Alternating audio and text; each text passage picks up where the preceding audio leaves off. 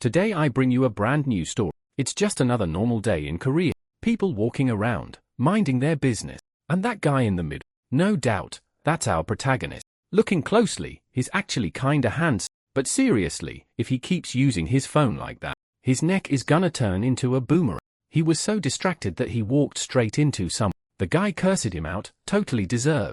And our hero apologized like a good boy. This is the sad, uneventful life of our dude. But while he was mentally complaining about how boring everything is, a loud, ridiculous noise shook the area and made everyone stop in their tracks.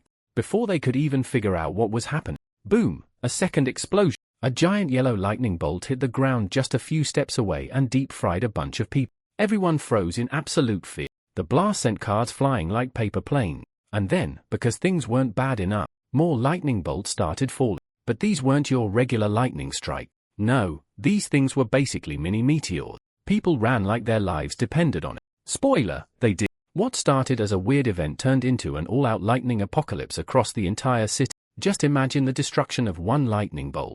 Now multiply that by 10,000. Our poor protagonist was just one of the thousands sprinting for dear life. A girl near him was also trying to escape, and he saw a chance to finally be useful in life. He yelled for her to follow him to safety, but turns out she had more luck. An ambulance came by and stopped to help her. Now she didn't have to run for her life anymore. Actually, she didn't have to run at all, ever again. Our guy went back to running, crying partly from the trauma, and partly because that was straight up terrifying. But fate wasn't done messing with him yet, because right ahead, a huge truck was ready to isekai him into another dimension, and just before it could turn him into protagonist pace, something wild happened. A white flash blinded him, and he got sucked into a portal. A lightning bolt, just like the ones from before, crashed down in a totally different place where it was night. We don't know how much time passed, but we do know one thing: he survived. He woke up groggy and confused, still traumatized by truck, but his attention quickly shifted to something new. Where the hell is he? He looked up and saw something insane.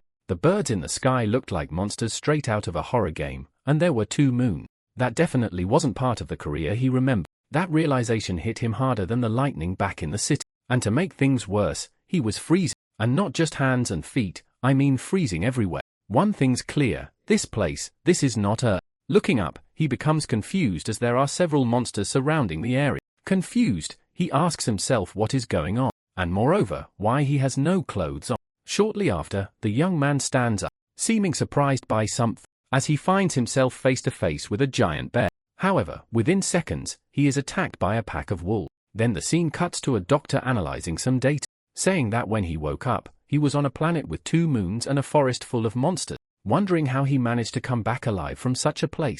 However, the young man seemed to be apprehensive about something. A flashback of that bear being defeated appears. Then the wolves begin to devour the bear. The protagonist watching it all is desperate. Meanwhile, a white wolf is behind him. The boy suddenly notices the creature behind.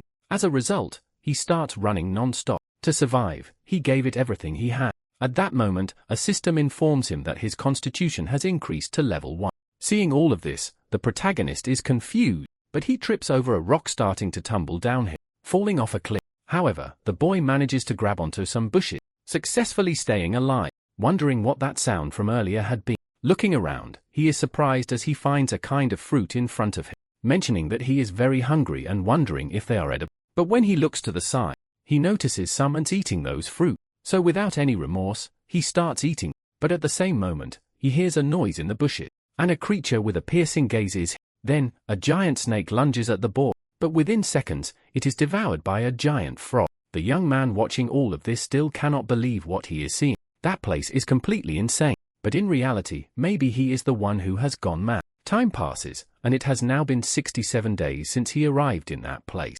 Moreover, that pack of wolves from earlier has been following him and still hasn't given up. That's why the boy fears they might catch him off guard at any moment. Additionally, the forest has things far more dangerous than wolves, so he needs to find a safe place. Once again, time passes, and it has now been a year since he has been in that place. Looking up, the protagonist finds a giant banana, so he begins grabbing the big banana. The system alerts him that his strength has increased to level 1, and you can already see that the boy is quite ripped. As a consequence of everything happening around him, the protagonist has been forced to adapt. However, a wolf pup keeps insisting on chasing him at all costs. That's why he got so used to it that he even missed it when it wasn't around. Meanwhile, something seemed to be falling on the boy's back. Looking up, he notices something. His expression quickly changes because he had encountered a giant gorilla charging directly at him. However, the young man manages to dodge the attack, breaking the branch he was holding onto, saying he should have better luck next time. As a result, the gorilla falls to the ground, but it was heading towards that wolf and ends up hitting it. Meanwhile, the protagonist was watching everything. Soon after, the gorilla gets back, looking at the wolf that was apparently injured, beginning to charge at it. However, the protagonist was already advancing towards the gorilla, landing an attack on its arm. But that still wasn't enough. So the gorilla throws the boy, he collides with a tree. Quickly, the monster charges at him again, irritated. The young man says that was a very stupid move on his part. The scene then cuts to the doctor, asking if the protagonist had really done all of that. The boy replies that he couldn't keep running away from territorial fight, and that wouldn't solve anything, because no matter where he went, there would always be a rule. Returning to the scene, the protagonist was about to be attacked by the gorilla. However, the wolf ends up appearing to protect the young man. The boy becomes unconscious while the pack attacks the gorilla. He truly thought it was his end, but the wolves didn't attack him while he was unconscious, because they must have thought he saved the cub early. And that little one was the son of the Wolf King, leader of the Crimson Wolf. Time passes after that event, and those wolves were running towards that location. Alongside them, the protagonist, together with the wolves, was also running. Looking to the side, he notices that his friend was tired, so he picks him up and starts carrying him. Once again, time passes, and it's been 2 years since the boy had been there. That's why it seemed like they had accepted him into the pack. 3 years had passed since the young man was stranded, and he seemed to be developing his climbing skills. However, he was still in a forest, and in fact, he still hadn't managed to escape that place. Moreover, he hadn't found any civilization. Thus, he had become a member of the wolf family and continued participating in territorial battles for the survival of his family. Once again, time passes, and it's been 120 years since he was stranded. That's why he thought he was the only human on that planet. In a constant battle for survival, he ended up making more friends, but even so, he lost some companions, wondering how long he had been stranded, because he had forgotten the date, and it seemed like hundreds of years had passed, wondering how he was still alive. The doctor then asks him, after becoming the king of the wolves, even after 500 years, he still hadn't found any civilization. That's why they wanted to know how he had managed to return to planet Earth. The boy replies that he had started a war against the gorilla race for the lunar hill. Thus, a giant battle broke out, and a protagonist was also in the middle of it, charging at one of the gorillas. However, something strange happens as he was teleported once again, and when he opens his eyes, he is in a different place. Meanwhile, a girl seems to be analyzing a radio, mentioning that something was very strange as the dimensional energy was off the chart. The other guy then asks her to send the coordinates to the portal control team, so the girl does as he requested. At that moment, a portal begins to open. Thus, everyone starts fleeing the area, and an explosion occurs, and that collision causes everyone to fall to the ground, surprised because a portal had really opened. The other guy, desperate, says he doesn't want to die, and the other girl is already prepared for an attack, saying she will buy time so they should flee. The other guy then asks headquarters to send emergency reinforcements to that location. At that moment, the portal was in front of the girl. She then tells the person to get out of there as she was going to cut them to pieces. At that moment, a man's silhouette appears from the portal, leaving the girl completely shocked by what she saw, and as a result, she becomes paralyzed. At that moment, the man begins to scream. Then he comes out of the portal. At that moment, the girl approaches the protagonist, and the other guy is surprised because it really was another person. The girl wonders what that force from earlier was all about, because it was a pressure she had never felt before, not even against monsters in high-level dungeon. She wondered what the protagonist was. Thus, the situation was resolved, and that boy was a returnee, so they should call the ambulance right away. Then the scene cuts again to the professor. He thanks the boy for everything. His testimony and medical examination would be shared with the awakened central office. For that reason, he seemed quite healthy and should be discharged in a few days. Shortly after, the boy calls the doctor again, saying it was the first time he had spoken to a civilized being in 1,000 years, so he thanks him for listening to his story. The doctor informs him that he had shared a very valuable story, thus, it should be the ones thanking him. Then he leaves the room. While walking, he thinks that the boy was a very interesting patient, and his story was vividly detailed, which would have made him a great novelist. Then the scene cuts to the awakened central office, and that girl asks if they were sure the information was correct because it didn't seem right. The guy then questions what was wrong with it. The girl responds that the card said he was an F rank. The man explains that he was a rare F rank patient, and it was a shame because if he had been E rank, he would have received a government disability benefit. The girl, looking at the protagonist's card, says that if he was an F rank, It meant he was an ordinary person, wondering how he managed to pass through a portal and if they were sure it wasn't a mistake. The guy responds that he was lucky and slipped through, and by chance, he found the return stone, mentioning that he had just received the doctor's report, asking if she wanted to read it. So the girl starts reading that information, as it was a common disorder among F-rank returnees.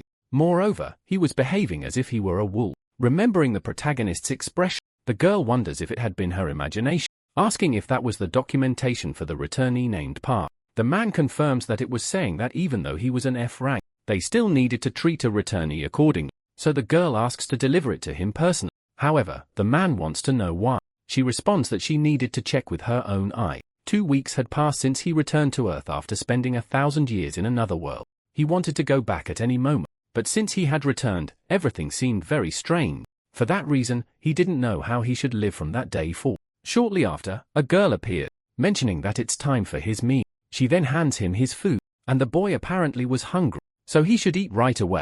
Shortly after, that other girl appeared, observing the protagonist eating in a different way. Then Park notices that the girl is beside him. It is revealed that her name is Choi, and she is from the Awakened Central Office. Standing up, Park says that the scent was of a blonde person. For that reason, it seemed very familiar. Porter responds that she was the first person he had met when he returned, thinking that he definitely resembled a predator when he came out of the portal. However, perhaps there was something wrong with his sensory ability. Finishing his meal, Park says it was very tasty, asking what the Awakened Central Office was about. Then the girl asks why he was speaking so informally with her. Park replies that he was over 1,000 years old, and the girl didn't seem to believe him, saying that the Awakened Central Office was an organization designed to help returnees adjust to society. Therefore, those were the pieces of information that returnees needed to know. He could take as much time as he needed to read. For now, he should just sigh and agree to share his information. Shortly after, Park takes the pen, saying it had been a long time since he had seen that object.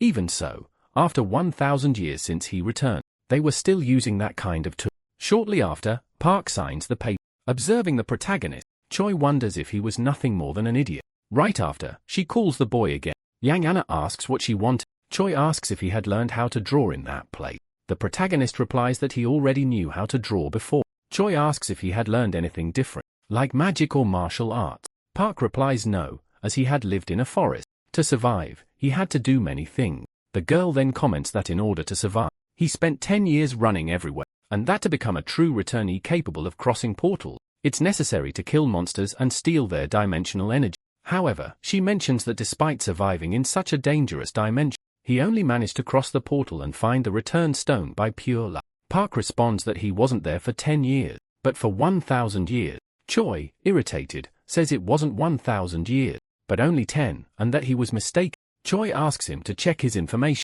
which indicates that he disappeared in 2015 and returned in 2025 through a portal. Looking at the data, the boy is surprised, realizing it was true. The girl then hands him his awakened identification again. As she walks away, Choi mentions that part of his expenses would be deducted due to the damage he caused and that he should inquire about it. She also recommends that once he's recovered, he should go straight back to his family. Shortly after, Choi says goodbye and leaves. Park, for his part, is thoughtful about the girl's word. He wonders if his family would still be alive. In the past, he had given up on everything, assuming that even if he returned to Earth, his friends and family would already be dead. Now that he had returned, he had to deal with the fact that he had lost the forest family that had been with him for 1,000 years. However, that was only an assumption as only 10 years had passed. Upon examining the documents, Park is shocked. He discovers that his parents had indeed died on that day. However, not everything was lost, as Juno, his younger brother, was still alive. Desperate, Park quickly tries to leave the hospital and rushes back to the doctor.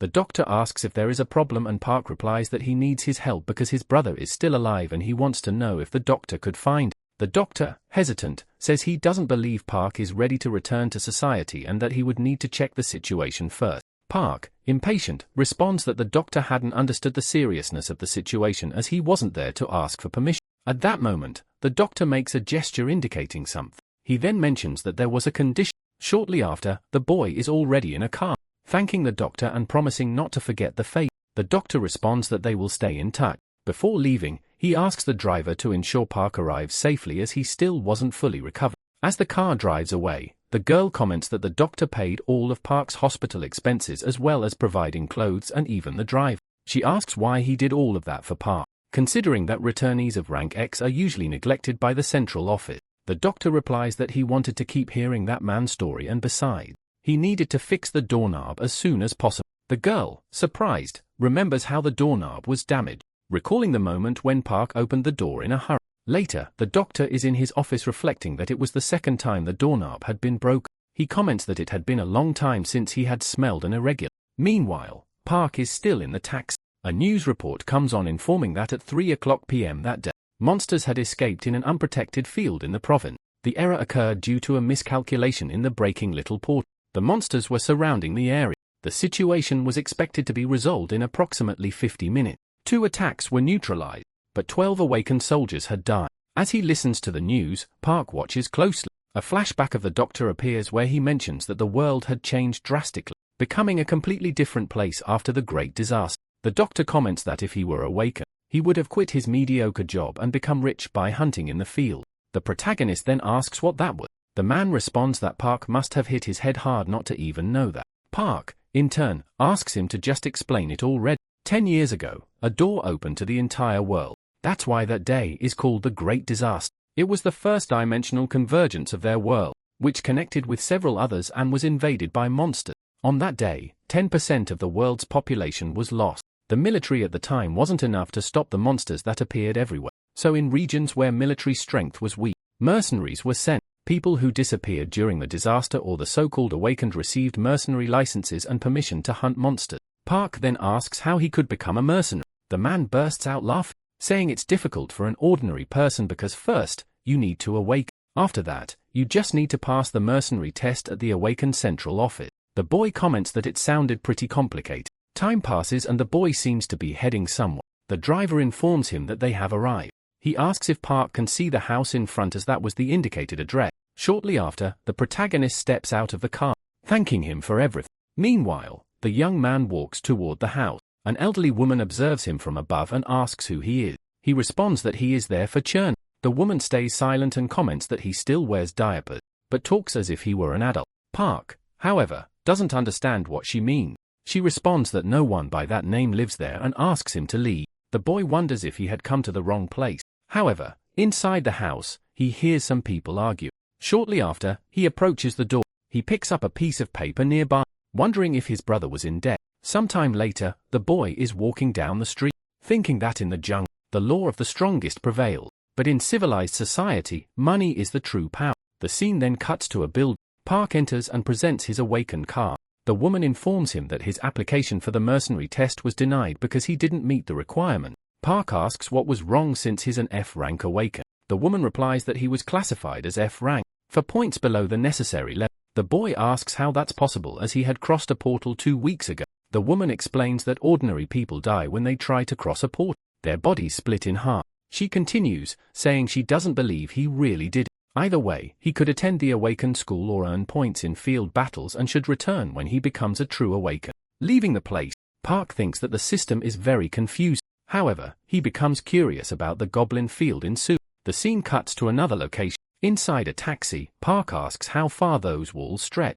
The driver replies that they surround the entire city and then he can see it on the map app. He asks if Park has a download of the app as the city is divided into 12 areas with hundreds of gates for transit between. Park, observing the situation, decides he needs to immediately. Shortly after, he spots his destination and the taxi informs him they've arrived at Suan Field, Gate 27. The boy gets out of the car and faces a giant area. He assumes that crossing the gate would lead to a hunting ground. Shortly after, he begins walking toward the location. 2 soldiers stand motionless at the site. They ask what the protagonist is doing there. He replies that he's there to hunt. One of the soldiers remains silent and asks to see his mercenary license. However, Park responds that he doesn't have one. The soldier says that ordinary civilians are prohibited from entering that area. They then notice something nearby. The other soldier requests they close the exit, but it's too late. A car appears, crashing through the site. Inside the car, a creature devours a man. As a result, the car collides with a wall. Meanwhile, the other soldier calls for the emergency squad to contain the creature. The soldiers surround the vehicle and assume combat position. The creature exits the car. The soldiers give the order to fire and begin shooting at the monster multiple times. The creature appears to be defeated. The soldiers report that the situation has been resolved and that a monster that crossed the gate has been killed. The other soldier wonders where Park went. He wonders if Park had left the area. He probably ran away after seeing the monster. However, that wasn't the case. Meanwhile, the protagonist walks outside the area, mentioning that it was a field, but even so he could feel everything. Moreover, he would have to buy a car for himself. The boy looks around, wondering if except for the city of Se, all the other cities were completely destroyed. For that reason, he couldn't believe it. Sometime later, night has fallen. Park mentions that the darkness felt very familiar. He starts walking among the ruins, saying it's time to hunt. Shortly after, he falls to the ground, assuming that his body felt a bit heavy. Meanwhile, he observed some building. Then, he begins to run quickly toward them. He successfully climbs, reaching the top. At the top of a building, Park stood tall with the moon behind him, creating a scene that was nothing short of epic. But he wasn't there just to look cool. The protagonist closed his eyes and focused, activating his senses to figure out the best direction to take. He quickly turned his head to the side and decided to start there. He descended the building effortlessly. The grip on those shoes must be from another planet. Wandering through the empty street, he approached a dark alley that looked suspicious. At the far end, a pack of goblins had cornered a defenseless dog, ready to make it their dinner. The drool dripping from the monsters' mouths left no doubt. They were starving, but that dog wasn't going down easy. It fought with everything it had. That's when, stepping out from the shadows, our boy appeared. He looked at the dog and, in a slightly ironic tone, asked if it wanted help. Maybe the desperate look in its eyes said yes, but it didn't matter. The goblins had already made their choice. They charged at the human. Perfect. Park grinned and ran straight into the fight. In the blink of an eye, he spun around and struck from behind. The first goblin got punched so hard that its head literally sank into its own body. Just like that. But then something even weirder happened. A bunch of system windows started popping up in front of him. Error messages appeared one after another, and our protagonist had no idea what was going on. The screen seemed to be saying something went wrong while recognizing his action. While he tried to make sense of it all, the other goblins took advantage of the distraction and attacked. They were full of confidence, which was completely shattered when, one by one, they got their teeth knocked out with a single hit each. Total knockout. The last goblin, after watching the massacre of his buddies, tried to run. In a panic, he climbed up the building, but he made a fatal mistake. He stopped at the top and looked back, like he wanted to see the monster he had just faced, and he saw it. Park caught up to him, threw him off the edge, and the fall ended his life. Back on the ground, another system window appeared, warning of an error when trying to display his class ability. That triggered a memory, about 100 years ago, when he was but naked and running through a forest trying to survive. That's when he started earning status points. Could it be that even here, on Earth, these system windows still work? And more importantly, do the errors have anything to do with his body being weaker ever since he returned to this world? Suddenly, a new window appeared titled Achievement Shop. Curious, Park decided to check it out. He had 7 points available and a few item options to buy. Nothing too flashy, but he picked a few, and like magic, the items appeared right in front of him. Before he could even taste the food, a sound caught his attention. It was the same dog from before, but this time, it wasn't alone. A puppy stood by its side. Park approached slowly, placed his hand on the dog's body, and realized it was dying. The animal, trusting its instinct, felt it could finally rest, but Park wasn't ready to let go so easily. In silence, the dog seemed to plead, "Take care of my pup." How could he forget? In the other world, wolves were his family. Maybe fate was repeating itself. He pulled a snack from his pocket and offered it to the dog. Maybe it was hungrier than Park himself. After that, he stood up and walked toward the goblin corpses scattered on the ground, 7 in total. It was still night, but it wasn't until sunrise that he finished what he had started. He made a simple grave for the dog that had died protecting its pup, and he stayed there in silence, honoring that moment. Meanwhile, at the entrance of Area 27, traffic was chaos, honking horn, stressed drivers trying to get through, but all that noise stopped when a figure approached, carrying several dead goblins on his back. Even though they were lifeless, the sight of those monsters made the crowd step back. The protagonist sold the bodies and got over 10 grand for the loot. The most valuable item, the crystals inside each monster. That's the real prize. Since he didn't have a bank account in his name, the payment came entirely in cash. Surprised by the amount, he started to wonder how much more he could earn if he began dungeon crawling and collecting more crystals. Elsewhere in the city, we see a truck parked near a convenience store.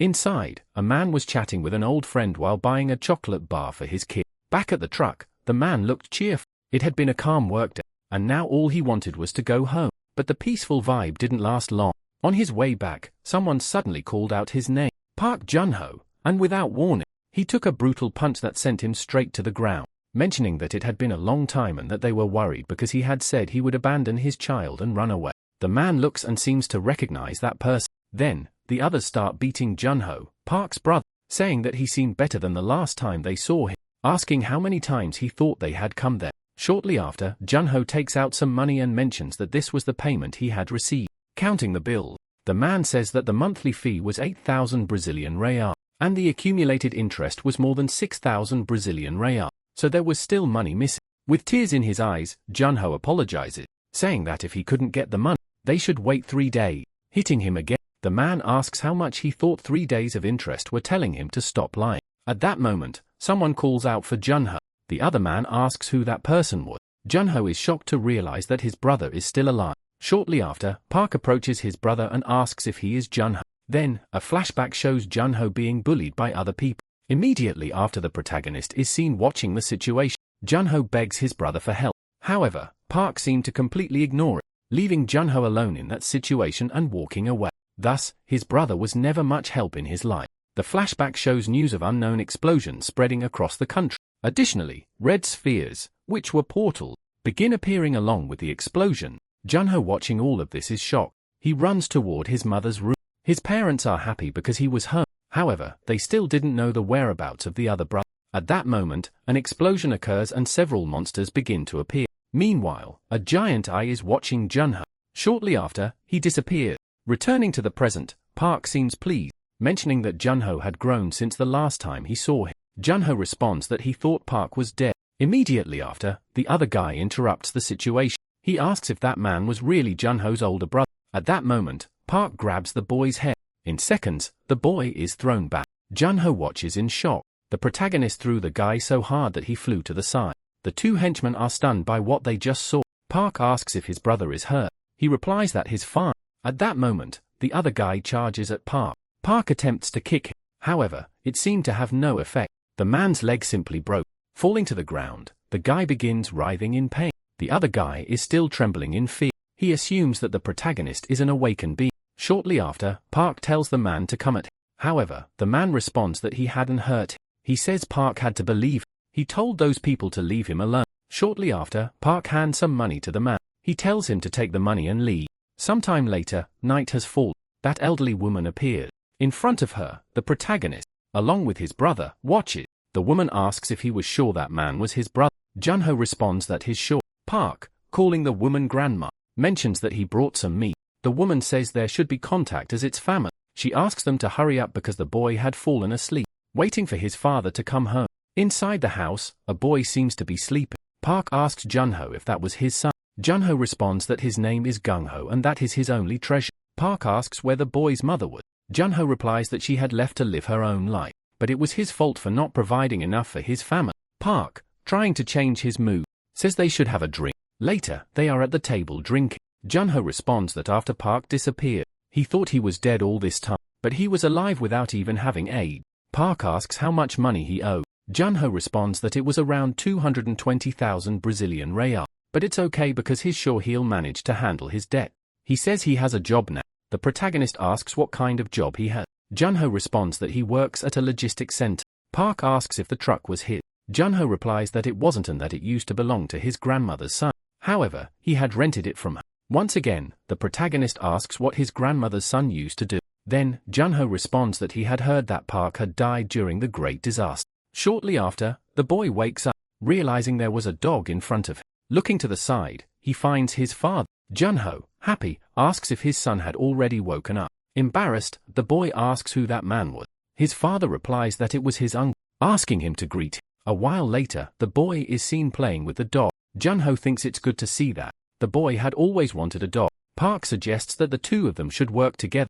However, Junho seems confused by this. Park responds that he will do all the work. He just asks for help with the truck. Junho, on the other hand, asks what he was planning to do. Park replies that he wants to hunt some monsters. This leaves Junho completely surprised by what he just heard. Sometime later, the scene cuts to the command center. That girl is congratulating the protagonist. The protagonist registers as an awakened being. Somehow, he had managed to increase his stats in just one day. Park asks if he is now an F-rank druid. The girl responds that now he could use his identification to open a bank account. She says he could carry out financial transactions, handing something to him. She mentions that it was a small gift. It was for registering as an awakened being. Also, he shouldn't forget to download the Awakened Central app. She tells him to gather enough dimensional energy to become a rank. He should be eligible for pensions and many other benefits. She asks if the protagonist knew how to open a status window. Due to recent technical issues, the interface had undergone changes. At that moment, Park says the keyword. The system screen appears, showing all his stats. Observing this, Park wonders why his stats were so low. Then, the scene cuts to the truck belonging to Park's brother. He is happy because his brother managed to get a phone. He congratulates him on officially becoming an awakened being. In the middle of the call, he says he's on his way, so he'll meet his brother there as soon as he delivers the last batch. Now that Park has become an awakened being on paper, all that remains is the mercenary test. However, Park replies that before they do that, they should pay off his debt. Juno responds that he's still an F rank, so he doesn't think they're ready to hunt monsters yet. However, the protagonist hangs up on him. Juno wonders if this was really his brother. It seemed like he had completely changed. As he walks toward the location, the protagonist says the gate seems to be closed. Meanwhile, on Route 77, a group of people seems to be in a rush because they're going to miss their game. Inside the car, a group of people seems nervous. However, the other guy tells them to relax. He asks why they're scared since they're awakened after all. He questions if they had forgotten they could officially become raiders in the guild because if they succeed, they'd be able to clear that dungeon. Annoyed, the other guy thinks that these people are very incompetent. They were doing it for the money and wouldn't have come this far without their connection. Shortly after, the soldier calls for the next person. Thus, the man is surprised and the protagonist appears again in that place. The soldier asks if he's alone. Park responds that he is. Shortly after, Park places his card on the reader. The soldier begins pulling up some data on the protagonist. He asks if Park knew that was a ranking with limit, so he couldn't enter just any dungeon. Meanwhile, the man from before is observing the protagonist who is entering that place completely alone. The other soldier asks if he thought the protagonist would be okay. After all, he didn't even have the proper equipment. However, the other guy tells him not to worry because that was the guy who single-handedly dealt with 7 goblins at Gate 27. The other guy in the car, apparently jealous of the protagonist, wonders who he thought he was, wondering if he was going into the field like that. For that reason, he thought Park was crazy. The other soldier then apologizes for the delay, saying he was having some technical issue. Finishing the verification, the guy tells his friend to speed up because they're going to follow the protagonist's route. However, he becomes confused because the boy had simply disappeared in the middle of that tunnel.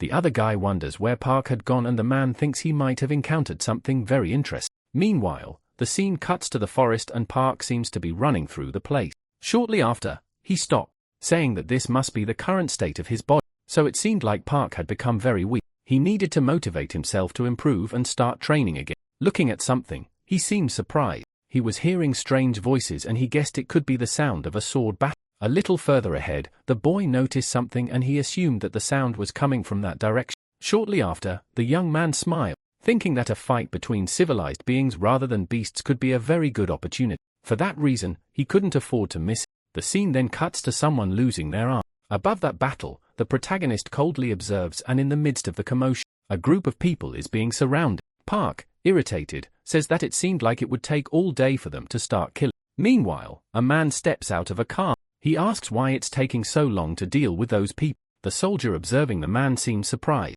Then irritated, the man tells them to deal with it at once. Another man says that person had a bounty of 200,000 Brazilian real on his head. Meanwhile, the protagonist is observing what the man is saying, surprised by the amount he could receive if he killed that person. The soldier watching that man seemed astonished. Thus, the group seemed ready to finish off those people. The man then affirms that his bounty is that amount, so they should try to catch him if they could. However, the group didn't seem very confident, wondering if even giving their all, they would be able to win. At that moment, the man charges at the people. Within seconds, the protagonist appears, heading toward the other soldier. The man, watching Park, becomes confused, and the other soldier wonders who that man was, who then begins walking toward the other soldier. The guy asks who he is.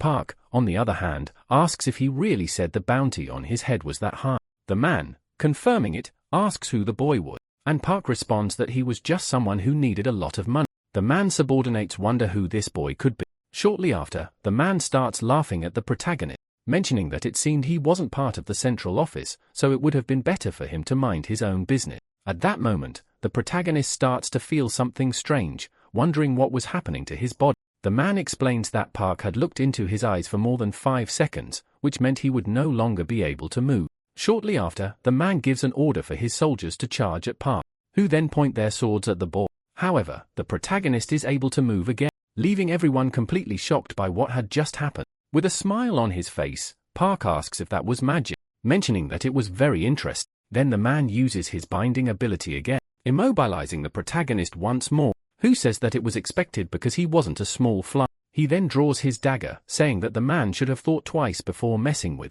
But at that moment, Park strikes the man, who seems to have been injured by the attack. Park asks if he had any other tricks up his sleeve. He then punches the man, and a flurry of punches follow. The man is thrown back where he appears to have been defeated. Park, for his part, says that it was all very boring. The other guy thinks that to deal with that man so easily, Park must be incredibly strong, and he wonders who the protagonist really was. Meanwhile, the group of soldiers continues watching the boy. Park asks if they still wanted to fight. The group responds that they didn't. Shortly after, the protagonist points to a place, telling them to go there, asking if anyone happened to have a rope. One of the men responds that he had one. The protagonist then asks what there was. However, the group responds that they didn't have a bounty because they had no choice and were forced to work with that man, or they would be killed. So delivering that man would be enough to make him rich. With tears in his eyes, the man couldn't believe that his companions had betrayed him, abandoning him after he had helped them all this time. Park, for his part, asks if he had finally woken up. The group begins insulting the man, saying that he was just a piece of trash. The boy then asks if he wouldn't get anything for getting rid of those people. Then the other man mentions that they were lying, as they were all criminals too. Surely some of them must have bounty.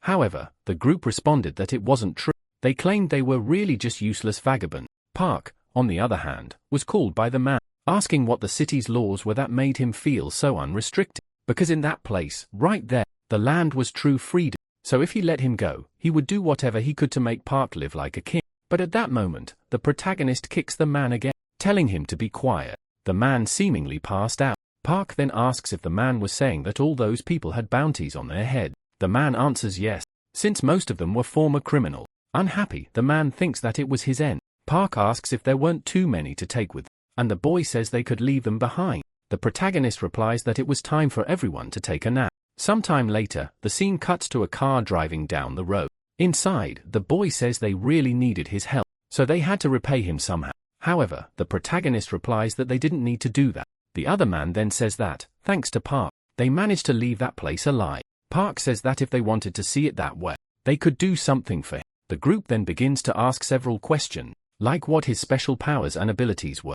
The man responds that his awakened ability was swordsmanship and he learned to track by investigating through skill book. Park, surprised, realizes that one could learn magic through book.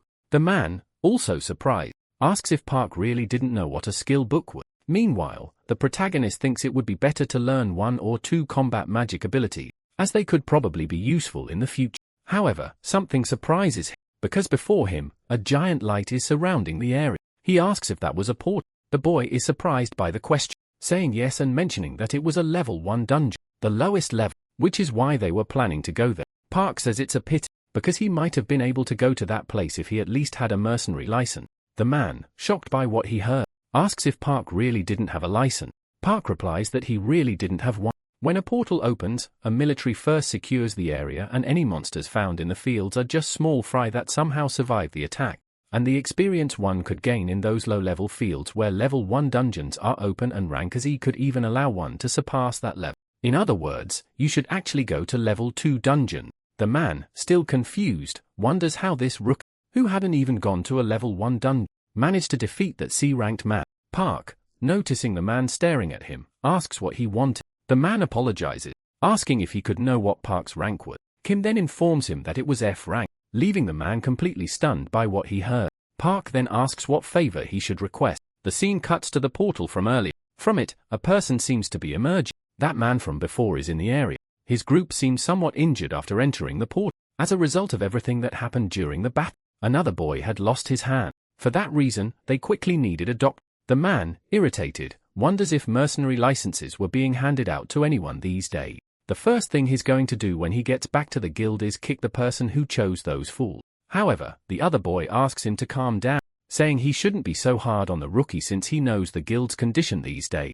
Even knowing all of this, the man is still very frustrated. He thinks that people with rich parents can easily enter that place and become awakened, and after that, their parents hire mercenaries to carry them through the dungeon. Suddenly, they're ready to join the guild and go on mission. However, it's the guild members who suffer for accepting those useless people. The man, The guy, noticing his captain's irritation, asks if they shouldn't cool their head. That's why they should have a drink. The man then asks how everything is going as a level 1 dungeon was about to disappear.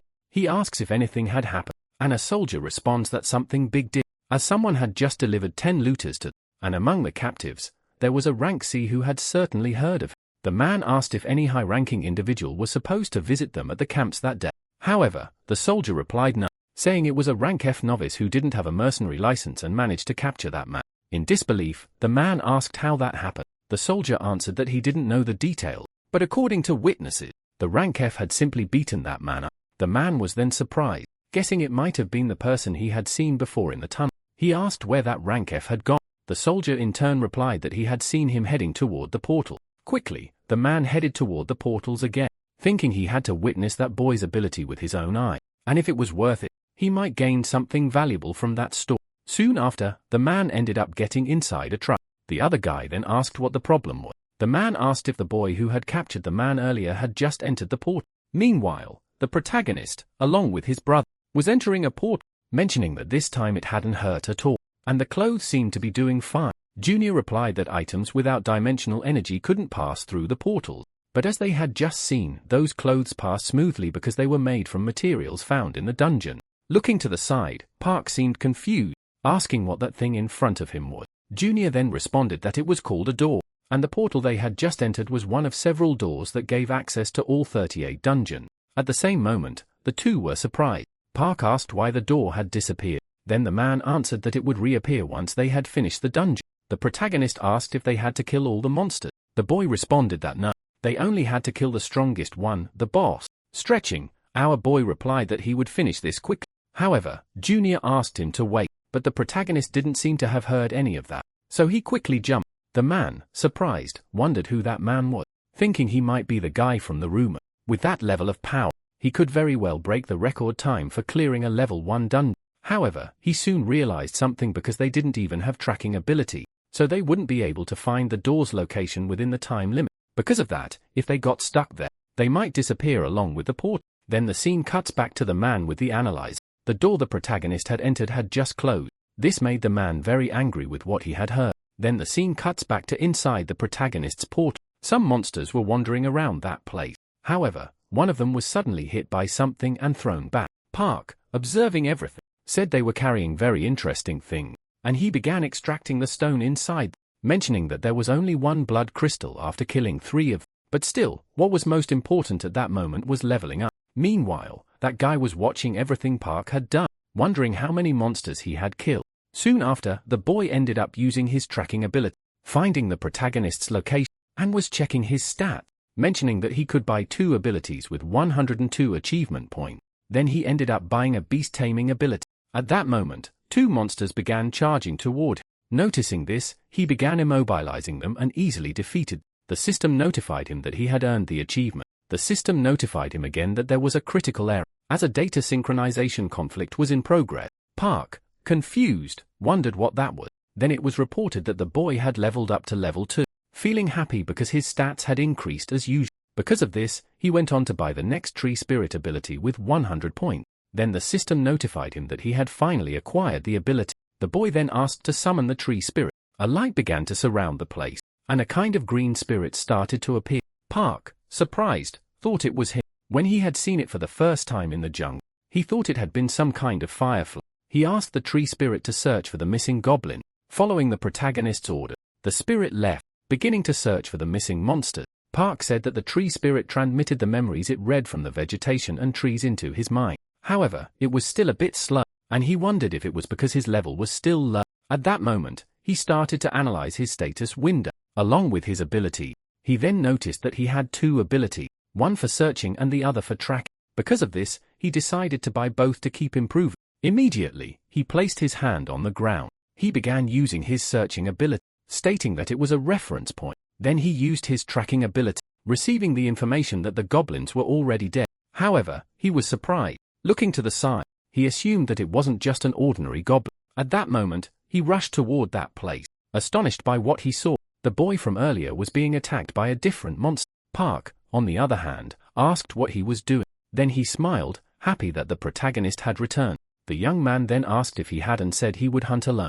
However, the young man replied that in fact, he was the one being hunted. Then he begged the protagonist for help. Immediately, the protagonist rushed toward the creature, managing to block the attack. Quickly, he recovered his stance. But within seconds, Park struck again, throwing the creature against a rock. As a result, the monster was completely covered in blood. However, there was no time to think as Park was already above him. Thus, he managed to finish the monster and the system notified that he had leveled up. He earned 120 achievement points. The young man observing the protagonist was amazed by his skill. Park then assumed that the door should have already opened. The young man confirmed that he was right. A while later, the two had already left the portal, and that group from before was watching the two of them. One of the men wondered if it was the same guy who had captured the bounty man earlier. He mentioned that Captain King had asked to be contacted if the protagonist returned. Looking at some information, the man wondered what the completion time for that dungeon had been. Meanwhile, the boy said he needed to return to his teammate, so he said he would get in touch later. Park in turn confirmed this, saying he would leave all the clothes in the warehouse. The scene then shifted to that location and Park had already changed his clothes, mentioning that he was very hungry. However, he was surprised. A man had appeared asking if his name was Park. The boy asked who he was. The man introduced himself as Cat, the captain of the 27th combat team of the guild. He asked if he could have a few minutes of his time. Later, the protagonist and that unknown man seemed to be discussing something. Park, meanwhile, asked if he was from the Sheila Guild. The man invited him to join his guild, offering to provide an environment to help him grow.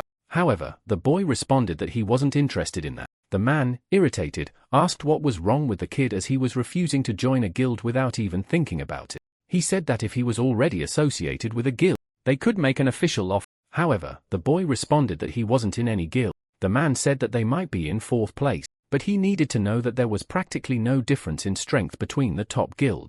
However, the boy replied that he didn't like being under other people. Then time passed again. Park was apparently already at home, saying it seemed like they hadn't returned yet. As he lay down, he thought they might be enjoying some quality time together as father and son.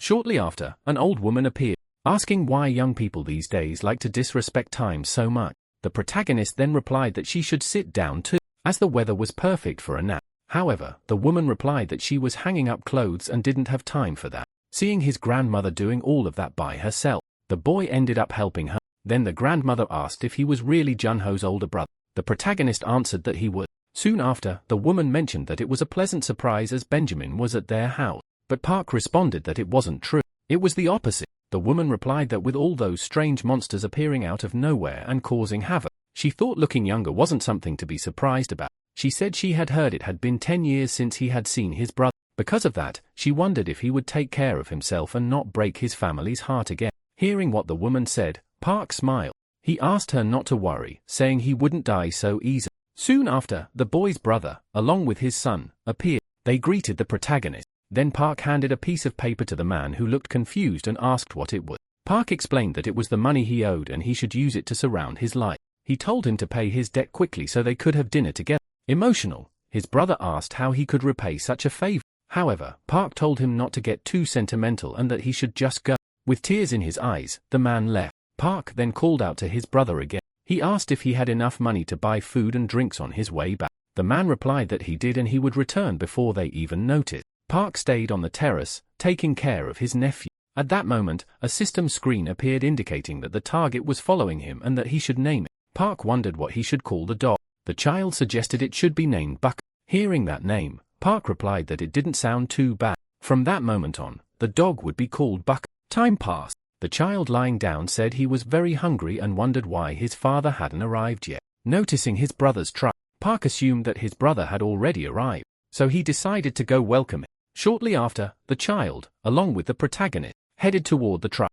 However, the man appeared, covered in blood and collapsed on the ground. Park, seeing this, wondered why it happened. Sometime later, the scene shifted to a building at night. Meanwhile, a group of people inside the building seemed to be playing a card game. One man asked if the fight should start that week. Another man replied yes, saying that he'd seen all the online communities were betting on the man named Miha. The man asked if there was any news from Horizon as last time they went there, it lost a lot of money. At that moment, someone was banging loudly on the door. Irritated, the man asked what the noise was. Then, the other men stood up to see what the commotion was. At that moment, the door burst open and a silhouette of a man appeared, completely covered in blood. Immediately, someone grabbed the head of the man, dragging him out of the door. The men, watching the situation, wondered why it happened. Then, a piercing gaze was directed at the door, and from that point, chaos erupted. The group, shocked, couldn't understand what was happening. Within seconds, a cabinet and a weapon were thrown in their direction. A commotion broke out. Several people were thrown around. The boss, watching it all, was surprised as the protagonist had taken down everyone in a matter of seconds. Another man asked if he knew who that person was. The man replied that he seemed to be awakened. At that moment, the protagonist threw a table at the man. Immediately after, he climbed on top of it, asking if his name was Kim. Irritated, the man said that was indeed his name, demanding to know who the protagonist was. The boy replied that someone wanted to settle Park Jong-ho's debt. The man said he must be insane, asking if he called himself awakened after beating up honest, hard-working people. He told him not to think he would get away with it. At that moment, the man received a slap to the face. Park asked what that had to do with it and why he slapped him just because he wanted to pay off his debt. He said all he should have done with his brother was take the money and leave. He asked why he had crossed the line and done that to his own brother. As he received the slaps, the man begged to be left alone. Park, in turn, asked if he wanted to settle the debt or get beaten until he died. Without even thinking, the man said he would settle everything at once. A while later, the entire group was kneeling before Park, saying that from that moment on, their client, John Rotem, would no longer have any obligations to them and all his debts would be paid. Park then replied that if they ever saw them again, they should consider themselves dead. He told them to make sure not to cross his path. Kneeling, they all confirmed what the boy had said. However, one of the men still didn't seem to have given up. Sometime later, the man mentioned that the protagonist had already left. Irritated, the man, plotting his plan, wondered if the boy really thought he didn't have people backing him. Once again, the scene shifted to a building and that guild leader from earlier mentioned that he had found new talent. He asked to take a look at this person, that he showed some information about Park. However, the man noted that he was just a rank F and besides that, he had registered as an awaken only that day. The other man said that was all more reason to be interested as they could take a closer look at his profile, but the system notified that access had been denied. They wondered what kind of person he was. However, they managed to bypass the security and access the information. They still wanted to know why his profile was confidential. It seemed he hadn't joined a guild yet and there appeared to be more to his story. Then the man asked to check his ability. The boy mentioned that he was a type of conjurer. Moreover, he had previously defeated a man with a high bounty in a very easy manner. He asked if they knew that this man had been missing for 10 years, which made the situation strange. They wondered if he might be a special agent. The man then said he thought he would be strong because of his abilities and never considered he might be a member of an intelligence service. The boy then said they should give up on recruiting this person because he was 100% certain that he belonged to another country. He mentioned that he knew this would happen the moment there was all that fuss. Wanting to change the subject, the other man suggested they go have coffee. He asked why a special agent would have entered a level 1 dungeon. The boy asked why it mattered so much. Again, the man asked him to keep an eye on the protagonist, but the boy seemed reluctant to do so. The scene then shifted to a hospital. The protagonist was visiting his brother, asking if he was awake yet. Juno then noticed that his brother had arrived, asking why he had bought so much food. Juno replied that he had heard he ate a lot and it helped with recovery. Park, in turn, asked if he was feeling better. Juno responded that he would be able to remove his bandages the next day. He then asked if his mercenary test was tomorrow. The boy replied that it was. Juno said it would be great if he could pass the test and be invited to a guild. However, the protagonist didn't seem to want that. He thought to himself that he had once been the king of the forest. For that reason, he couldn't join a group and become someone's lackey. Juno then asked that he should look into some high-ranking guilds for him to join. The boy replied that there was no need because he would make his own guild. In disbelief, Juno asked if he was really going to create a guild instead of joining one. Sometime later, the scene shifted to the adventurers' agents. Meanwhile, Shui seemed to be walking through the building. Shortly after, an older man called out to her. He asked what had happened to her in recent days. He mentioned that there had been 2 breaches in her area, and if yesterday's portal had been a bridge portal, the city would have been in ruins by now. The girl then asked if they couldn't do anything without her. However, the man asked her to help because the portal department manager had been bothering him all day. What he was trying to say was that she was wasting her talent, but the girl replied that it had been hard to stay focused lately. Handing her a paper, the man told her to stop talking nonsense and read it at once. Shui in turn was surprised because they had sent her to do manual labor when she thought she was finally going to have a break. But the man replied that she wasn't the only one and it wasn't the first time anyway. Immediately after, the girl, irritated, began to leave the place. The man asked her not to go around rejecting candidates just because she was upset. He reminded her that they were short on people and needed every person they could get. Shui replied that it was better to reject those idiots who couldn't protect themselves. Shortly after, the scene shifted to another location. A group of people was discussing how they needed to pass that test. Meanwhile, a man appeared doing a live stream on YouTube. Everyone in that place was eager to take the test to get their mercenary license. Soon after, a different group of people entered the area. The man noted that they would have to end the stream because the test was about to begin. At that moment, the protagonist appeared staring at that boy. The boy then asked if it was the first time Park was watching the live stream. Park asked who he was talking to as the boy requested some space. Soon after, the supervisor introduced himself saying he would be in charge of everything for the next 3 days. The 21 supervisors present that day would evaluate whether they had what it took to pass the test. He'd assumed that everyone had received a ticket with their number upon arrival. They would begin the selection of supervisors through a random draw. So when their name was called, they were to form a single line in front of their supervisor. Time passed and many people were called until it was the protagonist's turn, who received number 15. However, he was surprised by something. His supervisor would be that blonde girl from before. Observing her, he mentioned it had been a long time since he had seen her. The boy recognized her immediately and the man asked them to head to their respective waiting rooms and rest until further announcements were made. Meanwhile, the boy who had been streaming earlier was heading to the location, bragging to his viewers that it would be tough to pass the test. However, he seemed like he would leave the next day. It was then revealed that the streamer from earlier was also in the room where the protagonist was. Looking to the side, he noticed the boy asking why he looked so sad when he had been so excited early. Looking at the protagonist, he realized it was the same guy from before, asking if he ever heard about that blonde girl's craziness because there was a reason everyone called her a witch. That girl was the type to eliminate someone just because she was having a bad day. Park in turn asked why it was the supervisor's fault and not the fault of those who weren't prepared. Irritated, the boy thought that Park had just ignored his word, knowing from the start he was useless, asking if he cared to show respect to his seniors. However, the protagonist replied that if he had a problem, he should solve it like real men with a fight. The boy then asked if he thought he was easy prey. Quickly, Park responded that he did. Irritated, the boy said he was going crazy and told Park to follow him. Meanwhile, Choi had arrived at the location. However, she noticed that no one was there. Annoyed, she wondered where everyone had gone. The scene then cut to a ring arena and the protagonist, along with the boy, was preparing for a fight. The boy said that Park was very unlucky because he should have fought twice before wanting to fight, asking if he had never heard of TV Kaboo since despite appearances, he was a promising YouTuber. And however, Park seemed unaware of what that was, asking if it was some kind of food. This made the boy even more irritated and he mentioned that he would have to teach Park a lesson. Everyone in the stands was very excited about the fight, fully cheering for the stream, saying one of his hobbies was teaching manners to disrespectful kids like Park. Watching all of this, the protagonist remarked that everything seemed quite fun. The streamer then warned Park not to ask him to cover his hospital expenses after he was done with it. At that moment, he charged at the protagonist, throwing a punch. However, Choi appeared at the scene, ordering everyone to return to the waiting room immediately. As a result, the group hurriedly left. Watching the protagonist and the man, Choi asked if they were desperate to fail the test and she didn't need an explanation. One of them just had to take the blame.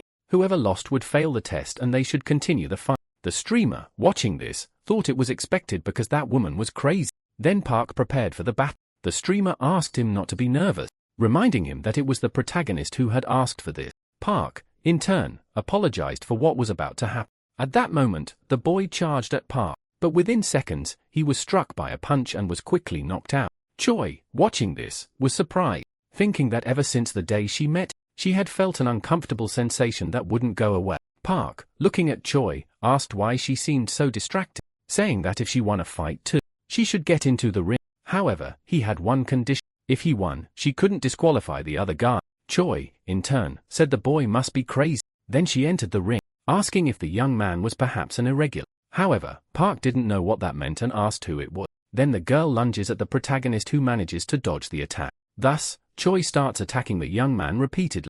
He seemed to only be on the defense. Just as she was about to attack again, Choi says that if he wins, she would grant him that request. However, she ends up receiving a fatal blow from the girl, thinking something was wrong because he was definitely hiding something. Shortly after, she is surprised, and the protagonist responds that she was stronger than he had thought. The girl is then surprised because Park was able to withstand her attack. At that moment, she charges at him again, saying that this time it was really over. She gets the boy with another attack, following up with a series of attacks on him. However, out of nowhere, he seems to start fighting back. Thus, he lands a punch on the girl, even managing to break her shield. However, it still wasn't enough. But even so, she was surprised that Park was able to break her shield. Shortly after, the boy charges at her again, declaring that this was a lot of fun. Choi, for her part, says that he really was an irregular. Park, still confused, asks what that meant. Then the girl responds that she surrendered. The protagonist, confused, asks why. Since the fight was just getting good, the girl replies that the place was too small to use her ability, and that they should fight in a larger area next time. Park, on his part, asks if there were strong girls like her on Earth, to which Choi responds there weren't many. Shortly after, the protagonist says he chooses her, and for that reason, they should make baby, asking if she wanted to mate with him. However, the girl slaps him across the face. Meanwhile, that streamer finally wakes up, wondering what had happened. At the same time, Choi was very irritated by that and starts walking away. That guy was still surprised, as he had been knocked out with just one punch. For that reason, he should go home, since he wasted money on the application without even taking the test, mentioning that it was very embarrassing. Looking at the protagonist, the young man still seemed angry, asking if he was satisfied with that. However, Park responds that he hadn't been disqualified. Meanwhile, the camera was watching, and the scene cuts to an old man looking at a computer, completely surprised that Choi had lost. Park then calls the streamer to leave together. However, he was still confused, asking why he hadn't been disqualified. Park informs him that he had asked Choi to ignore his disqualification. The streamer still wanted to know why the protagonist got slapped, but the boy responds that he didn't mean to know that. Shortly after, the young man seems to have realized something, supposing that he had been hit because of him. That's why he convinced the girl to ignore the commotion by letting her hit him. Realizing this shortly after, the guy starts to follow Park. At that moment, someone on the intercom calls Park, asking him to go to the supervisor's office as soon as possible. A while later, our protagonist is in the supervisor's office discussing with him, asking why he had called him. The man then says that before they talk, he should know that everything was being recorded and that he had seen his fight with Supervisor Choi. And for that reason, he was surprised that a candidate like him managed to go up against a rank B awaken, asking if the boy was by chance an awaken. However, Park still didn't know what that was, mentioning that they had already asked that question twice. The man observing the situation supposes that Park needed more information about the portal. The pit portals connect Earth to 3 other planets. The first was called Aruka, which was the home planet of elves and dwarf. Additionally, that planet had relations with Earth, and from time to time, they made exchanges, and the humans who returned from there learned skills related to magic and artifact creation. The next planet was called Gukcha, inhabited by memonars and martial artists who were constantly fighting for their planet's sovereignty. Those martial artists were their allies, while the memonars were their enemy. And the last planet was called Meta, a place dominated by orcs. And to make matters worse, that planet was also infested with ferocious monsters. Among the Earthlings who returned from those 3 planets, there are those who learned extremely powerful ability, and they discovered that their combat power exceeded that of the Awakened. That's why they decided to classify them as irregular. Hearing the whole story, Park says it was too complicated, but he was sure that the place where he had been wasn't any of those 3 planets. The supervisor on his part is confused by what he heard, wondering if by chance he was a dungeon returnee, questioning which planet the boy had returned from. Park says that he had already told the previous doctor that he had lived with wolves for over 1,000 years. A while later, the protagonist had finished telling his story. The supervisor then thanks him for sharing so he could return to his waiting room. Shortly after, the protagonist leaves the room. However, the supervisor says that the story was too absurd to be true. At that moment, a man appears in the room introducing himself, saying that he heard he had been called. Then, the boss asks if he could take over as the supervisor of room 15. The man asks if that wasn't the area Captain Choi was in charge. Confirming it was, the man informs him that she had fled, but the details didn't matter, and he wanted him to monitor candidate Park and then provide a detailed report on him when his test was over. Meanwhile, the protagonist was already in that room with all the candidates waiting for the test to begin. Shortly after, everyone alongside their captains was lined up, and that man from earlier really took over as the supervisor of room 15. The streamer observing this asks if Choi had been fired by chance. Then, the man introduces himself, saying his name was Sam, and that he was in charge of supervising Team 15.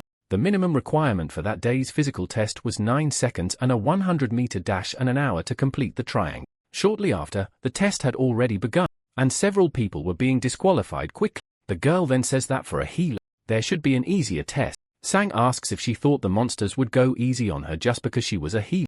Thus the man calls the next candidate. Han is then introduced saying that 9 seconds was too easy, saying that he would see the protagonist in the next round. Then Sang gives the signal and Han starts running. The supervisor says that it took a total of 8 seconds and for that reason, he passed the test. Then the next candidate is called and the protagonist is preparing. Meanwhile, from a Han is cheering for the boy and when the race starts, Park begins to run in a matter of seconds. Everyone around is completely astonished by what they had seen. Shortly after, the director receives a call from someone saying it was Sergeant K, mentioning that the result of candidate Park Soo-ho's physical test had just come out and that it was quite surprising. Back at the test, there were some reporters taking pictures and recording Park because he was quite impressed. At the same time, another person receives a call and the girl says she is Miso from the association and the director of the returnee center. The supervisor on the call says he will send some videos of Park and for that reason, she needed to watch them. Watching those videos, the girl seemed surprised. The other guy mentions that Major Young had the ability to detect lies so they could say that the protagonist had told the truth in that interview.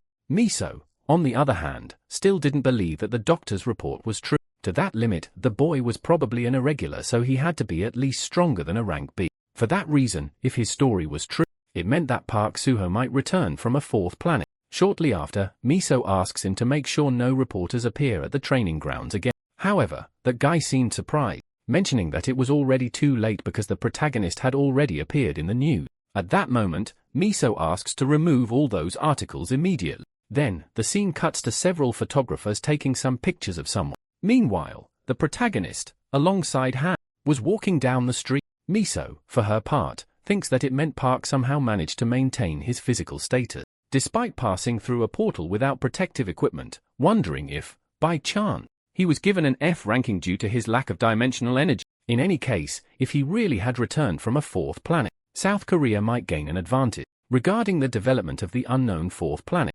Meanwhile, several reporters were trying to enter a certain location. Above there, many participants from the test were eating. Meanwhile, Park, along with Han, was eating as well. Han, surprised, thinks that not just anyone could knock him out on the first try. Noticing Han staring at him, Park asks what's wrong and if he had finished eating already. Han responds that it was nothing, asking if the boy was thirsty as he would get water for him.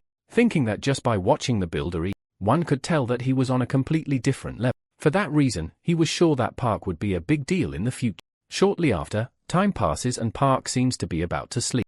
Han says that, seeing how those lockers were empty, he imagined that the rest of the people had failed the test. For that reason, they were going to be in a lot of trouble. Park asks why he thought that. The guy responds that the next part of the test involved incursions and dungeons, so teams with more members had an easier time, while those with fewer struggled. However, Park tells him not to worry about that as they didn't need more people. Hearing what the boy said, Han is surprised, thinking he was very good. However, the situation was different as dungeons had many unpredictable factors, so he thought it would be easier to have more people with different ability. Park says he had already told him not to worry, and more importantly, asks what he was doing with his phone when he saw him for the first time. The boy then responds that he was streaming on YouTube, asking if by chance Park didn't know about it. Asking if he lived in a cave, the protagonist responds yes, as it was pretty much like that. Taking out his phone, Han says that it was called YouTube. Thus, he begins to show him all the features it had. Shortly after, Park says that he was really a good person. A while later, the two had already left the house and the boy thinks that his partner had everything it took to become the next YouTube star.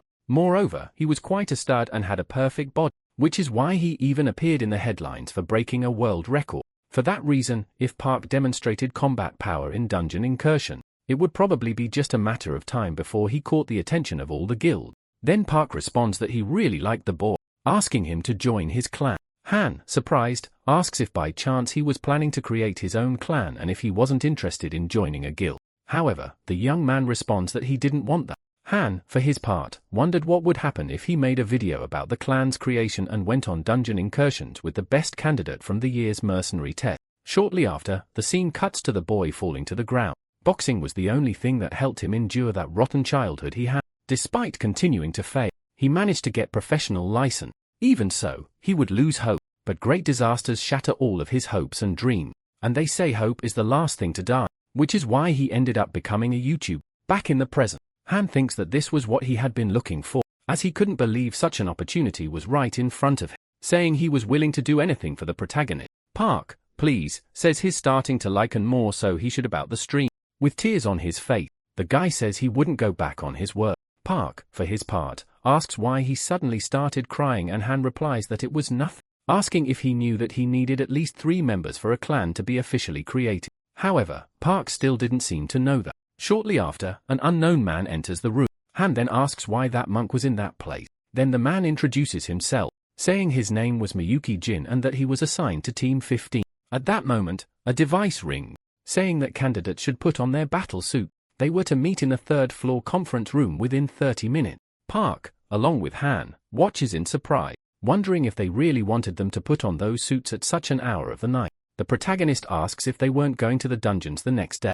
Miyuki Jin responds that it was said that sometimes the Reapers made dungeon incursions at night without any prior notice. Han replies that it was crazy because they were doing it without warning. Then the scene cuts to the room with all the students, saying that the dungeon would be part of the test and it was located in the 5th sector of Sun, which was under the Phoenix Guild's protection. For that reason, it was a level 1 dungeon with a total of 250 doors. Park, for his part, asked what it meant to be under protection. Han, in disbelief, was still surprised because the protagonist really didn't know anything. With doors appearing everywhere, the South Korean government found it difficult to manage all of them. So the government hired private mercenary clans to protect the 12 sectors. The guild is the name given to a private mercenary clan contracted by the government in exchange for its services. Guilds gain rights to process the dimensional energy of the dungeons they manage. Park, for his part, asks if it was basically a tax-free zone where they could hunt, and Han responds that it was pretty much like that. The boy thinks he just wanted to form a clan because he missed hunting with his pal. However, now he could even get his own land. Han replies that it was great to have his own dungeon because that way he wouldn't have to pay to use it. Park replies that the goal of his clan was to become a guild. However, Han asks if they shouldn't worry about passing the mercenary test first, wondering if the protagonist was pretending to be dumb. Shortly after, the guy says that this was an image of the portal's location in Sector 5, and that dungeon had only 15 days left before it broke. It was a labyrinth-type dungeon, which had the lowest difficulty level and the fewest monsters of all the dungeons. It was a shame they wouldn't be able to obtain much dimensional energy since the monsters there were extremely weak. Anyway, that was all the man had to say about the dungeon's explanation. Han wonders what that was about because the monsters might not be their biggest problem. If they weren't careful, they could end up getting stuck in the labyrinth. For that reason, if they at least had a tracking ability, half of their problems could be solved. However, Park replies that he had that ability, leaving the boy very surprised by what he heard, wondering if he had really learned that ability before taking the mercenary test because that ability was extremely expensive. Supposing that the protagonist was probably from a rich family and born with a silver spoon in his mouth. Meanwhile, that monk was still standing next to Park. Then Han asks if he had any awakened ability. Thus, the man remained silent, leaving the two confused by the situation. At that moment, he pulls out some kind of tool. The seaman cuts to a flashback of him. Several monsters surround that house, which quickly advance towards the place, heading toward the monk, starting to completely destroy the house. Shortly after, another monk opens the door and asks them to stop the noise immediately. Maya and Jin asked what he was doing at that hour of the night. The man then requests that the priest be taken with him and the area be evacuated immediately.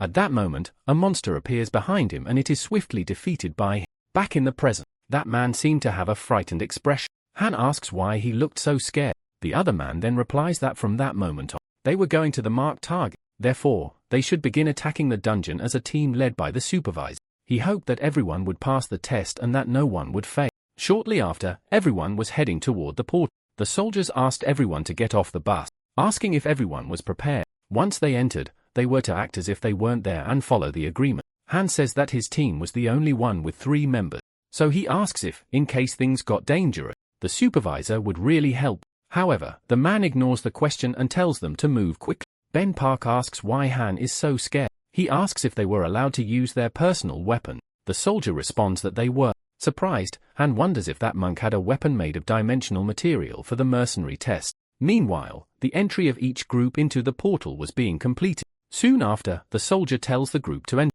Thus, Team 15 enters the portal. Han wonders why Park always goes ahead, which makes him nervous. He asks the boy to establish a perimeter first, but at that moment, he falls silent, thinking he had lost points for not entering quietly and not holding his position. As a consequence, he ends up attracting the attention of monsters, and one is already in front of the protagonist. Within seconds, the boy grabs the monster and defeats it. Han comments that making noise to catch them off guard and lure them into a trap could be a good idea. He asks if the boy was using tracking while advancing, but at that moment, he steps on a trap, and within seconds, several arrows begin to be fired at them. The scene cuts to a dragon being showered with gunfire. That monk had apparently defeated all the monsters around. With tears in his eyes, he apologizes, saying that it was all his fault. Thus, the monster is obliterated. The scene cuts back to Park's fight. Han, observing the protagonist's skills with the star, mentions that he was very good. However, he steps on another trap, and as a result, they fall to the floor below. The door apparently closes, leaving everyone trapped in a dungeon. Looking up, they all realize the opening had been sealed. Han, desperate, wonders if this is how all his dreams disappear, and if they were really going to die there. But in that same instant, he realizes something, saying that they thought they had really attracted more monsters. Then the monk apologizes, mentioning that his awakened ability was an area-wide provocation, which, as a consequence, attracted the attention of the monsters. Park says that's great because he was too lazy to hunt for all the monsters to kill. Shortly after, he jumps out of the dungeon, leaving Han surprised, wondering how someone could kick so hard. Park says he really liked the monk and that he should join his clan. However, that man still didn't seem to understand the situation. Shortly after, a massive horde of monsters appeared. Park observes them coldly, and Han begins to use his tracking ability. Seeing all the targets in front of him and all the traps around, he quickly starts running. Han thinks that they really messed up. Then, that monk points his staff at Han, asking him to grab it and climb out. Han says he didn't know anything anymore, as the operation was not what they had planned. When they stand up, they are surprised because the horde of monsters had already been defeated by Park. Observing this, the boy thinks it's insane. Park then asks them to follow him and be careful with the ones who are knocked out. The two do as the boy asks, starting to defeat the remaining monsters. Surprised, the monk wonders if the protagonist was avoiding the traps or using tracking. For that reason, he was advancing at incredible speed, decimating the monsters while using the traps to his advantage. Looking up, he sees a monster behind the protagonist. However, the monk saves him, throwing his staff toward the skeleton. Shortly after, the system informs Park that he acquired 42 conquest points. The scene cuts to an agency.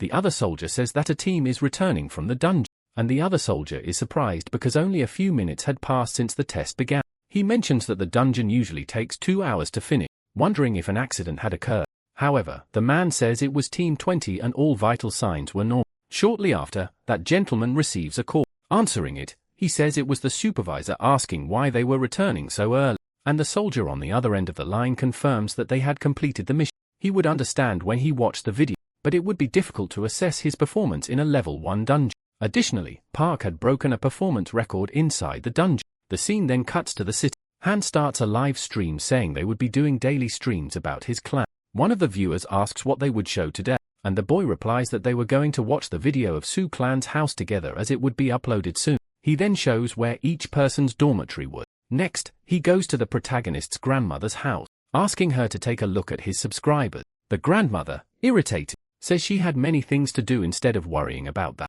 She tells the boy to leave before she slices him. Hearing this, Han falls silent, thinking she wasn't usually like that. She was actually a very nice person. Then Han heads to the room where the protagonist and the monk are. In the middle of the stream, Han introduces the saying his name was Myung Jin. He asks the boy to say something to introduce himself. The monk replies that he had lost a lot in the attack of the evil spirit, but was left with a staff of clairvoyance that his eldest disciple had left behind. At that moment, a truck arrives at the house, hence the protagonist's brother asking if he was ready. So everyone starts heading toward the truck. As they go to the location, a drone flies overhead. Park wonders what that thing flying was and if he should destroy it. Han is surprised as he didn't know. He says that at the moment, they were heading to the mission area in Area 4 of Gate 30. That nearby portal meant that today was their first dungeon mission as a clan. Returning to the stream, the boy asks if his subscribers knew that he had an awakened ability that was video memory, so they shouldn't panic because soon there would be an even better video. Sometime later, the protagonist and his group had already entered the dungeon. Han asks if the boy had any long-range abilities and the protagonist replies that he did. Han, confused, asks how they were going to deal with those bats without such an ability. However, the monk tells him to leave it to him. At that moment, he starts beating on some kind of drum, making a deafening noise. As a result, the entire horde of bats begins moving toward them. Han, surprised, wonders why they were coming out like that. Shortly after, those bats head toward the monk where he apparently starts using a fire ability. However, it wasn't over yet as a giant bat appeared, but it was no use because Park had already sliced it in half. Thus, the mission seemed to be complete. Park mentions that the gate had opened so they should hurry. Observing all the madness that had happened, the viewers seemed quite in disbelief. Then the scene cuts to Misra's office, who apparently wasn't believing what she was seeing. The other guy says that with the thirst those people had in Area 4, the three of them were capable of finishing even 20 dungeons a day. Moreover, they were completely decimating all the level 1 dungeon. Taking out his phone, He observes that streamer's channel from early. Misra says that she had done a lot to keep the protagonist out of the news, but unfortunately, one of his guild members was a streamer. The mentions that Park's videos were now ranked 3rd in real-time popularity, so if they left it alone, it would only grow more. Asking if they shouldn't take some precaution, the girl for her part says that she was well aware of that. Meanwhile, she seemed to be watching a video of the fight between two people, and that guy seemed to have easily won the battle. The other person watching was named Lee Sung-woo, an SS rank irregular born in South Korea. Wondering what would happen if the country approached him carelessly under the pretext of protecting a talent and ended up having to deal with the second Lee Sung-woo. She stands up, asking them to prepare to make contact with the protagonist, and for that reason, she would meet him personally. Shortly after, the scene cuts back to the protagonist's house. Han, for his part, asks if the monk didn't have work to do. Park wonders where he would go as he didn't have a temple of any sort. Junho replies that he had mentioned he was living in Seoul with a temple family that survived that day. Noticing Han's irritation, Junho asks if the creature couldn't at least rest for a day since his clan was ready to renew its rank. Moreover, his clan's account had already accumulated 140 million won in total, leaving the boy very surprised by what he had heard, thinking that he had done nothing but gather the blood crystal, yet his account already had 20 million in 3 days. Park, observing this, remained silent, and the boy continues saying it was insane because if it were true, they would get many donations. Park thinks that he had earned more than 3,000 conquest points, so he should buy some varied abilities since he could get everything now. Thus, he responds that he would take that day to rest. Standing up, Junho says he would take his son and grandmother to the park near that place. Meanwhile, that elderly woman seemed to be feeding the dog. Observing the little dog, Park wonders if dogs, by chance, could awaken like humans. Shortly after, he calls for his brother, mentioning that he had been fixing the truck quite often and asking if it wasn't difficult. Junho replies that he didn't even know where to start and that it was already hard enough to find the part, but fixing it was exhausting. Then Park asks if he didn't want to buy a new car, leaving Junho very happy with what he had heard. Sometime later, the two seem to be discussing with the manager about which car to get. The man starts explaining the car many times in detail. Park asks if his brother liked it, and Junho quickly responds that he did. With his choice made, Park says he intends to pay in cash, asking if they could drive off immediately. Shortly after, the two leave the place with their new car.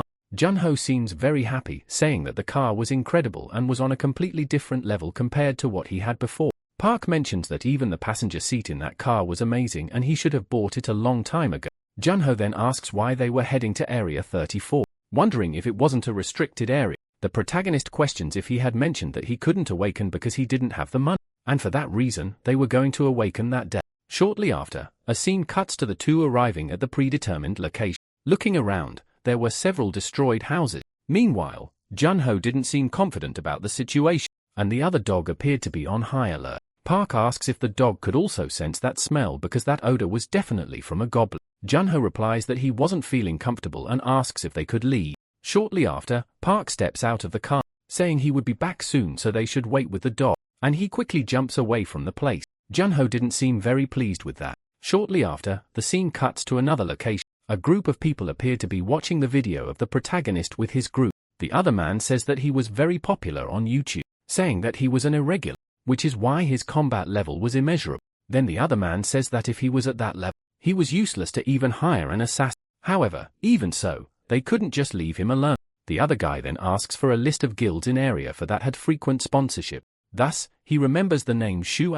But there was another person who was better suited for the situation, asking to contact him and offering as much money as necessary for the job. Sometime later, the scene cuts again while it's raining in the city. That elderly woman from earlier, while walking, thinks she should do the laundry. Shortly after, a car pulls up beside her and a group of people gets out, asking if the woman's name was Sukjae, saying they were from the returnees department. They ask if they could meet with Park. Hearing what the girl said, the woman remained silent. Then once again, the scene cuts to Junho's car. In the middle of that rain, he mentions that he couldn't see anything, wondering what the protagonist could be doing. At that moment, the dog seemed to be on high alert. Within seconds, a goblin appears. However, it is easily defeated by someone and Park shows up. Shortly after, the two step out of the car. More monsters begin to appear. Park then hands a dagger to his brother, asking him to follow while he kills them. Desperate, the boy asks him to wait a moment. Park, for his part, asks why Junho was hesitating. Junho then questions if it was really necessary for him to awaken. Park responds that he couldn't survive if he remained weak, which is why he had to kill them quickly. Soon after, another goblin appeared, rushing straight toward the dog. Park then tells the dog to bite the goblin. The leaps at the goblin, starting to bite the monster's arm. However, it still wasn't enough. Park says that it's because the dog is too young. So if the goblin isn't weakened, the dog will likely die. Thus, Junho should go help, ordering his brother to kill the goblin. However, Junho still seemed reluctant to do it. Meanwhile, the dog was on the verge of being devoured. But Junho suddenly changes his mind and rushes at the monster. He manages to stab it, saving the dog's life. But it still wasn't enough, and Park tells him to continue. Junho then begins a series of attacks again. Everything was done, and his hand was covered in ketchup like blood. Completely desperate at what he was witnessing, Park tells him to pick up the knife again. But Junho replies that he really couldn't do it. Park responds that if he didn't kill, he would likely die. Once again, the dog seemed to be on high alert. Another goblin appears. Park once again tells him to follow while he kills the monsters because they were running out of time. Desperate, the boy has a flashback from before when he was being bullied by those people. At that time, Park had simply ignored his brother, leaving him alone in that situation. However, now things had changed, and Park was doing everything he could to help. Seeing all of this, Junho's facial expression changes. He seems to accept everything with open arms. He then picks up the dagger again, saying it was true because he had always been like this. He then charges at the monster, easily attacking it, telling it to shut up and just die. He then splits its face in half, starting a series of attacks while the monster was on the ground. Shortly after, everything was done, and the ketchup-like blood was running in the rain. Junho, for his part, seemed to have changed a lot because now, instead of being afraid, he had a terrifying look in his eye. At that moment, another goblin appeared.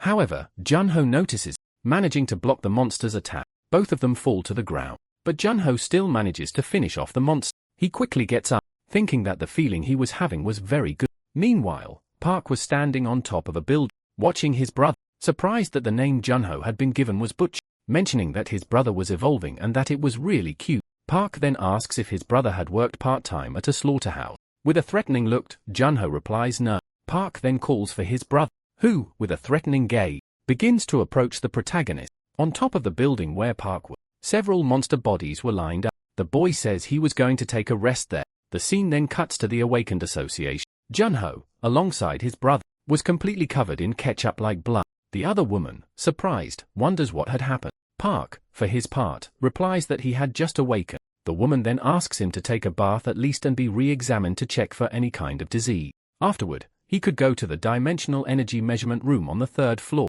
As they climb the stairs, Junho asks what the woman had said about the meter. Park responds that it was a machine that measures dimensional energy, and the number needs to be higher than 100 to be registered as an F-rank awaken. He mentions that he got a 96, which is why he failed. However, Junho didn't understand why he had passed, as it didn't make any sense. Inside the room, the doctor asks Junho to lie down on the machine. Looking up, he notices some kind of energy orb above. Then the number 111 appears as his rating. The doctor says he can get up, asking him to proceed to the ability manifestation room. He then asks if Park would also be doing it. Shortly after, the boy lies down on the machine, and when he looks up, the system alerts that something was observing and recording his information. At that moment, as a reflex, he opens his eye, where the number 189 appears in front of him, leaving Park shocked by what he saw. The woman mentions that his dimensional energy had grown rapidly, just as the rumors said. Park then asks if the machine was really giving the right data, questioning who had built it. The girl responds that she was sure it was the scientists who had created the machine. Sometime later, the same girl from before says that the results for both Park and Junho had come in, and as a gift, they received a cell phone. Junho was now qualified to register for the mercenary test. As Junho accepts everything, the protagonist congratulates him, asking if he didn't feel anything strange when he was in that machine. However, Junho replies that there was nothing unusual. Park asks if it was because Junho wasn't as sensitive as he would, and asks what his awakened ability was. His brother responds that it was decapitation. Meanwhile, they encounter Choi's group. Seeing the girl, Park walks toward her. The guy next to her says it looked like Park had a death wish, but then they realize it was Park. The protagonist apologizes to Choi for the misunderstanding, explaining that he still wasn't used to talking with civilized people. However, the girl responds that they wouldn't see each other again. Seeing Choi leave, Park falls silent, saying it was a shame as she was the captain, but her personality was quite unpleasant. The scene then cuts to Suho clan's house. Meanwhile, Miso is sitting beside that elderly woman who was drinking, commenting that the wine was very good. The elderly woman says it was great to have a girl with a hearty appetite, and her husband had made that wine 10 years ago but passed away before he could taste it. Miso then mentions that Park was taking a while, but soon after, a boy arrived. Junho's son, excited, notices they had arrived. Miso approaches Park, and the boy asks who she was. Checking her stats, he sees that she was a rank A level 2. Park asks if she was the captain of the returnees department. Questioning why she was there, Miso replies that she came to sign a contract with him, asking if he knew the official name for a returnee. However, Park says no. The girl replies that it was human coordinate. She then asks if, when he returned to Earth, he came through a red portal. She explains that once he returned to Earth through that portal, certain conditions were met. Thus, that portal would appear again, and a bridge portal could go back and forth. Park, hearing this, becomes thoughtful, thinking that this could mean he could find his friend. Miso says that the Awakened Department suspects this planet is the new 4th planet. If her assumption is correct, South Korea would be the only country in the world with a portal to the 4th planet. Park then asks when that portal will form. The girl responds that it would be at least 99 days. So the protagonist asks what she wanted from it. The girl asks him not to appear until the portal is formed. Confused, the boy asks why. Miso replies that she didn't want him to become a second lead dungeon. Not understanding anything, Park asks who the heck that person was. Miso explains that he was currently the #1 in the world and was originally from Korea. During the early stages of the Great Disaster, the government detained and confined returnees in the name of national protection. However, at the time, they didn't have much information about irregulars, and because of this, Suk-woo, who was a rank D awakened when he returned, easily escaped. Currently, all 9,000 gates in Tokyo are because of him asking if Park knew what the dimensional industry was. If a portal appeared while on vacation, Korea could suffer a great loss. Park then asks what he would get if he did that. The girl responds that it could be anything. The protagonist then asks for a promotion for the Suo Guild and an exclusive territory for it. Meanwhile, Han on the other side of the room was listening to everything. Miso asks if he wanted anything else as she was writing everything down. Park asks if she knows when the portals will appear. The girl says that a specialist agent in dimensional energy disruptions would be dispatched and she was the best agent in the department. Meanwhile, a flashback of the protagonist saying you want to have children with Choi appears. The girl asks if he was joking with her. The other man observing everything asks why she was reacting like that. Choi, irritated, says she should have thrown Park in prison for what he did. Miso then appears, asking what was going on. The girl responds that she was upset and for that reason, Miso shouldn't bother her.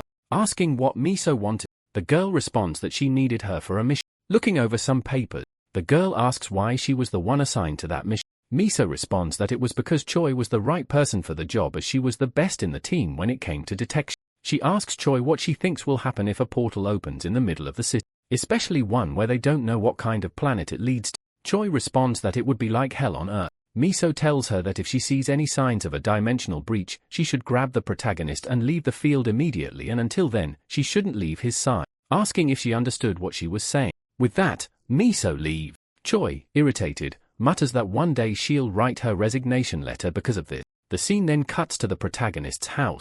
Cher now asks why Park is so happy and Ham responds that they passed the test to promote their clan. Additionally, starting that day, it would be able to tackle dungeons up to level 2. Park comments that it was very good news. Cher now adds that if they want to enter level 2 dungeon, they would need to be in a rank P group, but at the moment, they still had too few people, asking if it wouldn't be better to focus on level 1 dungeons for now. Ham agrees, saying Cher now wasn't wrong, but as long as Park is with him, he's sure the level 2 dungeons will also be easy. Park says that first, they will make money from level 1 dungeon, then they will level up by acquiring skill book. After that, when they are ready, they will prepare attack teams to recruit more members if necessary. Shortly after, the monk introduces himself. Everyone greets him, asking if he has already eaten. The monk responds yes and says they would set out that day. The scene then cuts to several cars lined up. The people are heading toward the port. Looking to the side, another man notices something. He observes the protagonist's group. Then he approaches Park. He greets him, saying it's been a long time, asking where his friends from that time were. But at that moment, the man changes his expression. Park, for his part, seems confused. The boy says his friends are fine, but Park questions why they're in a day group. At that moment, the man's group says they should leave, so the man replies that he has to go.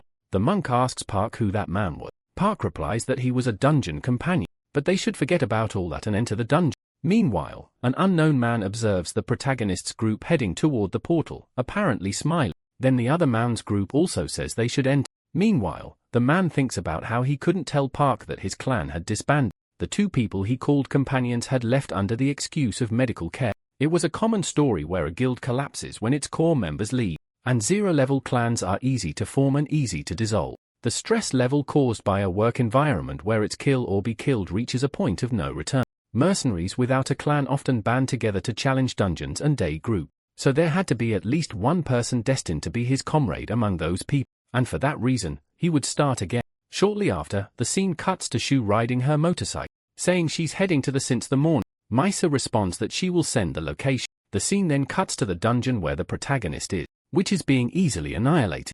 Han, excited, says that the skill he learned from the skill book is really good. Meanwhile, Juno is desperately attacking the monsters. At that moment, one appears behind, but Juno notices it, successfully defeating it. Han, surprised, realizes that Juno smiled after defeating the monster. Meanwhile, Park watches everything from above, saying that it seemed like the three of them were enough. At that moment, a light appears among the trees, and another hunter is seen running desperately from the monster. At that moment, the man from before appears to help.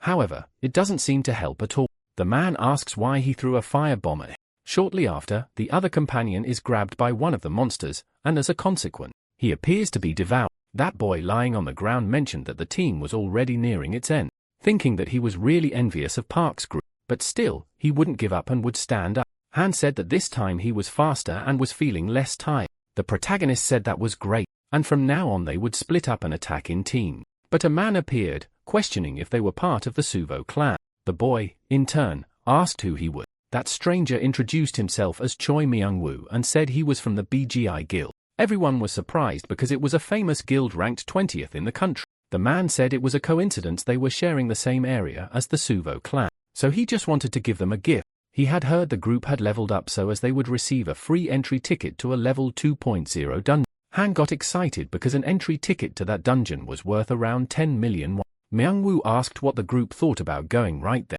but he was asked if they shouldn't prepare before going to a level 2 dungeon. However, he responded that they didn't need to worry because strategies had already been made and equipment would be given as a gift. Han told the protagonist that with that support, it was already enough. But Suvo, in turn, said for the rest of the group to go to a level 1 dungeon to improve teamwork and that he would go to the level 2 one. The man smiled maliciously upon hearing that. Suvo's group decided to obey his order.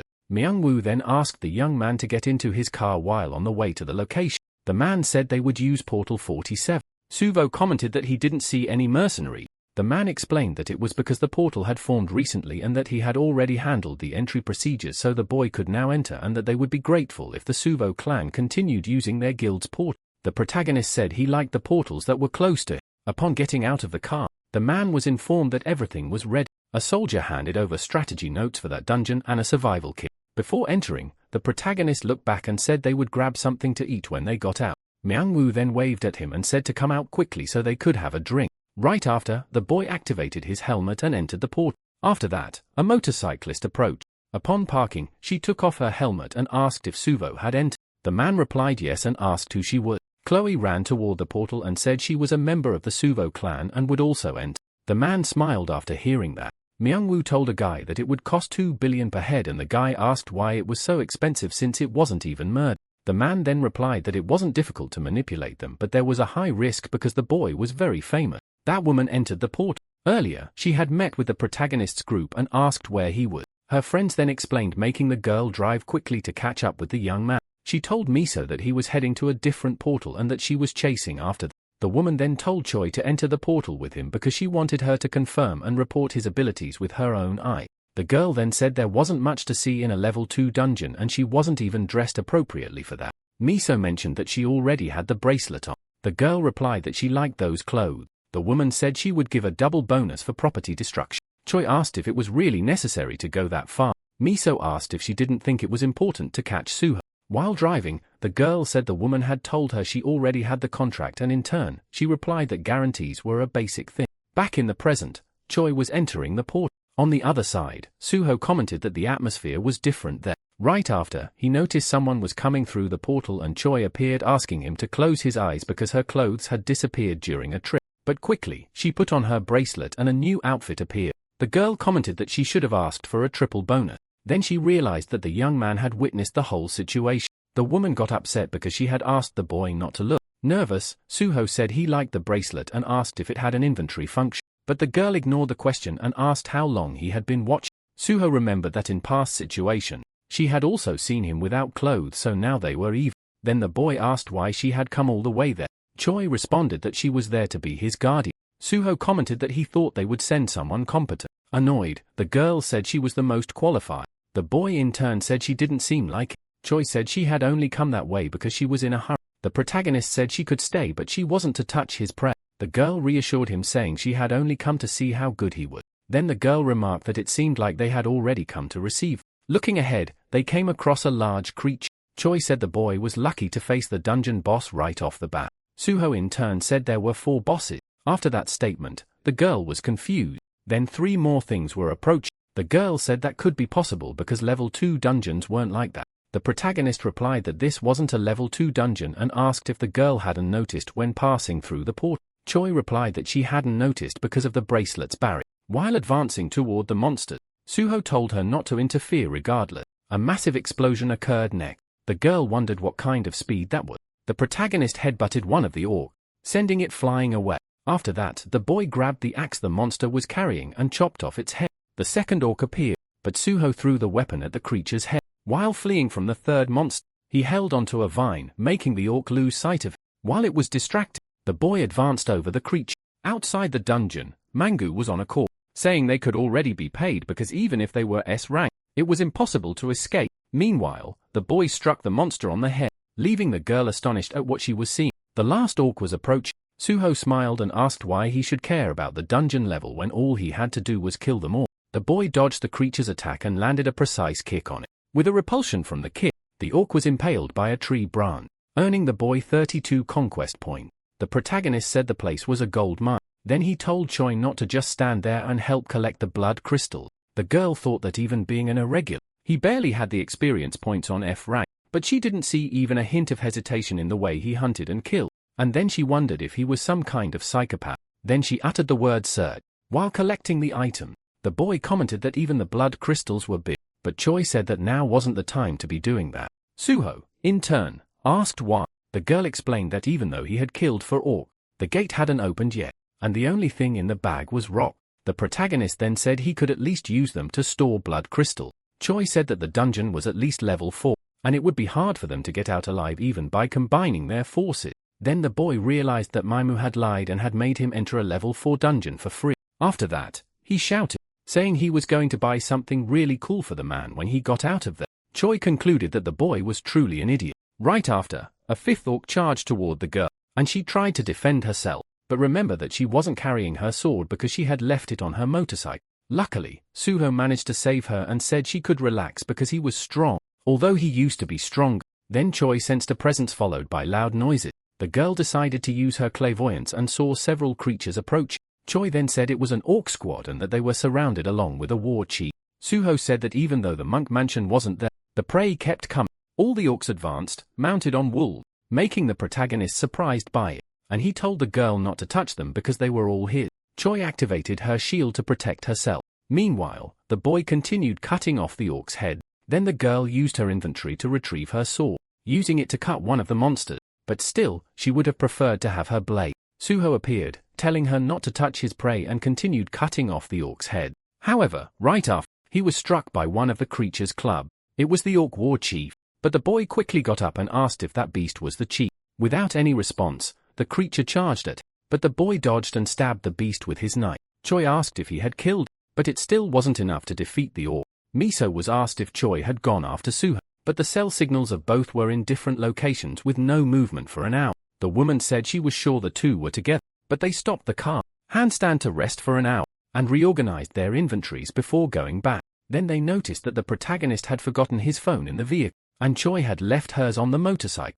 Miso asked them to check the girl's location and was informed that she was in a newly opened level 5 dungeon. The woman wondered why they were there and asked was in charge of managing the DGB guild portal to call her immediately. Inside the dungeon, the protagonist was thrown and the orcs kept advancing. Suho said that now things were getting tough. He quickly stood up and immobilized one of the creatures, grabbing its axes and threw them at the orc. Right after they started shooting arrows and Choi managed to dodge them, but she ended up tripping. The monsters took advantage of the opening to try to attack the girl, but she used her defensive bomb, blowing up the creature. Suho saved the girl from being hit by the orc chief, taking her away. Choi asked what he was doing and the protagonist in turn replied that they needed to run. The girl said there were orcs everywhere and the protagonist in turn pointed to a place that was empty. Choi said they couldn't go there because it was a cliff and that's exactly why the boy wanted them to go there. Then Suho carried her in his arm, asking her to hold on tight. After that, they jumped off the cliff. Meanwhile, those monsters were still chasing. Thus, Park managed to land on the ground and those monsters all seemed to have been knocked out. Choi, on the other hand, was surprised because she was still alive. Right after, Park left a jigger chat, threw the girl to the ground, saying he had almost died. Choi was still in disbelief at what Park had done and looking up, she was surprised as they had fallen from such a height, yet they were still alive. Then the scene cut to a cave and Park, along with the girl, was inside it, asking the boy what his plan was. To which he replied that if he killed just for more orc warriors, he could level up and after that, they would attack again. Choi responded that leveling up increases the limit and it wasn't as if you get stronger from it. But Park said that for him, it was like removing his restriction, stating that he got stronger every time he leveled up. Sometime later, the scene cut to 2 ambulances speeding toward a location. Thus, the portal where the protagonist was had been completely surrounded and a reporter was there, broadcasting the whole thing. Meanwhile, Han, along with his group, was in despair. The news reported that the suspect came and claimed that Park Suho, along with Choi, had entered voluntarily, but after his lies were detected, the guy from the army headquarters confessed to his crime. Thus, the reporters around asked that guy to say something, questioning what the protagonist's final words were. The man watching everything thought it was very annoying as he hadn't expected that woman named Choi to be from the department. While the attention was being redirected to the safe return, Park was presumed to be a returnee from a 4th planet. Right after, the scene cut to Miso asking what the director was doing since he needed to go after those people. However, the director responded that the person who had done that had already been caught and the head of driving loan had fled, but they had placed a bounty on his head.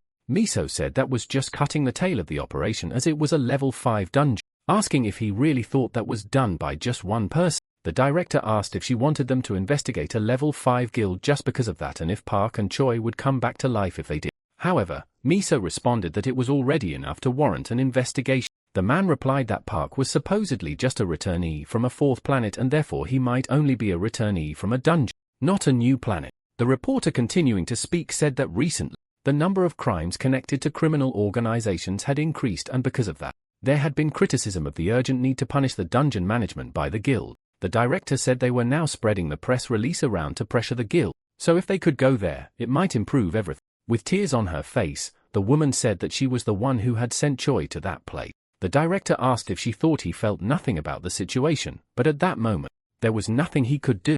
Still, those words weren't enough and the girl remained deeply guilty about it. The scene then cut back to the dungeon where Park was. An orc was walking there and was suddenly surprised to encounter an unknown creature. Immediately, it tried to grab it, but the creature dodged and started running towards it. It tried to launch a series of attacks, but nothing worked. In seconds, someone appeared above the orc who was quickly finished off by this person and the system notified that they had gained 32 conquest points. Park pleased and he now only needed 3 more points to level up. Meanwhile, Choi was using her clairvoyance ability and found another orc, mentioning it was approximately 100 meters ahead. In seconds, the protagonist leaped and quickly appeared behind that monster. However, the creature noticed the boy and the girl tried to warn him that it was a trap, but it was too late because Park had already fallen into it and collapsed to the ground, apparently injured. Right after, the orc seemed to signal something and as a result, several monsters appeared, surrounding the girl who quickly approached the protagonist, urging him to get up. Soon after, the boy woke, realizing they were surrounded by many monsters. He was very surprised because he had indeed fallen into a trap, wondering why it was happening this way and his senses were becoming blurred, unable to muster any strength in his body. But still, he couldn't give up as he had been through much worse than that. Then, the girl threw some bombs at the monster, which resulted in eliminating many of them. Taking advantage of the opportunity, the protagonist got up and grabbed his dagger, managing to finish off a few more, thinking he just needed one more monster to finish and level up. However, shortly after, he was fatally struck by another monster. Meanwhile, Choi was lying down, observing everything, mentioning that the orc was really fat. Right after, Park was thrown towards another monster and as a result, both of them fell and Park's axe was knocked from his hand, where it ended up falling onto the monster's head. The system notified that 1075 conquest points had been accumulated, asking if he wanted to unlock the beast transformation ability. Park, watching this, remained silent and meanwhile, the giant orc was heading towards Cho, who said she didn't even have the strength to stand.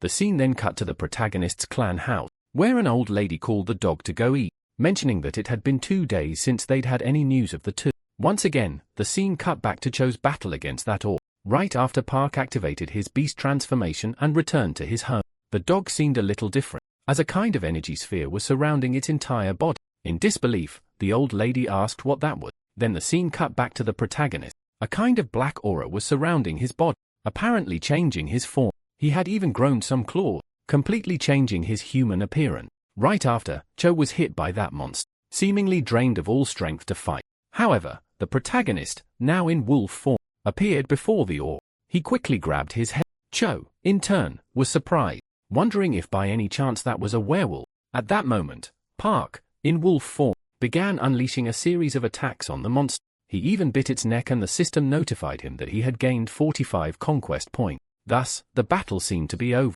Cho, still surprised, was watching the protagonist asking if he was really Park Seo. Then the boy just barked a few times, apparently confirming that it was true. Surprised, the girl asked if he was a dog or a wolf. Once again, the scene cut to the reporter, stating that it had been the 3rd day since those people had gone missing. There had been no news of them since they entered the dungeon. A reporter then asked the director to tell the viewers what dungeon it was. The director replied that it was a level 5 dungeon known as Orc Castle. It was a dungeon where it was recommended to take at least a group of 30 members of rank B or higher. The scene then shifted back to the dog, which was still surrounded by that kind of energy sphere. The old lady was still in disbelief, wondering what kind of thing that was. At the same time, the scene cut to Cho, who was apparently surprised. Park had indeed returned to his human form, saying that he could fuse with the beast he had tamed. Looking to the side, Choi noticed the girl, questioning what she was doing. They should collect as much loot as they could to roast and eat later. However, she responded that it was all useless because that place would be their grave. But Park still didn't understand what she was talking about. The girl then replied that even with the Orc War Chief dead, the door still hadn't opened. She asked what he thought that meant and said they could probably be trapped there forever. Park then asked if she was saying that it wasn't the chief. Choi replied yes, mentioning that there was a stronger monster there. Park asked what kind of monster could make Choi think she would die before even seeing it. Then the girl began to tell the story from 3 years ago. At that time, when they had just risen to rank B, the department had sent a team of 20 fighters with 10 rank A mercenaries on a mission in the level 5 dungeon. Then a flashback appeared and an unknown man was looking at Choi, asking if her ankles were okay. The girl replied not to worry about that, saying she was much better now. Right after, the scene cut to several orcs advancing towards the group. The man told them to maintain the formation as they advanced to the central tower. Thus, the others began eliminating the orcs in front of them. The man kept giving orders so they could continue advance, but at that moment, he was killed. Right after, Choi fell to the ground and the orcs began heading toward her as she was paralyzed, unable to move out of fear. However, that other guy appeared to save her, successfully eliminating the orcs around her. Miso then, in the middle of the battle, told them to clear the path, defeating the monsters nearby, saying that Choi, along with that man, should retreat. Right after, that guy took the girl's hand, saying they should leave quickly. However, Choi replied that they should wait, mentioning that something was wrong, but the guy said they could talk about it after they got out of that place, so they began running from the monsters. However, there was still something strange as there was energy coming from the other side. Meanwhile, a terrified monster was on top of that tower, and at that moment, an arm seemed to be dislocated. Thus, Choi fell to the ground and a katana also appeared in front of her. Mitsu, along with the group, seemed surprised by something as the captain had been killed. That monstrous goblin stood before him with tears in its eyes. Choi was watching all of this, and that man, with his last words, mentioned the sword. However, Choi wondered who should care about that stupid sword. She remembered the teachings of that man, who said she should put her feelings into her sword as it was her body and mine as if they were one. Because of that, she should grip the sword as if it were everything. Returning to the flashback, that man had apparently been finished off. Choi, traumatized, was watching everything. Right after, it is seen cut to the present where Park in the rain was observing the girl who seemed shaken by something. At that moment, Park approached her and ended up hugging her, saying that something had happened to her. Then the scene shifted to Han, desperate, wondering what they should do if he left. Meanwhile, something very crazy was happening. The reporter said that a great shaman was performing a ritual to save the protagonist's life. In addition, an attack force made up of the highest ranks from the Su district was gathering in front of the dungeon for a revenge mission. Meanwhile, that man was very nervous, saying that if he had joined the Su guild from the beginning, this wouldn't have happened. Right after, the scene cut to an unknown man watching that news broadcast. At that moment, a girl grabbed him from behind, asking what he was watching. The man said it didn't matter how much time passed. The stupid sentimentality of that country remained the same. The scene then cut to the cave where the protagonist was dining next to the girl, saying that the food was really good. Observing the girl, Park mentioned that she seemed to really enjoy eating. The girl asked if eating 12 hamburgers was really that much. She said she was actually full. Park in turn asked why, mentioning that it was his 22nd. Right after, the girl thanked him for everything. At that moment, a light began to glow around the area. Park asked if she had used that sword to kill the Orc Lord. Koi replied no, but she'd have fainted instantly. And when she regained consciousness, she was in the hospital next to Miso. Miso had taken her master's sword, and 2 more Renka mercenaries had to sacrifice themselves to barely manage to kill that monster. Park then asked if she meant there was an Orc Lord in that place, questioning where it was. Koi responded that it was probably an Orc castle, but there was nothing like that within a 1-kilometer radius. Right after, that spirit from earlier appeared at the cave entrance, and the girl said that usually, war chief monsters were in 4 small towers, and Orc Lord was in the middle of. Then, that tiny spirit appeared next to Park, seemingly holding some kind of information. The boy replied that she had found Orc Castle, so he stood up, saying they should go at once. Koi asked if he had a plan. The boy replied that they would simply find them and kill them. Koi, surprised, said she wanted to smack him, but she couldn't think of a better plan than that. Right after, the scene cut to Orc Castle, and at that moment, the gate seemed to be open. From it, several monsters mounted on wolves were marching toward the location. Park then appeared, and the girl was riding on him as they headed toward the castle. The orcs noticed this and blocked their passage. Koi noticed the situation, saying that the orc knights were on their tail, and they needed to move quickly. The monsters began preparing their bow, but the girl used shield magic to defend against the attack. They leaped toward the bridge, managing to escape the area. Koi threw a bomb, and a massive explosion followed shortly after. They successfully escaped, and the girl told him to head toward the center to distract all the orcs. She looked up and saw several monsters coming their way. The girl was grabbed and began falling toward the ground, but she told him not to worry, saying he should just run. At that moment, she grabbed onto a piece of the castle and managed to recover. However, more orcs appeared in front of her. Quickly, Choi drew her sword, while the protagonist continued climbing toward the top. He reached the location where he found a throne, and a terrifying goblin was waiting for him. Right after, the goblin stood up. Looking down, he was surprised as Park bit his neck and threw him to the ground, easily finishing the boss. The system notified him that he had leveled up, and as a consequence, the castle began to collapse. Amidst all of this, Choi was also falling, assuming she would die there. However, Park appeared, grabbing her hand and managed to save her. Choi asked what had happened to the Orc Lord, and the protagonist replied that he was already dead, so they should leave and find the portal exit. They began running from the monster.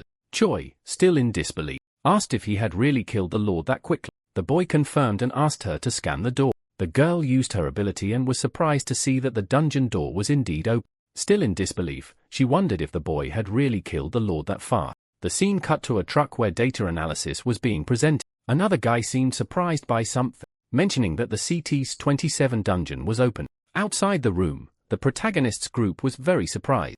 The reporter mentioned that the countdown to the CT's-27 dungeon breach had begun. As a result, all the spectators were delighted. Meanwhile, Park and Choi were still running from the monsters. Park asked if the girl had found the door. Choi, happy, replied that yes, and said the door was very close, so they should hurry. However, the protagonist sensed a strange smell and changed direction. Choi asked why he did that, mentioning that they were running out of time. Park responded that he wanted something to drink. At that moment, he encountered some wolves and asked them to follow him. The monsters obeyed his order. Choi, surprised, asked if he was taking those wolves with him. The boy replied yes, mentioning that from that day on, they would be like his family. Right after, they encountered that group of orcs again, and the girl mourned that they were now surrounded. However, Park responded that his friend had told him there was a small exit somewhere else. At that moment, Choi used her ability again and told the boy to turn right. They managed to find the exit. In the midst of it all, Choi warned that there was only 1 minute left before the door closed. Then, the countdown started from 23 seconds. At that moment, an arrow was shot, flying directly toward Choi. Immediately after, the girl was struck by the arrow. She fell to the ground. As a consequence, the orcs began heading towards her. The boy tried to turn back. However, Choi told him not to come. Despite this, Park didn't listen and rushed towards the girl. He managed to defeat one of the orcs in front of him. Meanwhile, outside the dungeon, the reporter announced that it had been 8 seconds since the dungeon door closed. Everyone at the scene was hoping that Park and Choi would return.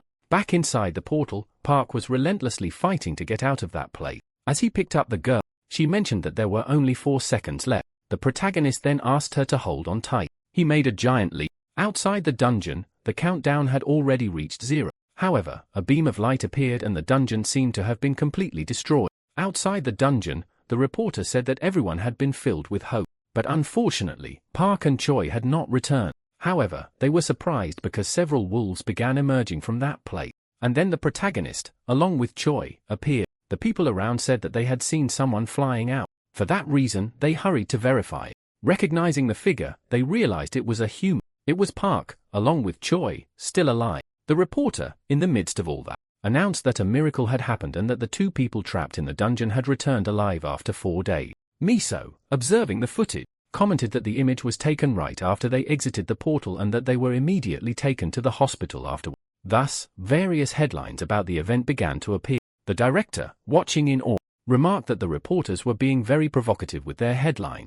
Miso said that it was because someone had given them the tip, so they were. Then the man said they were there to figure out how to resolve the situation, not to accuse others, so they should continue the meeting. Miso continued, mentioning that news about Park had spread. Thanks to the incident, scouts from agencies in various countries were already heading toward the border. One of them was named Victor, an agent of Russia's KGB. Another was Gorenstein from Israel. Lastly, there was Nakamura, the vice chief of Tokyo's Awakened Federation. Irritated, the director asked if that idiot Nakamura had come again. The girl replied yes, and in addition, he had taken Sungwood, but she still thought America was even more dangerous. The director said they needed to secure Park, first of all, asking if there were any security measures beyond the contract they currently had. Then the doctor said that as long as Park's family remained in Korea, he wouldn't leave the country. Surprised, the director asked if the boy cared more about his family than about money.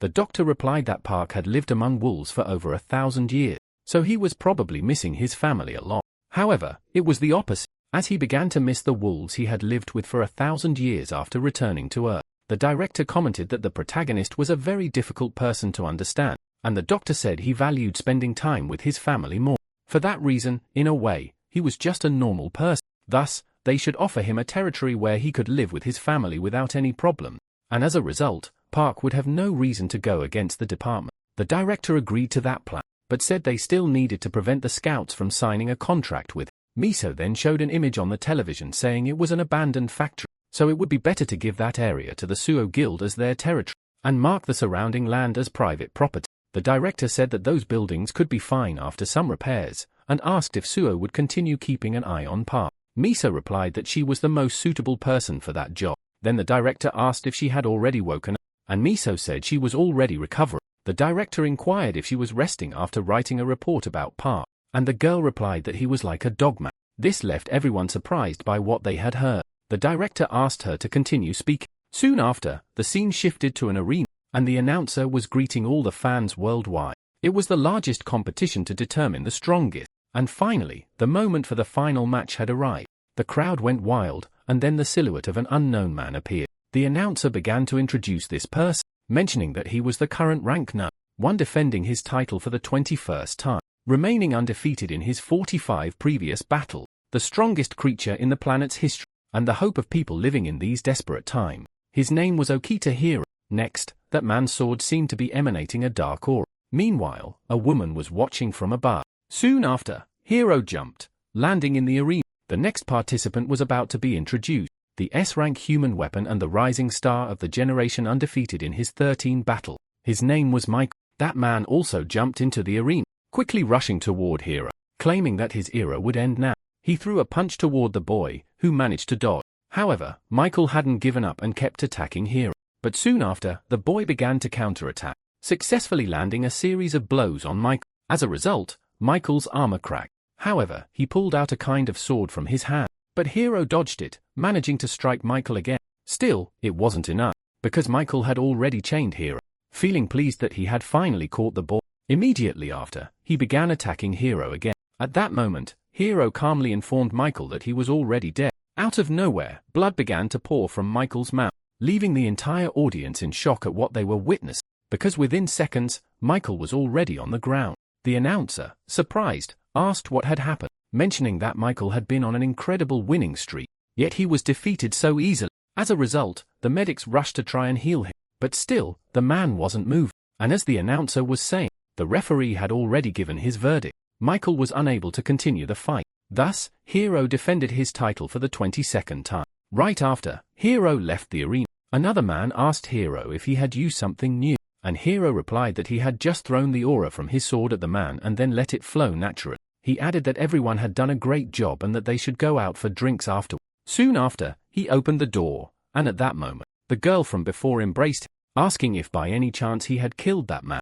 Hero responded that considering Michael was destined to become one of the 7 future villains, he probably should have done it. The girl replied that he shouldn't try to handle everything on his own. Hero then asked if anything unusual had happened. The girl said she had received a call from the department, but aside from that, nothing significant. She mentioned that the director had told her to be careful not to get hurt, so they should get ready and leave as everyone was waiting. The scene then shifted to that man from earlier, watching the battle on TV. The girl said that some time ago, she heard that the person trapped in the level 5 dungeon had successfully escaped, leaving the man very surprised by what he had heard. The girl said people were calling him the second Samu of Korea, and they seemed to have high expectations for him. Furthermore, there were reports that the Defense Department was very interested in him. Hero then asked who that person was. The girl replied that his name seemed to be Park, asking if Hero remembered the guy the reporters had mentioned, who was trapped in a level 5 dungeon. She then showed Hero some information about Park on her phone. Hero replied that he had never seen him before,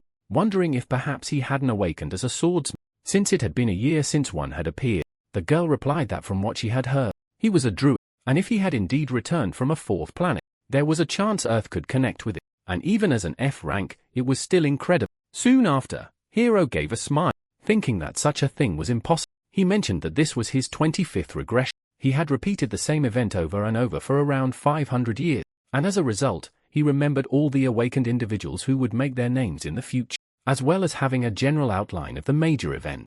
However, Park wasn't on that list, and throughout that entire period, no one named Parksu had ever stood out, much less a returnee from a 4th planet, and the story changed very little depending on his action, and all of that was what happened after 5 years. A new planet would never appear in that timeline. Then the woman asked if it wouldn't be a good idea to bring the protagonist to their side. However, Hero replied that he wasn't sure how to answer that. The woman mentioned that he was the most popular person in Korea, but Hero suggested they wait a bit longer because soon the apocalypse would begin and the cities, which were the fortresses of the survivors of the cataclysm, would be destroyed one by one due to the many dungeon breaks on the continent, along with waves of monsters emerging from them. As a consequence, monsters ended up dominating the sky. Amid the death on the continent, a mass exodus began. During the Long War, everything was forgotten, while the heroes who emerged among the awakened Asians and the homeless chose their last hope.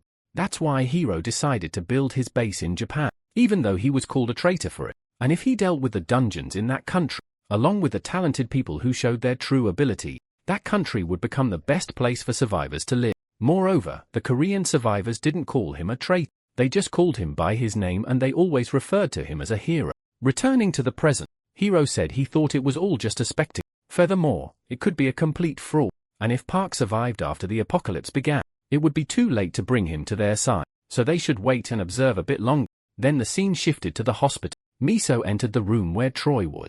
She asked if it hurt. The girl replied that it did. Right after, Miso sat on her bed saying that she didn't seem to be in pain. However, Troy insisted that she would. Miso mentioned a rumor going around the hospital that a masked guy came every night and left at dawn asking if it was Park. Meanwhile, the girl seemed to be reading an e-book. She asked if Miso had bought what she wanted. Miso said she was lucky because she had sent one to her and also brought food. Sometime later, Troy had finished her meal. Miso told her that she should go back to work, asking why she was still lying down. The girl then replied that she would sleep for just 1 hour, but Miso responded that she wouldn't let her do that. Right after, the scene cut to the CIA headquarters. Some people were watching the news about Hero. One man commented that it didn't matter who it was still Mike, and to think he was defeated so easily. Another man said Hero seemed to keep getting stronger. At this rate, an SSS rank could appear soon. He wondered where Park and Suho might have gone, but it wasn't that they could have gone somewhere because these were photos taken recently by their agent. The man was confused. He asked if that was at Seoul Station, wondering what the boy was doing in that place. The other man responded that Park had been visiting that place quite often recently. He joked that maybe Park was talking to pigeons or something like that, mentioning that it seemed like he had been rejected by someone. He added that he could introduce him to many beautiful women because they couldn't let anyone steal their protagonist no matter what happened. The man then said that his special agents would leave Korea that morning, leaving the man very surprised by what he had heard. Then the man commented that the airways didn't seem too clear at the moment. The man asked what was wrong with it. The scene then cut to a jet. Several people were inside. Meanwhile, a girl seemed to be looking out the window. She mentioned that there was a very pretty bird flying outside, so her mother also looked. However, she was shocked by something. A giant monster was flying overhead. It was revealed that the dragon was much smaller than they had initially thought, but still, it was a reason for everyone around to be surprised. The people in the plane were also shocked. They speculated that the monster was following them, wondering if it was a wife. However, the other man responded that it was young, so nothing was likely to happen. He questioned why a monster like that was in that area, speculating that a dungeon might have appeared nearby. He was stunned by this revelation because at that moment, a giant wyvern started flying over the plane. Shortly after, it began preparing an attack, engulfing the plane in flame. As a consequence, the plane exploded, plummeting toward the ground in free fall, and the dragon continued flying in the air, eventually joining several of its companions. The scene then cut to two cars. Han remarked that the country seemed to have gone crazy, mentioning that they were almost there. Juno asked if that was the place they were heading to. Han, surprised by what he was seeing, asked if that was a haunted house by any chance. In front of them stood a very strange house. As Han approached it, he remarked that it indeed looked like a haunted house. He started to argue, questioning if that was really going to be their guild's headquarters. He asked if the guy who was supposed to install the internet would actually come to such a place. Then, Choi mentioned that she had just seen a ghost on the second floor. A discussion erupted among the group about whether to enter the house. Choi said she couldn't live in a place like that. Miso told her it'd be quiet, saying that she was probably a bit shocked since it was her first time in a place like that. She mentioned that the renovation would start the next day, so there was no need to worry. Park Vin asked what the problem was, stating that he really liked the place and that they could move in right away. Choi approached the protagonist and asked if he was crazy. Miso remarked that a man with wild instincts would act impulsively, wondering if they should mark the boundaries of the land. That way, they could decide how much land to take over. Park seemed to ponder the suggestion. At that moment, he appeared to use a kind of ability. A light began to envelop the area, leaving everyone surprised as the tree spirits seemed to be appearing. The spirits appeared to be heading toward a specific location. Miso asked what he was doing, and Choi mentioned that he was marking the boundaries of the land. The spirits seemed to be doing something, and suddenly, sprouts of trees began to grow, which quickly turned into a massive forest. Everyone was amazed by the speed at which the trees were growing. A forest had appeared in the middle of that area. Park then announced that he had finished, stating that the perimeter was likely about 1 kilometer from the house at the center, so they should mark the land up to that point. With a smile, Miso said that it looked great, declaring that from that day on, the area would be designated as the Shugal Guild's territory. Thus, everything within the territory would belong to the guild. Park asked if they weren't being too generous, considering he only needed to stay in the country for a few months. Miso responded that they were just following protocol. Besides, her department viewed Park as part of their family. Park, in turn, said he liked that. Shortly after, Miso asked him to sign the contract. However, Choi intervened, telling him to read it carefully, but Miso insisted that he should just sign it. Afterward, it seemed like everything had been settled. They all agreed to do their best until the portal opened. Park, for his part, said he would keep his promise. Miso then asked him to trust the government. They drove off in the car. Choi demanded that the renovation team be sent to the site or she would leave. The car soon drove away. Miso, irritated, commented that the girl was becoming more and more of a problem. Another man asked if such a large territory could be maintained by so few people. Miso replied that if they couldn't, she would use that as an excuse to send her personnel there. For that reason, she asked for a list of attack units above level 5 and to have them ready. The scene then shifted to an unknown ship. Several bandits seemed to be trying to board it, mentioning that they had hit the jackpot, so they started shooting at the ship. The group inside the ship seemed very desperate, immediately calling for help. They began sending several SOS messages to nearby people. At that moment, the bandits started boarding the ship. One of the men told them to start the engine and hide in the engine room. However, it didn't seem to be enough. Everyone was soon shocked by something. In a matter of seconds, all the men on the ship were thrown into the air. Right after, a tentacle appeared and a gigantic creature seemed to be trying to swallow the ship. As a consequence, the ship began to sink. The other man, who appeared to be the captain, fell into the water. At that moment, a giant monster appeared right in front of him, swallowing him whole. It was then revealed that several sharks with unusual forms were lurking in the water. Meanwhile, a helicopter flew over the area, reporting that they had reached the coordinates sent by the boat. After searching a 16 kilometers area, there was no sign of the ship. Meanwhile, the giant tentacle remained below the surface, soon heading toward another ship. The scene then cut back to the protagonist's clan house. The tree spirit seemed to be doing something with the surrounding trees, and the house itself appeared to be undergoing renovation. Shortly after, Troy's phone started ringing, but she was still asleep. She eventually answered the call. Miso, on the other end, said it seemed like she was having a lot of fun in that house. Troy, still groggy, asked why she would say that, mentioning that she was still on duty. Miso asked if she was with Park at that moment. The girl, still half asleep, said she didn't know. Irritated, Miso called her lazy, asking what she meant by not knowing. Troy was told to get up, so she got up and saw a giant tree in front of her. As she sipped her coffee, she remarked that Park had really planted a lot in a short amount of time. All the trees had already grown. She admired the stunning massive tree that stood before the house, with several wolves roaming the area. Meanwhile, various system screens were appearing in front of Park, showing information about the wolves. The protagonist then began renaming all the wolves. The system mourned that if dimensional energy had exceeded his own, he could lose his sanity during fusion. Park, looking at the information, wondered if he could keep leveling up the wolves. Right after, Troy appeared, asking what he was doing. Park replied that he was assigning names to the members of his family. Troy remarked that he should have woken her up, asking why he had gone off alone. At that moment, the dog from earlier appeared. Surprised, Troy noted how quickly it was growing. Park mentioned that everyone had gone out in the morning and were probably heading toward the dungeon. Troy, surprised, commented on how hard they were working, even in such hot weather. Park then asked if she wanted to take a walk to cool off. At that moment, the boy transformed, asking her to hop on. The girl complied, asking if he just wanted to show off what he had done. However, Park told her to just hold on tight. He started running at great speed, leaving Troy amazed at what she was witnessing, asking him to slow down. Meanwhile, the pack of wolves was heading toward the protagonist. The scene then shifted to another location. A man asked if there was really nothing to report, mentioning that headquarters had requested any update, but it had been 2 months since they last left the house. He asked if anyone had crossed the boundary. The other man pointed to the cameras, saying that the military would be dispatched immediately if anyone did, and since no one knew when the portal would open, 2 units would be stationed nearby. At that moment, a car appeared. The man noted that it was the Suva clan's vehicle. Shortly after, the truck left the area, heading toward a specific destination. Inside the truck, Shuno mentioned how hot it was, but the reporters still wouldn't drop the situation. Meanwhile, Han was browsing YouTube, looking at information about the protagonist, wondering what he was seeing. Shuno asked what he was looking at. Han replied that it was nothing, though he seemed hyped in thought. He wondered why so many countries were sending foreign donations to Park. Moreover, the highest donations appeared to come from very influential foreign scouts. Looking to the side, they spotted the protagonist and Troy, with the wolves following alongside.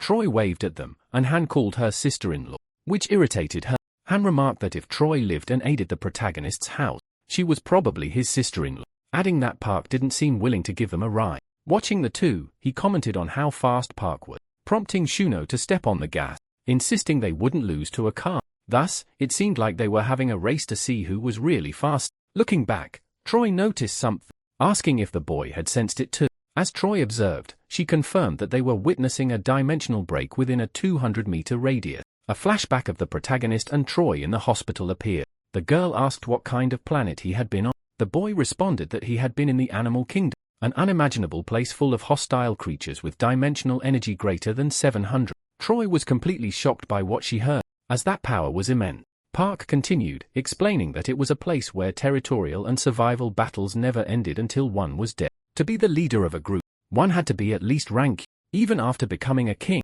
he had to accept challenges for hundreds of years. The scene then shifted back to the present. Koi thought that with the bridge portal connected to the planet, unrestricted passage was possible for both sides. If what the protagonist said was true, that place would become a war zone where they would have to fight against hostile beings from another world, likely battling beasts with dimensional energy above rank S.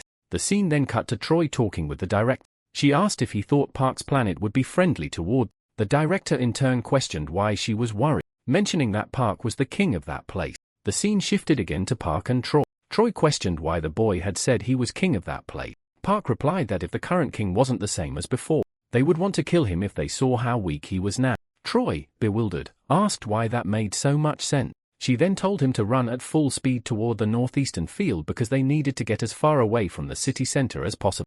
They began moving toward some bushes. Han, meanwhile, wondered where they were headed. deciding to follow them quickly. As they proceeded in the same direction, a beam of light started to appear. Troy mentioned that the portal was beginning to open as the space around them started to distort, leaving her puzzled by what she was seeing. Soon after, Miso received a call. Troy informed her that the portal was about to form. Miso, confused, asked for clarification. Troy requested that the portal's location be sent to the guard unit. A short time later, several convoys arrived, preparing their missiles for a possible attack. The protagonist seemed to notice something, mentioning that this wasn't the planet he had been on, but just a normal portal. Troy asked how he could be sure without even using any equipment. At that moment, the boy stopped, saying the sensation was different from when he had crossed. Troy explained that the portal he had crossed was a teleportation portal, which returnees sometimes use. That's why it might feel different. However, Troy realized something, thinking that now that she had stopped to reflect, the dimensional energy of a teleportation portal Park had crossed was greater than that of a bridge portal. At the time, she had thought the device was broken, and she suspected that something was off with her intuition. However, it was true that her instincts were telling her this was something very dangerous, like before. But in any case, this was still a dungeon portal, yet she was still questioning whether it was really a portal at all. The other soldiers, watching everything, speculated that it might be a dimensional break. Soon after, several cars arrived at a specific location. The other man mentioned that this was the department's detection team. At the same moment, several helicopters appeared over the area. The man was shocked, saying that a portal had indeed opened, suspecting it could be a dimensional break. At that moment, another beam of light engulfed the area, and as a result, a new portal emerged. Troy, for her part, confirmed that it was indeed a dungeon portal, thinking that Park had much better intuition than her, even though she had the best detection ability in the country. Soon after, the protagonist brother's car was spotted. Hans and the processor approached. Hans, approaching, announced that it was a portal, speculating that it might be a new planet. At the same moment, two more cars appeared, and a group of soldiers emerged, mentioning that they were the 11th detection team. For that reason, they began installing measurement devices in the area. Juno asked what those devices were for. The girl explained that the device was used to calculate the dungeon level and the time until it would break. They started analyzing some data, and the number 4222 appeared. The other man informed them that it was just a level for dungeon. Park remarked that it would do. Miso, apparently disappointed, asked if it was really a level for dungeon. Shortly after, the girl changed her clothes, saying that Park had mentioned the portal wasn't the one he had gone through, so she thought it was necessary to enter and check out the place. A scene then shifted to the director on a call, asking if it was really a level for dungeon. Miso replied that they weren't certain yet. They first needed to determine if the newly created dungeon was connected to where the protagonist had come from. The director, sounding exasperated, mentioned that this was driving him crazy. He asked if Miso knew how much money they had wasted on this. Miso repeated that they weren't sure yet, since Park's skill level was incredibly high. The director added that if the first portal appeared near someone who had just returned, it was likely a dungeon portal. He questioned if Miso knew who had trusted and invested in this project. Miso responded that Park had great value simply for being an irregular. An argument ensued between them. The director finally asked them to find a way to resolve the situation, stating that if they didn't recover the investment, they'd be ruined. Back where the protagonist was, all the analysis had been presented. One of the men stated that the dungeon would break in 50 days, so they should send the Park remarked that this would work for him. Another man mentioned that Park would need to complete the level 4 dungeon. Park asked if that would be difficult given the current number of guild members. The man said it would be easy. He then explained that the dungeon energy measurement device was a piece of equipment most guilds had, but the latest model cost around 3 billion.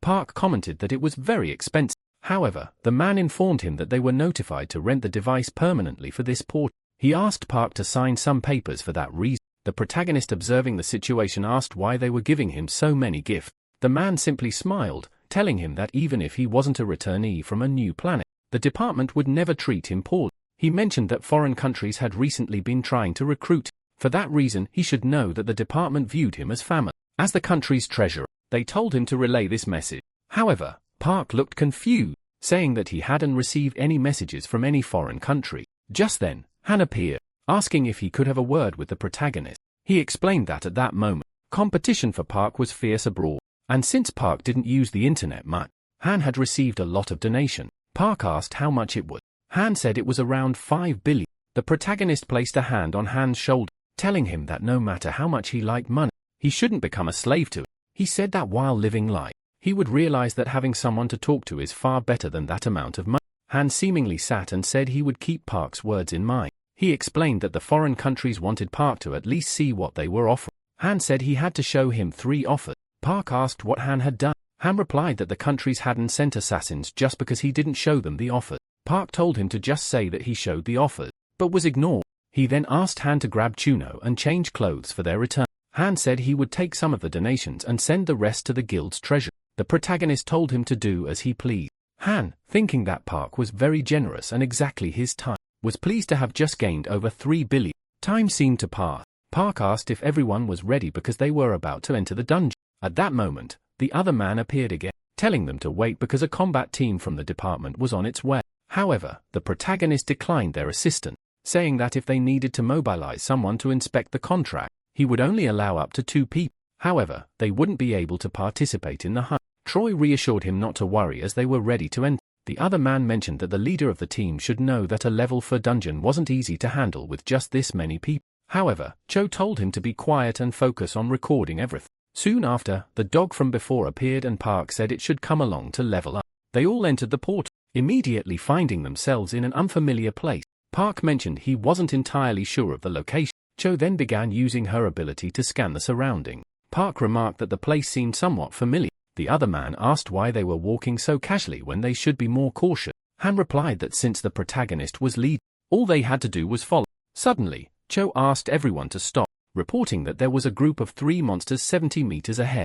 Han quickly drew his weapon. The other man questioned if that would be enough and Han confidently said it would. With a determined look, Juno drew his sword. Surprised, the other man questioned why Juno was acting that way. Juno rushed toward the monsters, but Park swiftly knocked him out, seemingly rendering him unconscious. Park asked Han to help wake him up. The other man asked why Park was acting like that and Cho explained that Juno had a condition that made him go insane whenever he held his blade. Meanwhile, Han was still trying to wake Juno. Park, however, seemed to notice something as something unknown appeared in the bushes. Park immediately instructed everyone to move back. At that moment, a monster emerged and began heading toward the group. Everyone quickly assumed their defensive position, but Park charged forward instead, moving directly toward the monsters. The other man recorded everything. Several monsters rushed at Park, but he effortlessly dispatched them all. The system notified him that he had earned 48 conquest points. Everyone remained on high alert as more monsters could be nearby. Park was surprised at the speed of his reaction, wondering if this was real. Park then reminded Juno not to forget about the loot. The two of them began harvesting the stones from inside the monster. The other man commented that Juno seemed normal outside the dungeon, but once he held a knife, he became a psychopath. Cho told him to stop talking and focus on moving forward. Park announced that he would start killing the monsters next so everyone should stay on guard. After collecting the stones from the defeated monsters, the other man, watching everything, wondered if sending C-ranked soldiers and interns to deal with a rookie and a psychopath was wise. Park then called for the dog, asking it to head into the forest and bring more monsters back. The dog followed Park's command and headed into the forest. Meanwhile, Cho and the other man observed everything, wondering what would happen if a horde of monsters came charging toward them. As the team leader questioned if they would be okay, Cho simply told him to keep recording. Soon after, Park announced that the monsters were coming and a loud rumbling echoed through the area. The other man was panicking about everything that was happening. Han, noticing that Juno was losing control, told him to take a tranquilizer. However, Juno, driven by madness, charged toward the monsters. At that moment, the dog reappeared and an arrow flew straight at him. Juno managed to dodge the arrow and successfully struck one of the monsters rushing toward them. He quickly advanced, finishing the monster with ease. Immediately after, the other man warned Juno to be careful, as there was a monster right behind. However, it was already defeated. Han had taken it down from behind. Using his crossbow, Han finished off the monster alongside Juno. Both satisfied with their teamwork, Han reached level 9.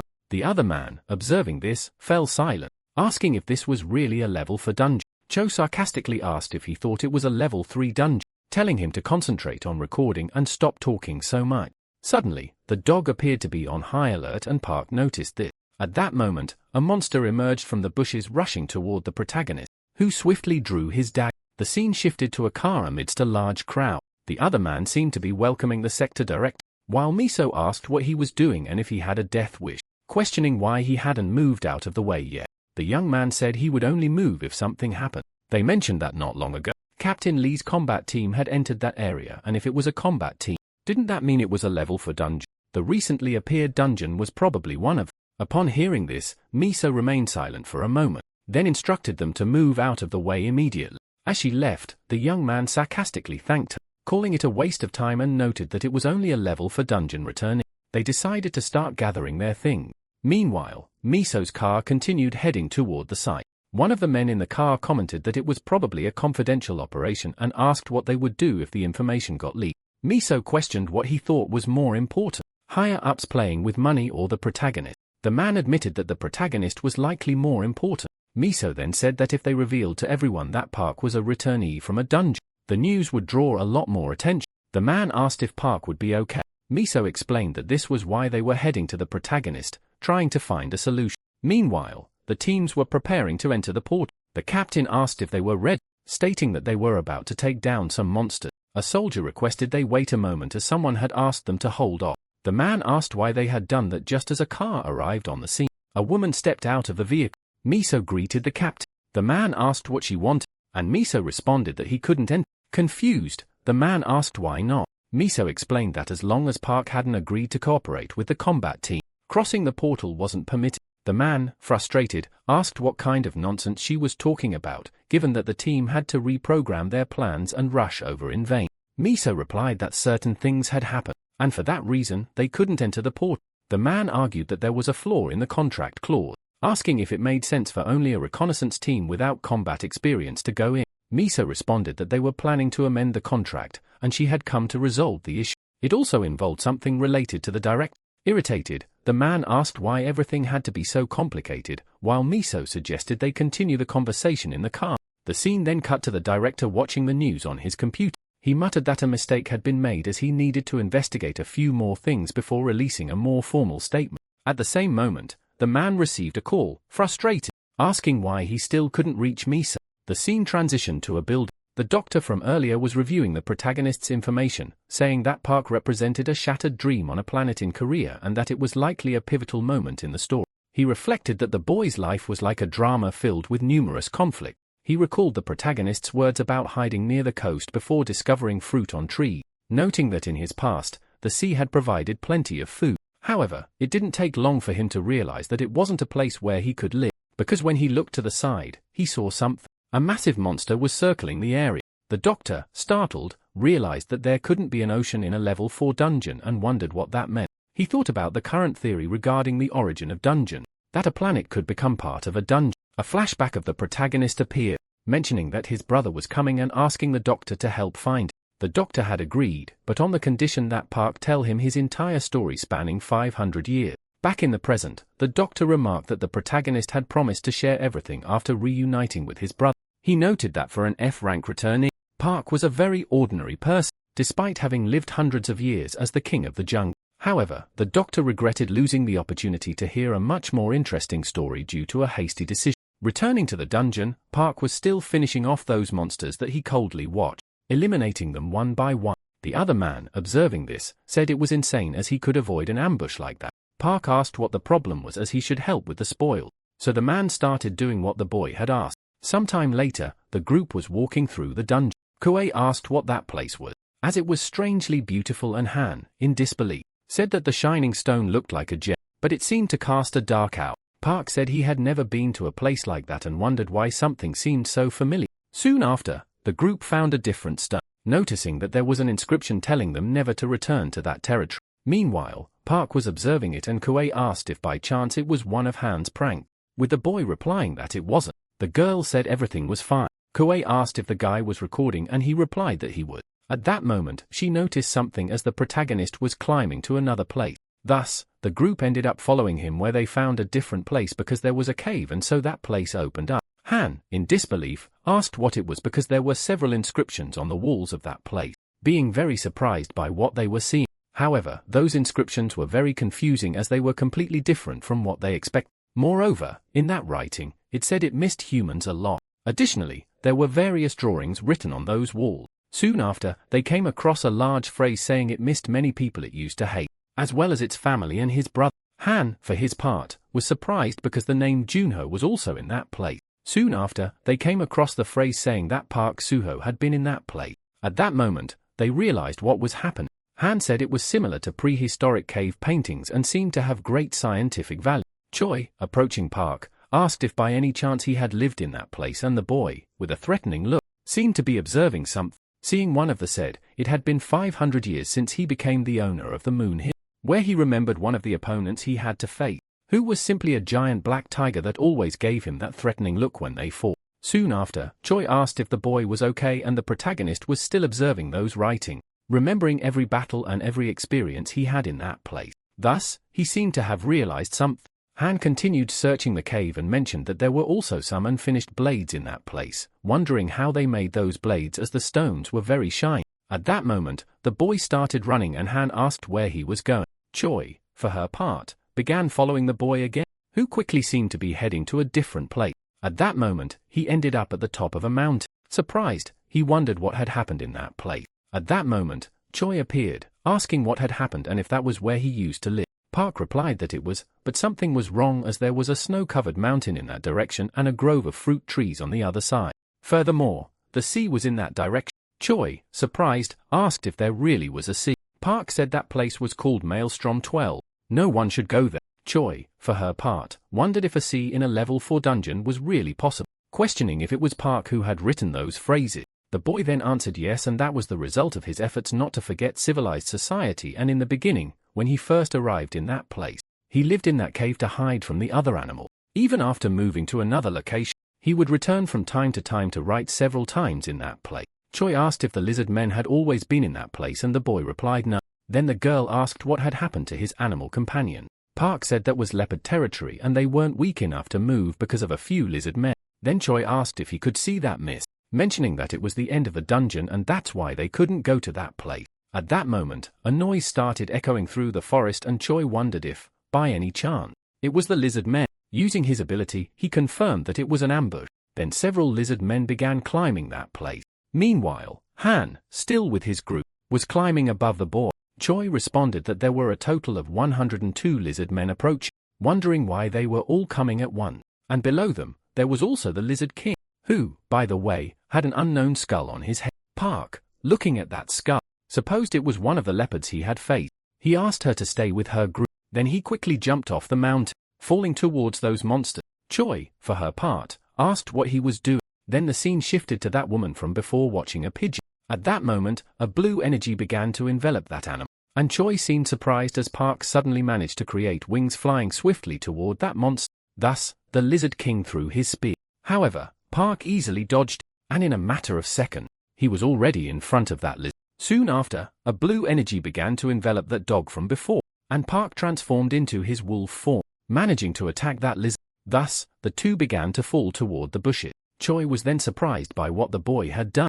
Han soon reached the mountain with his group. Choi, for her part, said everything was fine because the protagonist wasn't dead. Meanwhile, those lizard men were still climbing the mountain. Choi said there were lizard men 30 meters away and approaching, so they should prepare to fight. The other guy then grabbed a giant stone, saying he was ready for the fight. Han, for his part, grabbed his crossbow, telling them to try climbing. Meanwhile, Junho, without any weapon, also grabbed a stone. Soon after, those lizards got closer, and as a result, Han fired his arrow. Returning to the protagonist, he was in an intense fight with that boss, and it quickly seemed like he could finish him off. Thus, he tore off the skull that was on its head, asking the lizard where the leopards were. However, that monster already seemed to be dead. Back at the mountain, Park's group was still fighting those lizard men, and the other guy asked if long-range weapons didn't use more dimensional energy than short-range ones. Han said there was no power limit, as it could be ineffective, depending on the person's level. Soon after, Choi warned that more lizards were coming. Junho then grabbed his two weapons. Han said Junho had gone crazy again, so they shouldn't let him jump. Soon after, that other guy noticed something as the protagonist, along with that monster, was in the air, surprised by what they were seeing. At that moment, those lizard men were almost reaching the top of the mountain. Thus, Park seemed to have finished off that lizard man. Desperate, that guy asked to seek cover. Then, that lizard boss struck the mountain. The system notified that Park had leveled up, and the wind ability had been unlocked. As a result of the explosion, several monsters fell into free fall. However, the mountain also began to collapse. Choi, for his part, asked everyone to take cover. However, it wasn't enough as everyone began to fall toward the ground, and all those monsters were also falling. Thus, a landslide occurred. However, Choi seemed to have managed to save himself, asking if by chance everyone was okay. Soon after, that other guy from before said he was fine, and Han was glad he was still alive. Beside him, Junho also appeared to be awake. Park, returning to his human form, told him to leave because the door had already been opened. Thus, everyone quickly stood up to return to the world. The guy observing this asked what the point of all this was. Back in the real world, that portal was still very strong. Meanwhile, Miso, along with that group of soldiers, was waiting for the protagonist who at that moment emerged from that place. Meanwhile, that soldier silently observed everything as the group had returned intact without any casualty. Observing the protagonist, the guy asked if that was Park because he seemed a bit weak. Soon after, Miso approached the protagonist, trying to greet him. However, the boy transformed into a pigeon and then started flying toward someone. The other guy watching this was very surprised, wondering if he had really turned into a pigeon. Then Miso asked if something had happened, and Choi said if she had gone there to negotiate, she should just leave. Miso asked what had happened with the record, and Choi asked to simply return to the headquarters with Chief Kim. However, the girl responds that she also needed to go with Choi. In turn, asks the reason for that, and the girl replies that the mission to observe Park ended at that moment, and for that reason she was dispatched. Additionally, she had received a mission to assist at the border of the field near the north of Daegu. The other guy says that 4 members of the portal management would remain in that location, as that was the minimum required to take care of the equipment. Chunho, shaking the guy's hand, asks him to relax, as they would take care of them as guests. The guy observing the protagonist's brother is surprised, as in real life, he was completely different. Then the scene cuts to the other guy asking what he meant by going back, questioning if he had and said they should cooperate with the protagonist, and Miso replies to just return and talk about his salary. Besides, the director was waiting for him, and for that reason they should return right away. The man responds that wasn't the issue, asking why Park had refused to meet with them. Thus, a discussion between them ensued, and Han, along with Chunho, were watching all of it. Han says he was just irritated by the way that guy talked, and Chunho asks to just leave. Soon after, the scene cuts to several buses heading somewhere. Next, someone calls Miso and exalted, asks where she was and if she had told everything to the press. However, the girl replies that everyone was retreating at the moment, except for the management team, so she asked them to resolve it later. Moments later, a guy shows some people a recording where an inscription in Korean appears. Then he asks if everyone saw this inscription in Korean, and with this inscription, they discovered Park Seo's diary written on the walls of the cave. In the recording, the guy suddenly jumps and throws the Lizard King away. At that moment, the guy says that, unfortunately, he couldn't record more inside the dungeon, but he managed to while outside of it. Soon after, a guy sees the boy's form and asks if that was a pigeon, to which the presenter says yes, and they believe he confused with tamed animal, and that was the end of the record. Then a white-haired man says that it was terrifying because the boy dealt with the Lizard King in that way. In turn, the director asks, since the strength of the Lizard King in a level 4 dungeon is around rank B. However, the presenter responds that it was actually rank A, and that the boy had defeated a rank A monster with it. Again, the director asks if Park Seo is then above rank S. However, Troy says that his current dimensional energy is rank E, but his normal combat abilities are rank S+ after fusion. It depends on the anime. However, they believe he can at least reach rank SSS. Furthermore, Park Seo has no level up limit in his abilities, unlike other awakened ones. Then the white-haired guy asks if all the regulars are like that, but Troy doesn't know if they all are like that. At that moment, the director asks what his status was like before his return. However, the guy says that if all the people who disappeared during the cataclysm return, like Park Seo, their country would be extremely powerful. However, the presenter responds that going through a portal without equipment means going in empty-handed, so there's almost no chance of others like him. In turn, the director says that either way, even the first round of tests demonstrated that Park Seo is a return from a level 4 dungeon, but Troy replies that they can't be sure of that yet. Then the director says he doesn't want to believe it, but the fact is that it's not a new planet, and what's most important at the moment is the secret of Park Seo's abilities that are inside that dungeon. However, he asks why Park Seo is stopping the scout, even after signing a contract. Then the white-haired man responds that perhaps he doesn't want to share the secret of his power, but Troy defends him, saying that Park Seo wasn't that kind of person. Then Miso asks if they don't think they should try negotiating a bit more, but the director asks what more he could possibly want. After all, they've already offered more than enough to the boy. At that moment, Miso responds that that's exactly why. Then Troy leaves the place apparently angry and wonders what they meant by the secret to Park Seo's strength. In turn, the guy tells Miso that if she fills her squad 37 with 80 rank C or higher people, he will take responsibility and find Park Seo, and the issues with the minister's investment would also be resolved without problem. Then the director says that even if they only take all the spoils, it already seemed very good. In turn, the guy says they would earn 3 times the usual amount and a 780% bonus. Next, the director asks Miso what they should offer Park Seho to gain unrestricted access to the dungeon. However, Miso asks if they didn't already have plenty of that to spare. In another place, apparently a plantation, a child asks monk Myongjin if he was going to harvest the tomatoes from the field. However, the monk responds that not only the tomato, but also the peppers and potato. As they enter the shed, one of the children says they will harvest 100 cherry tomatoes and the other says they will harvest 200. Another child mentions that Jeongyeon had said she would make roasted potatoes and peppers. Then they are ordered to each take a hoe to harvest the crop. However, while doing this, a man with sinister eyes seems to be watching them from hiding. Then the scene cuts to a soldier saying they had 10 minutes until departure. Additionally, they should report the number of soldiers and conduct the equipment inspection. Thus, the other soldiers say everything was in order and there were no problems with detection. Meanwhile, Choi was using her phone. The girl says there are no issues with detection team 11. The soldier says they were about to begin the operation. Thus, they begin to leave inside the tank. The girl still seemed to be using her phone and the soldiers were talking saying they had heard that the Daegu border was like hell on earth because of all the dungeon breaches. The other guy then says they doubted that the detection team would be in command of front line. Asking if it was true, Choi replies that it is, which is why they should write a will and send it to their families before they go out of signal range. Then the scene cuts to another house where the protagonist was, and shortly after he receives a call from Choi. However, the boy was sleeping. Meanwhile, Han was on the computer saying the protagonist was sleeping much more than usual, and since it was revealed he was just a returnee from a level 4 dungeon, the donation should have stopped. However, he is surprised by what he saw. At that moment, Junho arrives at the place. Han asks him to knock before entering and the boy apologizes, wondering if he was doing something illegal, asking if that monk had called at any point. However, the boy responds that he had. Junho says he couldn't reach and wondering if something had happened.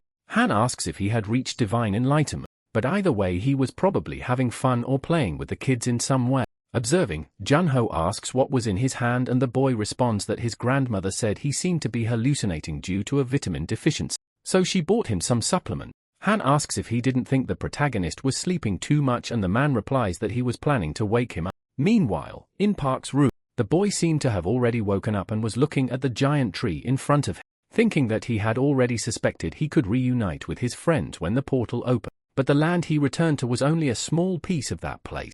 Instead of meeting his friend, it was filled with red lizards he had never seen before, so he had no idea where his red wolf family could be. Additionally, his greatest enemy, Kura, could be somewhere with that other giant gorilla he had fought before, wondering where they could possibly be and if they had fled to another place in fear of those lizards. However, he changes his mind instantly, asking if it really mattered because if they were destined to, they would reunite one day. Soon after, Junho enters the room asking if he was awake so they should eat something. Park replies that he was already awake and had slept so much that he didn't realize he was hungry. Thus, the two leave the room and Choi was still trying to call the young man. A while later, the protagonist was already having dinner at the table with the two, asking where that blonde girl had gone. However, they were surprised by what they heard, asking if he didn't know the name of that woman. However, Park asks if her name wasn't Blonde, questioning why they were acting that way. In disbelief, Han says her name was Choi, asking if by chance the two of them weren't seeing each other before. Park, in turn, asks if he was talking about that house there. Then Junho asks if they thought they were going to send her to the field. Park says he didn't know what he was talking about. Junho says she had called because the protagonist didn't answer his phone and besides, they needed to recruit new members for the guild. Park asks if they really needed to do that. Junho replies that yes, they did, because they needed people to handle the portal meter and they didn't know when a portal could sprout in her territory. Next, the protagonist asks Han if he happened to know where they could recruit more people. The boy says he might know if he asked an old boxing friend. Park asks if that monk had come back before. Junho replies that he hadn't called either and hadn't said where the elderly orphans were living in Seoul. Irritated, Han says that monk was still not answering his phone and he wasn't someone who did that. The scene then cuts to the battlefield and meanwhile, Choi was still waiting for her orders. Looking at her phone, she realizes she was in the red zone with the necrophiles, wondering if that was on the original route. However, she forgets everything and ends up turning off her phone. Then the scene cuts back to Park realizing he had 2 missed calls from that girl. Soon after, he tries to call her. However, that number was already unavailable. The scene then cuts again to those tanks heading to a certain location and around them were several zombies surrounding that place. Meanwhile, Park was still trying to make that call and Choi's phone was apparently covered in blood. Thus, Park realizes she simply wasn't answering. Soon after, a car arrives at the protagonist's residence and Meisu tells Junho they had just arrived, asking if she could meet with the protagonist. The other man, looking to the side, finds Park, who was sitting in a chair looking at something. Park asks if it was about the inspection. Meisu responds that yes, it would. The protagonist says that it wasn't a new plan, asking why they were so focused on inspecting. Meisu responds that they wanted to uncover the secret behind his ability in the dungeon. Park says he had already told them many times, as they just needed to train hard for 1,000 years, asking why they didn't believe him. The man then asks him to stop acting that way since they were from the same country, so they should help each other as good compatriots in this time of national crisis. Park then asks what the man was talking about. The guy says that the frequency of level 6 dungeon appearances was increasing, and the time limit for a dungeon break was slowly decreasing. The number of infected people in the field had skyrocketed, putting pressure on society during a massive food and labor shortage, and people with strong abilities like the protagonist were desperately needed. Park asks what he meant by infected people. The man says that after the cataclysmic shift, an unknown virus started spreading among the people living in the field. The infected are called necrophile, and the red areas in that location are red zones with necrophile. If that zone expands, land-based transportation will be cut off. Dungeon breaks in the field would become increasingly difficult. Mr. says they believed it was an alien virus that came through a portal, but it spread so quickly that it was hard to the situation with their current manpower. Park asks if, by inspecting dungeons freely and hunting there, they would give 2 gifts in return. Mr. says the first gift would be to raise his guild's level to level 5. This meant he could enter dungeons from level 5 and below, asking if that wasn't exciting. The other gift would be to give him new territory, a region that used to be in the north near the protagonist's territory, asking if he could handle it. Park says that if he's talking about the field, the land was already abandoned, asking if he was requesting to protect the east of Seoul in danger. Mr. says they were abandoned land, except for a few other cities. Most of the region was practically field. After the Great Disaster, the people who remained in the field couldn't bear it any longer and began moving to safer areas. However, the big cities with stable security didn't have enough space. Park then asks if he should stay in that place and welcome. Mr. says that when people gather, they tend to help rebuild the city, developing trade districts in the dungeons and clearing the farmland. If his guild were recognized for its ability to manage the territory, it would likely generate a lot of profit. In the dungeon's commercial district, the modular mobile house should be used in case of dungeon break. Park, observing all of this, mentions that it wasn't a bad offer, asking about the current situation in North Korea. The protagonist says they took a major hit to their command system at the beginning of the Great Disaster. The other man says there were coups, and when the system collapsed, they escaped to mainland. The remaining survivors are going from place to place, struggling to survive. Since they can't manage the dungeon systematically, breaks are happening everywhere, asking if it wouldn't just be a matter of time before they escape to South Korea. Soon after, the protagonist thinks he wasn't sure if he was mistaken. Then he accepts the offer, saying they should sign the contract. Pleased, Meizu says he made a great decision. Park asks if the condition of staying in the country for 30 days had already been rescinded. The girl responds that it had. Park then says there were 2 things he'd like to personally request. First, he wanted to meet the scientist who invented the dimensional energy measuring device. Second, he wanted to locate a member of his guild, the monk from before, because he had stopped answering his phone all of a sudden. Meizu says those 2 requests would be easy to fulfill, so they would take care of it. Standing up, the man says he would begin his mission. Soon after, the scene cuts to a building where 3 people were sitting beside a chair, apparently waiting for something.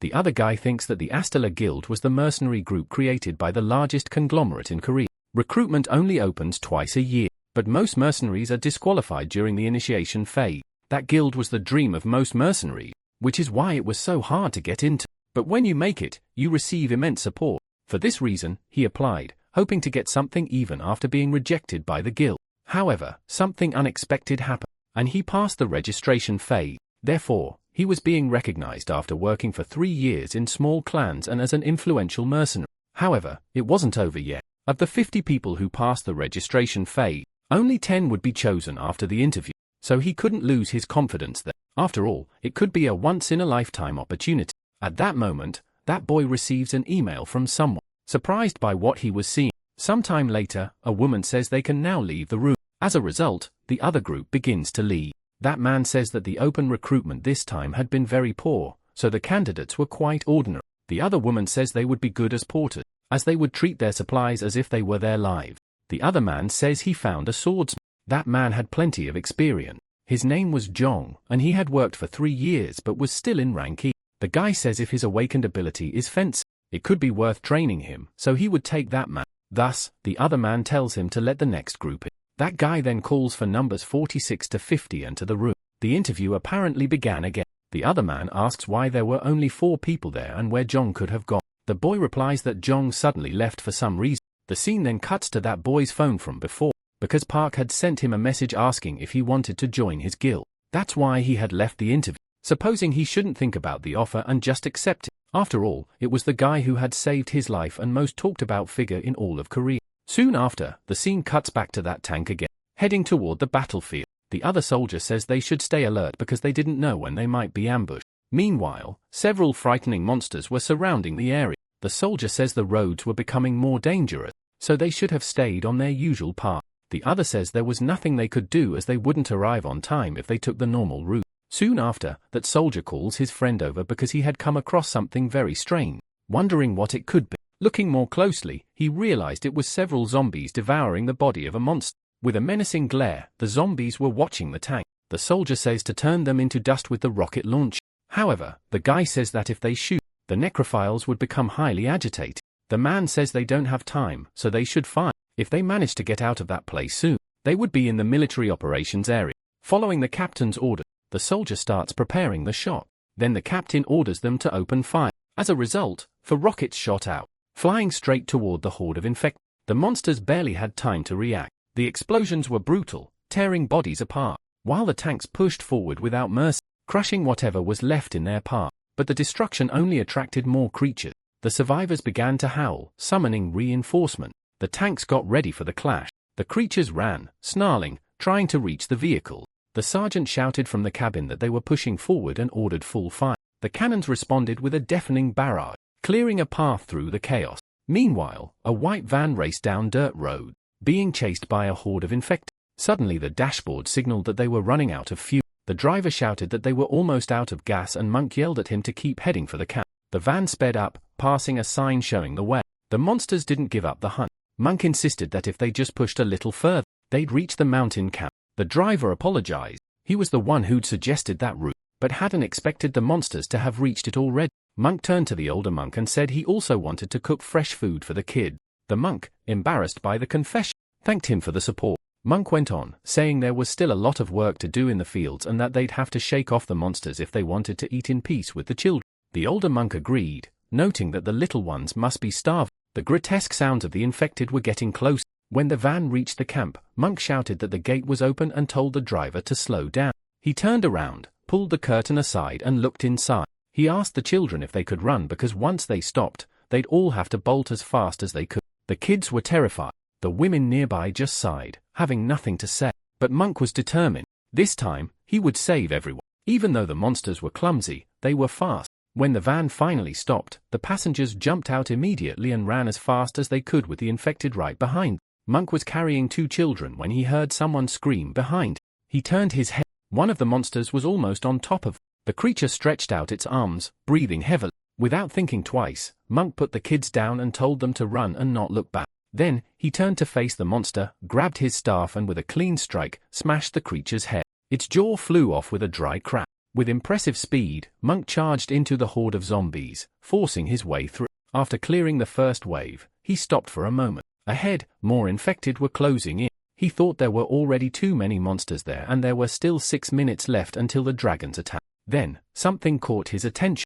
Fireflies began to appear around Monk, lighting up the scene where he stood, surrounded by the zombie horde. In the next instant, tornado columns formed, sucking the monsters up into the sky. Everyone watched in shock as the infected spun through the air like leaves in the wind. Monk stood frozen, surrounded by that magical glow, and then a figure appeared behind. At the top of a building stood the protagonist, watching everything from above with his hands in his pockets and the blue sky behind. In a calm tone, he commented that that ability was pretty useful. The fugitives and the bald man turned when they heard his voice, recognizing the young man from afar. Seeing him, Monk exclaimed that this was his benefactor, but the protagonist simply told him to step back before he got dragged in by the tornado too. When he activated the ability again, the monsters started spinning even faster in the whirlwind and the fireflies glowed bright. The scene looked like a living tapestry, embroidered with shining jewels. The protagonist, eyes sparkling, said, "I like this." Meanwhile, the military vehicles kept trying to hold back the monsters with bursts of gunfire. The sergeant, visibly nervous, shouted into the radio,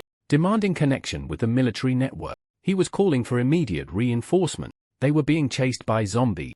That's when a rain of stones fell onto the convoy and dozens of infected surrounded the tank. The monsters tried to break into the cabin while the sergeant ordered everyone to hold on tight. The stones kept falling and the infected, even after slipping off the tank, kept trying to climb back up. Suddenly, the vehicle rolled over a cobblestone and tipped onto its side. The ones behind saw the accident and ordered an immediate turnaround maneuver. Meanwhile, Choi, unaware of the chaos, was in her car when she noticed her sword beginning to glow. Over the radio, they reported that the first vehicle had flipped. The car stopped and the soldier, confused, asked what was going on. One of them, nervous, muttered, "Captain, we're screwed." Zombies started climbing onto the car and were mowed down like bowling pins. Choi pressed a button that opened the window blind. That's when she saw it. Red Eye staring back at her from the other side of the glass. The infected were piled up on top of the vehicle. Choi ordered the door to be unlocked immediately while a soldier complained that he should have known better after having nightmares the night before. The driver looked away from the zombie-covered window and said he was opening the back door.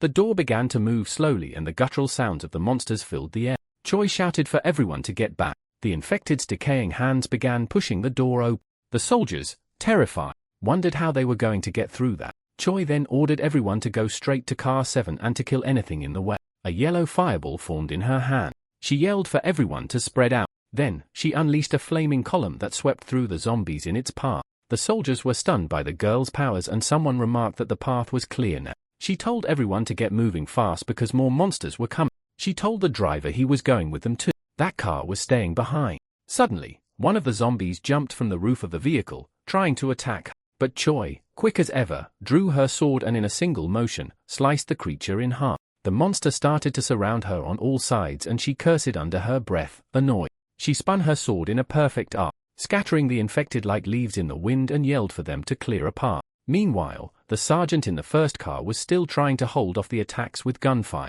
He ordered the soldiers to form a perimeter around the vehicle. One of the soldiers approached to check on the survivors in the second car. Looking inside, he said that both the driver and the front passenger were dead. But the infected didn't give up. The soldiers struggled to open the car door without success until one of them shouted for a blowtorch. They said they were from Group 7 and were opening the door, telling everyone to stand back. The others formed a human shield, trying to protect the survivors. But there were too few of them and the infected quickly broke through the defense and charged forward. The remaining soldiers shouted to the captain, saying they were being crushed and wouldn't hold on much longer. But the captain stayed calm. He said this was no time to panic. They just needed to hold out a little longer. One of the soldiers, using his clairvoyance ability, looked ahead and announced, 40 meters left. More and more zombies appeared, surrounding the soldiers who fired non-stop. The sergeant drew a dagger and shouted for the soldiers to get ready for close combat. That's when flashes of blue lightning started to glow behind the horde of monsters. The lightning sliced through the infected like paper, scattering body parts everywhere.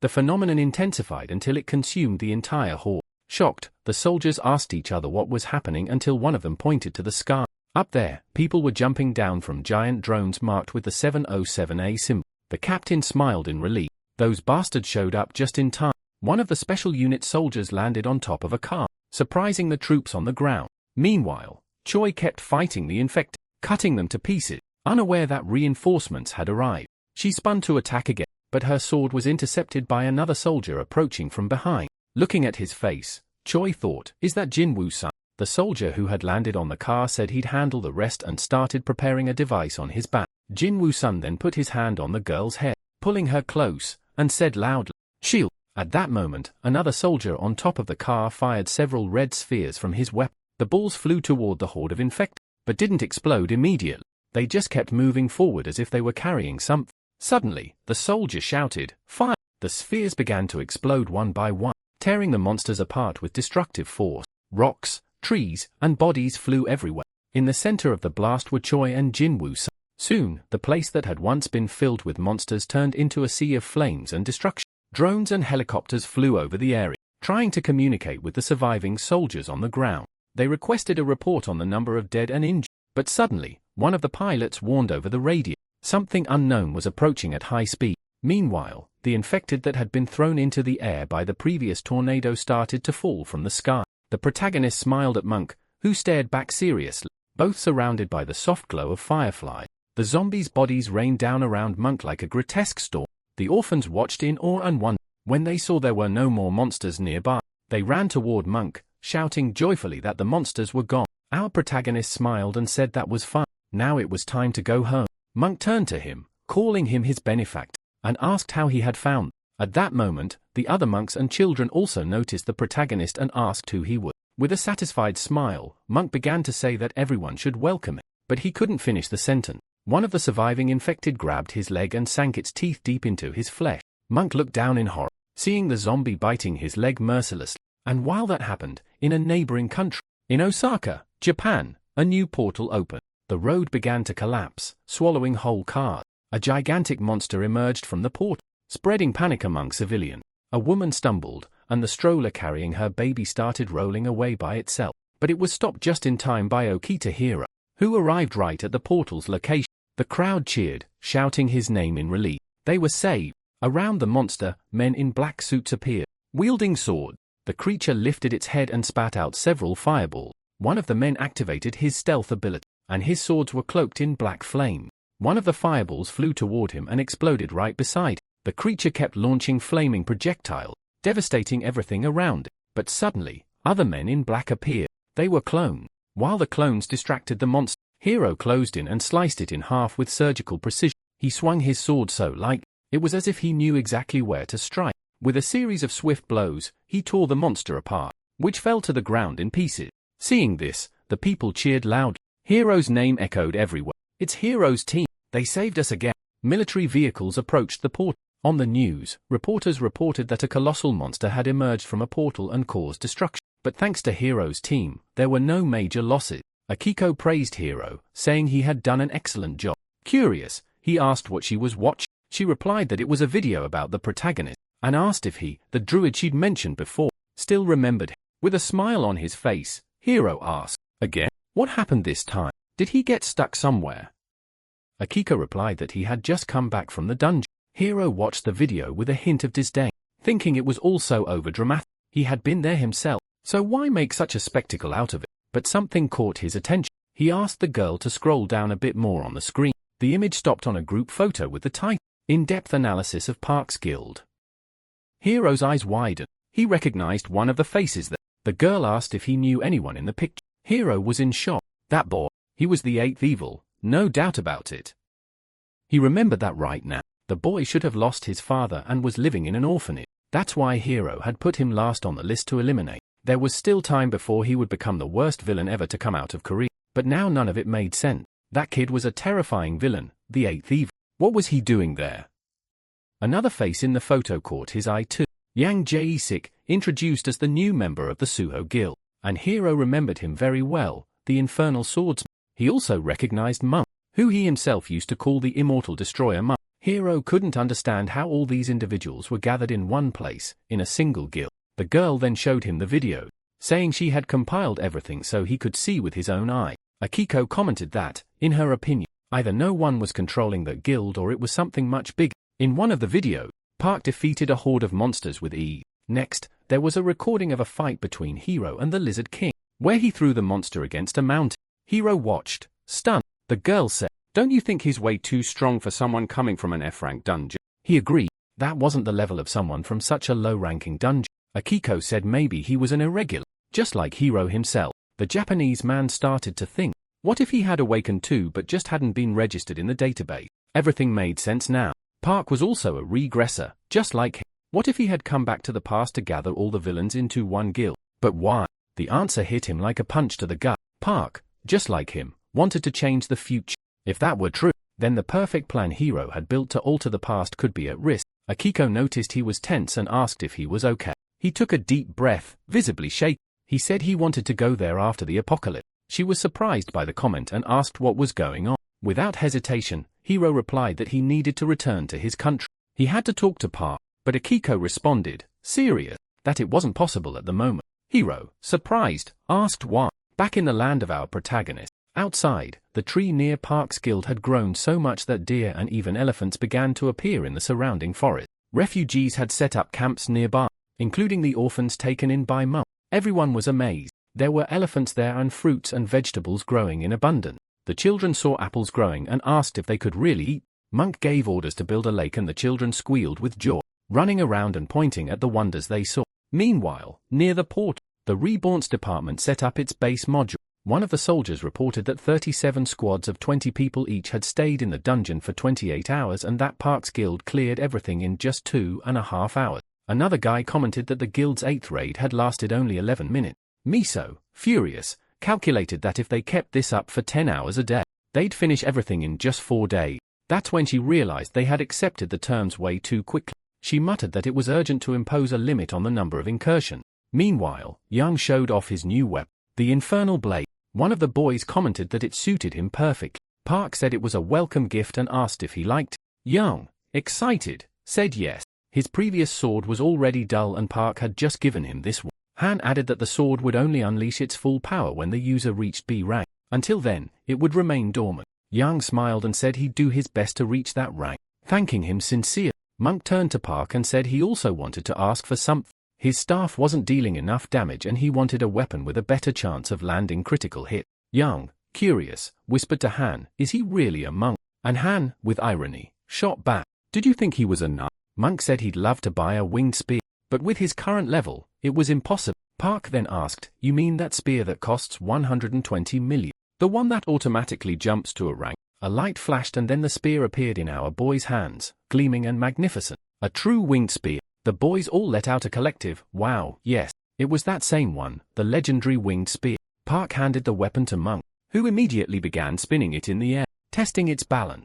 Monk, loud and clear, thanked him, saying he would repay it with infinite curses and the blood of their enemy. Young, once again in a low voice, asked Han what kind of curses those were and he explained that Monk was a specialist in applying unique and sinister debuff. Park then asked Han if he needed anything, but he replied that he'd already received enough. He raised the rifle in his hands and said he didn't need anything else. At that moment, someone asked why there was an elephant roaming freely on Park's property, but not even Park knew the answer. Meanwhile, Jong was thinking how surreal it was to see an F-rank group walking casually through level 4 dungeon. Park turned to his brother and asked about the medicine.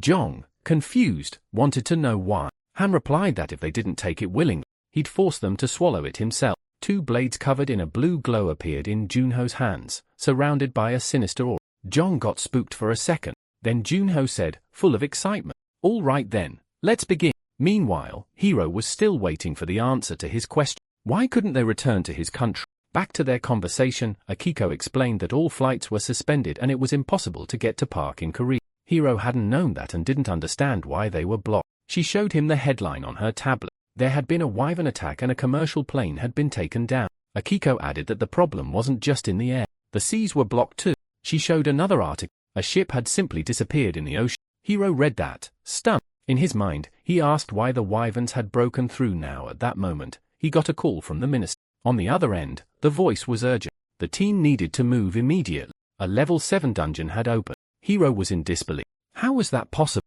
Akiko was shocked too. According to his prediction, that dungeon was supposed to appear in 5 months. Looking at his phone screen, Hiro thought the timeline had changed. He compared the records with what was happening now. The wyverns shouldn't be out for another 3 months and the army would need another month to contain them. If they didn't close that level 7 dungeon soon, the world would collapse. He realized it could only be part. It was him. He had come back from the future. And if that was true, everyone around him could be exceptional individuals. But one question wouldn't leave his mind. There was only one time stone. Did Park come back 20 years ago too? Or did he come from another point in time? Did he know something that Hiro would only discover later? Hiro knew he couldn't ignore him anymore. He needed to find him as soon as possible. And if Park's goals were different from his own, he'd have to eliminate him for the sake of humanity. He turned to Akiko and said firmly, "First, we'll go to the level 7 dungeon." She agreed, saying she would keep gathering data on Park. Meanwhile, our protagonist was inside the dungeon. He asked Monk to gather the monsters. The monk approached a bull, started hitting it, and murmured a prayer. But Han ran up to him and shouted, "Come on harder, Monk, hit it like you mean it." The screams and sound of the staff echoed through the forest. Jang at that moment felt embarrassed about these guys. Didn't they realize how weird this looked? Han, looking down his rifle sight, warned the enemies were getting close. The whole team fell silent, watching the forest ahead.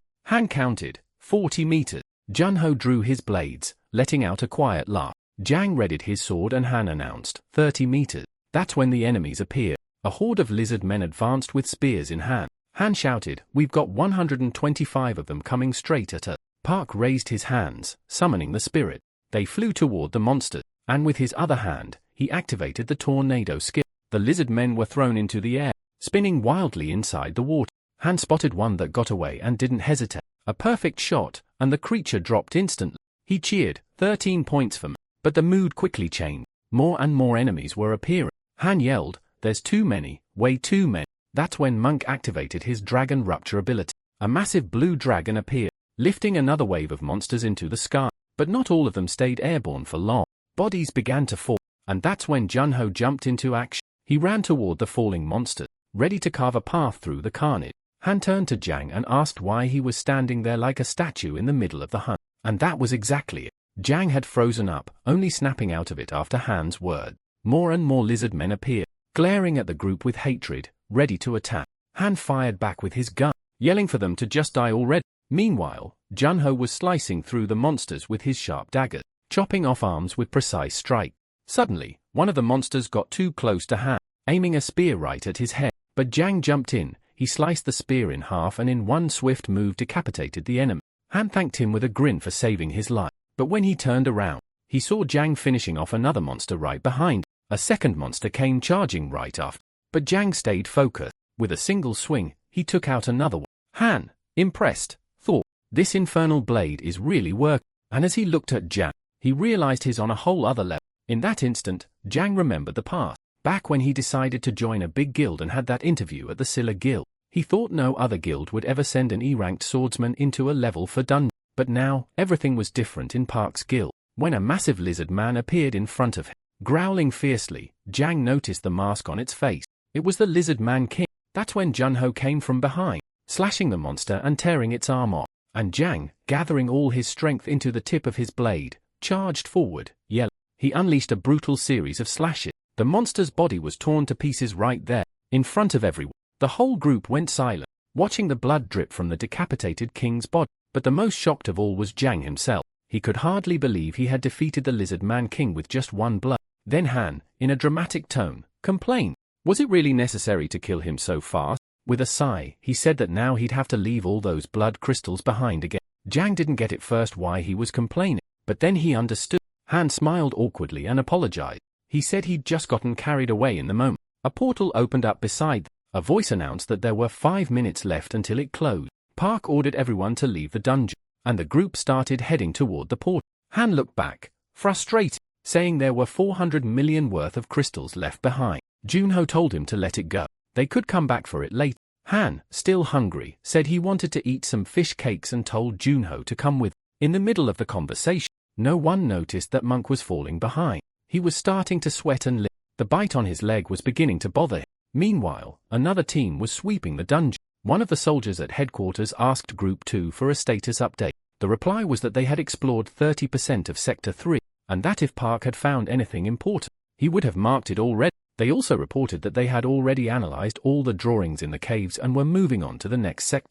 Suddenly, another soldier reported over the radio. 6 targets moving 70 meters from base at 4 o'clock. The white-haired guy heard the info and gave the order. Send 2 soldiers, take out the target silent, and collect the crystal. Then he called base and asked for the location of the Lizard Man King. The operator replied that the Recon team had tracked the king to Sector 12.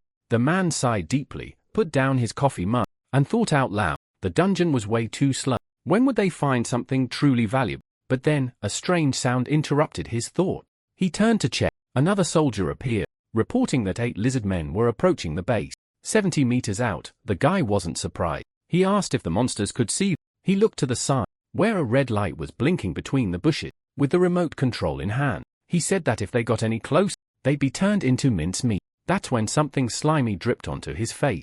He looked up, and there it was. The Lizard Man King, grinning with bared teeth, right on top of the headquarters roof, glaring down at the soldiers below. At the same time, the team was defeating more lizard men and extracting the blood crystals from their body. Suddenly, they heard something in the distance and turned quickly, asking over the radio what had happened. The response came fast. The base had been attacked. They needed to start the defense immediately, but it was too late. An explosion rocked the headquarters. The captain cursed and ran toward the blast. The other soldiers followed close behind. More lizard men ran toward the group, but the captain spun his axe firmly, ready for battle. He sliced through the monsters with ease, clearing a path to the destroyed base. He shouted for everyone to run. There was still time, but they had to move fast. Helicopters and drones from the 707A unit hovered over the landing zone, monitoring the situation. A new wave of infected was approaching the soldiers. One of them remarked that the zombies were falling back, while another yelled that the wounded needed to be evacuated by helicopter as soon as possible. The troops tried to prevent the infected from escaping, opening fire on anything that moved. Jinwoo-sun informed Choi that they had received an SOS signal during an aerial mission and had arrived at the last second. Choi replied that they were about to rendezvous with the SDS group, but the young man explained that the CDC was in full operation. They had to work simultaneously in 5 level 2 dungeons. Suddenly, everyone looked. A fireball was heading straight for the helicopter. The impact was devastating. The aircraft exploded in midair, and its debris scattered everywhere, leaving the soldiers completely stunned. That's when a massive creature emerged from the tree, launching fireballs in all directions. Inside the base, in front of a darkened screen, a soldier reported to Miso that that was the last recording, captured by one of the soldiers with the ability to transmit data in real time. Miso asked if they had at least learned anything new from it, but the answer was disheartening. Not yet. They would only have more information once the site was fully clear. After losing her patience, she demanded to know why the groups had changed routes and ended up right there. The soldier began to explain that the instructors thought it was a mistake, but Miso exploded with rage. She shouted, asking who, after all, had authorized entry into the zombie red zone. She swore that if that idiot came back alive, she'd deal with him herself. She tried to make a call, but all she heard was a recording saying the device was turned off. She let out a heavy sigh, asking herself what was wrong with Choi and why this always happened with her. Meanwhile, the phone she was trying to reach was destroyed, lying in a pool of blood. Back at the dungeon base, chaos reigned. Destroyed equipment, everything covered in blood. A soldier missing an arm staggered out of the makeshift headquarters trying to stifle his scream. Behind him, the lizard man king charged forward like a hurricane. The monster easily caught up with the soldier and knocked him down with one paw. But the young man seemed ready for this moment. With a dark smile, he pressed a red button on the remote control. The lizard man king turned, realizing the danger. But it was too late. His entire body ignited and disintegrated in front of everyone. At that moment, the captain, the one with hair like Karkash, and his team arrived at the destroyed HQ and were shocked to see the king's head lying on the ground. One of the soldiers reported that a portal had appeared 120 meters away, with only 10 minutes left before it closed. The captain, irritated, muttered that this was all a disgrace. Meanwhile, at the defense HQ in the capital, Miso was driving when she got a call and answered through her headset. On the other end, a soldier informed her the first group had returned, but 2 were dead and 2 more were critically injured. The girl was shocked by the number of casualties. How could something like this happen in a level 4 dungeon? The sergeant explained they had to split into 2 groups, one for combat, the other for wreck, and in 2 hours, they'd be going back down again. Miso asked them to delay it. She needed to secure reinforcements first. She asked what the other groups were doing. The reply was curt. Everyone was on an incursion. She wanted to know if they had found anything valuable, but the soldier said they were too busy defending the base. There was no other relevant report at the moment. He added that they had confirmed the time distortion. Group 1 had spent 48 hours inside the dungeon, but only 24 hours had passed in the real world. Miso thought to herself. When she went into the dungeon herself, time had been moving twice as fast inside. Park had disappeared for 10 years, which meant he'd spent 20 years in there. She remembered his word, that it was necessary to train for 1,000 years to become strong. Now it all made sense.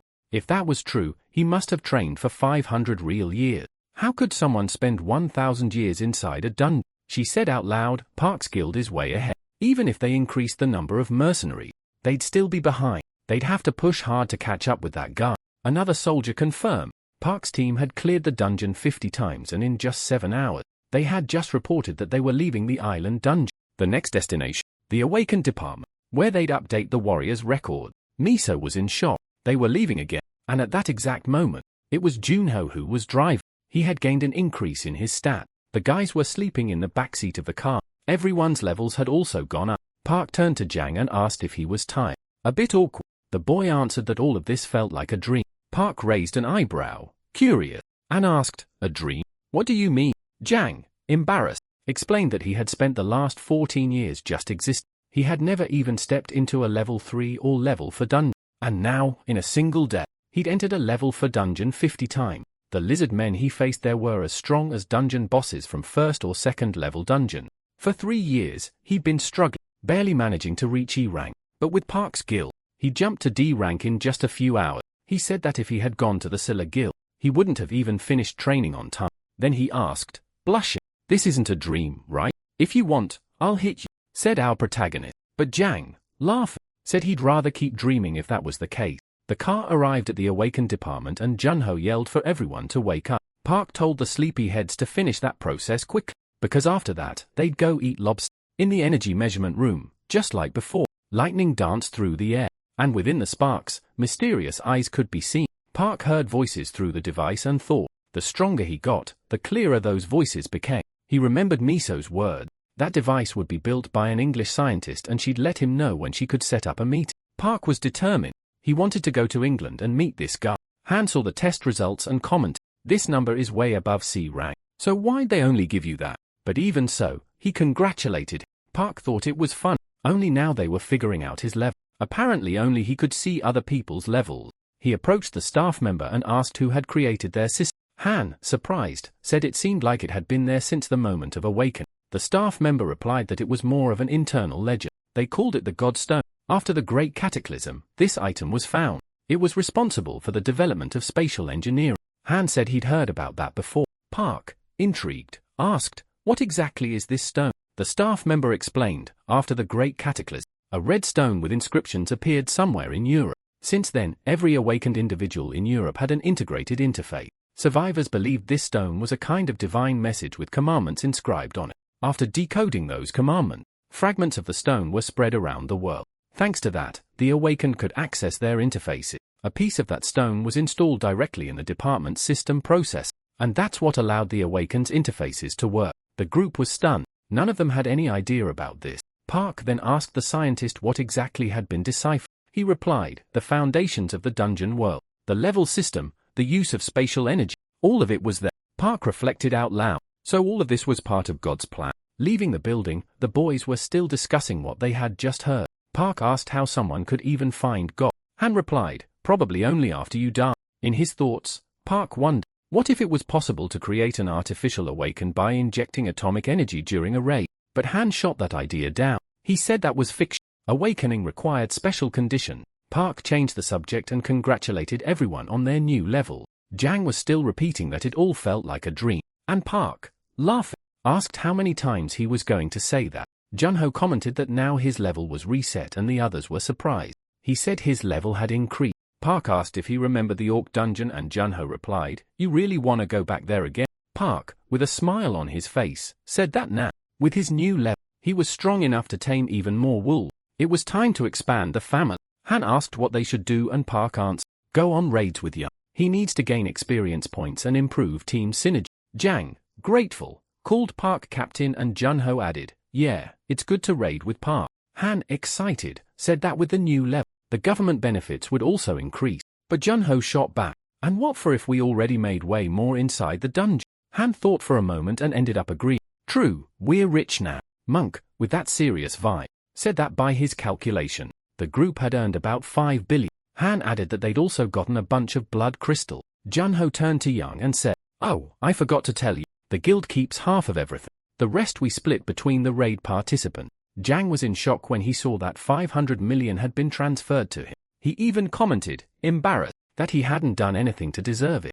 Han said that Park was simply a very generous person, but even so, Jang couldn't accept those terms. Suddenly our boy shouted at the top of his lungs, "I'm hungry," and called everyone to go eat lobster. At that moment, Han grabbed his head with both hands and screamed that he had forgotten something important. The others turned, startled, asking what had happened. Tears streamed down Han's face. He said dramatically that he'd probably be killed soon. The guys looked at each other, confused, and asked why anyone would want to kill him. Soon after, the group arrived at a restaurant. The place was getting busier and busier, and in the distance, a portal glowed brightly. The boys gathered around Han's laptop and Jang widened his eyes at the amount he saw on the screen. Junho, incredulous, read out loud the names of the senders of the transfers. With a tearful voice, Han said the money probably came from the Yakuza. Junho asked what the Yakuza had to do with the hunter who had just returned, and Han explained that, from the messages, they were interested in Park's ability to cultivate plants. Now that a huge cultivable area had been destroyed, most of the food came from planet Aruka, and Park's ability could solve any country's supply problem.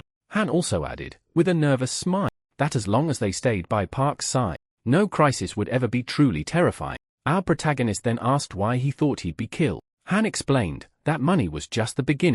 They wanted to talk to him, and if he didn't show up in 2 days, he'd be dead. Park, serious, said he'd already made it clear he wouldn't go to. Han added that they kept insisting and reminded everyone that one day, drunk, he'd sent a message saying Park didn't even have money to meet. Jang was shocked. Park, as calm as ever, asked what exactly they wanted from him. Han pleaded, record a video for them or they'll do something terrible to me. Our boy agreed on the spot. Han jumped up, bowed deeply, and thanked him with teary eyes, saying he'd use all the money for the guild's benefit. Still emotional, he said he should even change the channel name to Park's Guild. Park, impatient, told them to finish it quickly so they could go eat lobster. The others agreed, they were starving. Han set up the camera and started recording. He greeted the sponsors, introduced himself, and pulled Park forward, saying he was the man everyone was waiting for. He said he'd leave the rest of the message to him and stepped out of frame. Park stared at the camera and, without hesitation, said, "I'm not going anywhere." Then he turned his back and added, "That's it, now let's go eat lobster." Han froze. "That's it?" he asked, incredulous. The others didn't understand what was wrong either. Jang commented that Park got straight to the point and Monk added that he was hungry and hurried the group. At that moment, Han received a message. He read it out loud. If Park doesn't want to go to them, then they'll come to him. They want to know if he's okay with that. Everyone immediately turned, surprised by the proposal. Han said they were willing to come there and wanted to have a serious talk with Park. Our hero replied indifferently, "Tell them it's fine by me." And as he walked away, he added, "Who's gonna stop them if they decide to come?" When they arrived at the cafe, Junho asked which country those messages came from. Han answered that it seemed to be the same place where Hero had gone. The group didn't even notice that a man, sitting at the next table, was watching everything carefully. Night began to fall over the city and cars sped down the avenue. Inside one of them, a young man was talking on the phone with his superior, saying he was already on his way. When he hung up, he frowned angrily. He muttered that that old man was driving him crazy, then turned to the driver. "I'm exhausted today. We're going to the club." But the phone rang again. He answered annoyed. It was a man calling directly from a cafe. He told the director that he had found Park. The director, surprised, asked where he would. The answer, after dinner with the guild. He's heading to the dungeon. The director wanted to know which dungeon, and the man replied, it seemed to be the same one where an incident had happened recently. The director smiled and ordered his subordinate, "Keep him there." Meanwhile, inside the DGB building, a man sitting in an armchair picked up the phone and asked the director how he could help. The director answered, "It looks like we have a member of the vitamin group, Song Yi. In her last interview, she said she liked Park." The man in the chair confirmed, "Yes, that's right. She really did say that." The director mentioned that they'd soon be releasing a new song, and this time, he was thinking about using the scandal as the basis for an advertising campaign. The man, frowning, couldn't understand what was going on in his boss's head. The director then turned to the driver and told him to turn around. They needed to pick up a client. The car swerved sharply and sped off in the right direction. Meanwhile, the guy in the car got another call from the chairman. He answered, greeting the chairman. On the other end, the old man was already yelling, calling him a bastard and asking why he hadn't arrived yet. The man calmly replied that he was dedicating himself to the DGB and asked why all the swearing. The furious old man screamed again, accusing him of conspiring against him once more. He ordered him to come see him immediately, threatening that if he went anywhere else, he wouldn't leave alive. The director tried to calm him down, saying that after all, he was his son and also the DGB Corporation's vice president. He promised that this time, he'd actually do something useful for the company. But the chairman, confused, asked what he was talking about. With a sly smile, his son answered that he wanted to recruit the protagonist. The old man exploded again, asking if he thought things were that simple and revealed that he'd already sent a manager to handle it. Tired of the yelling, the son hung up on his father, furious at the lack of trust. Staring at his phone screen, he muttered about how someone could be treated that way by their own family. Right after, Songyi called him, calling him brother. The man smiled when he heard her voice and asked how she would. The girl wanted to know if it was true that he wanted to introduce her to Park Suho. He confirmed it, saying he was on his way to pick her up and asked her to get ready. After the call, he angrily replayed the conversation with his father in his head, annoyed at the manager. How dare that old fox interfere with his plan? In his mind, the young should be the ones talking among themselves. Not even Park Suho could resist the charm of the idol from the Vita group. If everything went well, he wouldn't have to bow to his father anymore. Power would finally be within his reach. Meanwhile, in a dark, abandoned dungeon, the tall buildings were covered in vegetation and a buzzing echoed through the area. The noise came from a helicopter hovering overhead, closely watched by monsters peeking through the window. Glowing spheres started dropping, scattering through the air. Each sphere emitted an infrared glow. On the helicopter's screen, an image appeared and the pilot reported that there were goblins everywhere. It was like looking for a needle in a haystack. The pilot wondered why such well-trained soldiers with the best equipment were being sent to hunt down one single guy. Suddenly, in the ultraviolet spectrum, the image of a person appeared. The pilot shouted, ordering a turn to the left, and the glowing sphere redirected its red light. There was a man, crouched in a corner, with a huge scar on his face. Annoyed at being found, he grumbled that first they used him and now they were after him again. From the helicopter, the soldiers ordered him to stay put because they were going to rescue. The pilot cursed the situation, saying the guy was surrounded by goblins. And at that exact moment, a goblin's face popped up right in front of the scarred man. The soldiers yelled, demanding more speed to reach him in time. The man pulled out his pistol and started shooting frantically. He killed the nearest goblins and took off running, trying to escape. But the creatures weren't about to let him go. They chased after him, nearly catching him. From above, the helicopter closed in on the chase. The man ran as fast as he could until a goblin almost struck him with an axe. He spun around and fired again, taking out more enemies. He ran up a staircase, shooting to keep the monsters back, but luck wasn't on his side. He tripped and fell to the ground. The pistol flew out of reach and he didn't even have time to get up. The goblin caught up to him and opened its jaws wide, ready to kill him. But at the last second, the goblin's head exploded with a perfect shot. With the sound of shattering glass, a team of soldiers burst through the building's window. The man recognized them as the old DGB team, and he realized he had nowhere left to run. He let out a curse, then he died of natural causes. Meanwhile, a black car sped through the city street. On the dashboard, an image of Group X appeared. The man answered the call and heard the voice on the other end say, it was Group X. They reported that the target had been captured. The man praised their work and told them to take him to the warehouse. Meanwhile, the director scolded the manager, wanting to know what he had done. The man, irritated, explained that he'd only asked the manager to hold Park until he arrived. The manager then remembered when Park had walked toward the port, quietly saying he'd go alone. He called out to him, but Park just looked over his shoulder, took a business card from the DGB company and completely ignored him. He stepped into the portal and vanished like a blur. The manager, guilt in his voice, explained that the protagonist disappeared in the blink of an eye without even listening. The director turned away saying he didn't want to hear excuses and the manager just apologized again. When asked how long it took the last time, the manager said that in pairs, it had taken 4 days. The man made a face. Alone, it would take at least 8 days. The director, shocked, wondered if Park had really gone into that dungeon alone and a level 5 one, no less. At that moment, the car window rolled down and a girl asked when she'd get to see Park. Without even turning around, the director, eyes closed, called her Spark and said the protagonist was already inside the dungeon,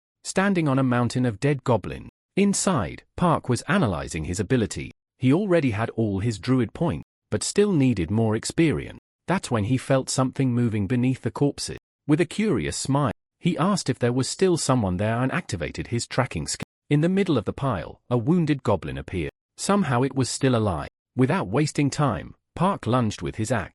The goblin didn't even have time to react. The strike was so strong that it shredded not only him, but the bodies around him too. Park pulled out a blood-soaked stone and seeing the notification celebrated 23 experience points. It was exactly what he needed. The stone disappeared from his hand and was automatically transferred to the guild's point bank. With that, he now had enough points and the system offered to unlock a new hunting area for 5,000 points. Park accepted. The map opened up and he chose the location, Park's land. The message confirmed that the hunting ground had been activated. Next, he opened the info on his tamed creature. The limit was 100 and so far he had 24, including a hybrid. Intrigued, Park quickly concluded that the hybrid had to be Beak.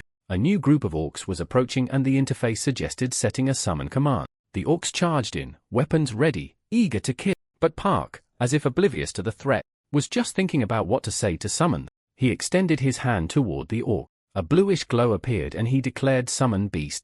Lightning and lights filled the field and even with all that, the orcs advanced, grinning with sharp teeth. From within the blue light, a wolf's jaw appeared, revealing teeth ready for battle. One by one, the wolves emerged on the field, bringing a satisfied smile to Park's face. The whole pack ran at the orcs while a dove flew overhead, watching the battle. Soon after, Park joined the fight, holding a dagger. With a grin, he said that day was perfect to fill up all 100 slots. Meanwhile, music blasted in a club. Young people danced excitedly, but the director complained that the vibe was a bit dull and asked for pretty girls to be brought in. At that moment, his phone rang. It was the manager again. He answered reluctantly, but widened his eyes when he heard that Park had already returned from the dungeon. He thought the manager was drunk. How could someone come back from a dungeon in just 2 hours? The surprise only grew when he learned that Park had gone back in again. The manager explained that, according to a vendor, this was the second time it had happened, and apparently, Park was clearing level 5 dungeons in just 2 hours. The director found that hard to believe and said the manager must be hallucinating. Meanwhile, Song Yi, who was looking at her tablet, was startled when she heard her name suddenly. Meanwhile, Park kept having fun inside the dungeon, turning orcs into mincemeat. When he turned around, he saw a rain of arrows flying straight at the wolves. Without hesitation, he gave the retreat command, and one by one, the wolves leaped into blue portals that opened up on the battlefield. A rain of arrows fell on the orcs, who tried to shield themselves, screaming in pain. Meanwhile, the protagonist propelled himself upward and 2 white wings spread from his back. The orcs yelled in their own language as Park flew toward the group of enemy archers. He circled above the orcs and, as he descended, activated his tornado skill. Shimmering whirlwinds formed, lifting the monsters off the ground and spinning them violently. Suddenly, something caught his attention. He looked to the side and saw a massive creature falling from the sky. Park ran toward the spot where the monster would land while the tornado still spun the other enemy. He got there just as the Orc King landed. Without hesitation, he said it was time for the Grey Wolves to join the fight and summoned one of his wolves. In an instant, our hero transformed into a gigantic white wolf ready for battle. The orc grunted something in its language, but Park, now in wolf form, replied, "I don't understand a word you're saying," and slammed a punch into the monster's face. The Orc King was thrown backward. Right after, Park activated the tornado again and a blast of wind swallowed the monster up. Still in wolf form, our hero leapt into the air and chased the orc mid-flight. With a spinning strike, he hit the Orc King squarely, sending the creature plummeting at insane speed, creating a huge crater in the ground. Park landed on top of him and finished him off with the final blow. A notification popped up. He had leveled up and gained 238 experience points. A portal opened 500 meters away and would close in 15 minutes. Without wasting time, Park ran while the orcs began to recover from the windstorm. He passed through a wolf pack and activated the tame ability. The orcs, now aware, ran after him, but Park, with his new wolf, was already charging toward the portal. One by one, the wolves jumped into smaller portals he summoned. Back in human form, he crossed the portal and thought about how the side effects of this transformation were very different from when he turned into a hybrid. Opening the menu, he saw he had tamed 88 wolves. He thought that with one more run, he could fill all 100 slots and still raise the hunting level. That's when a girl in a cap appeared in front of him. It was Song Yi.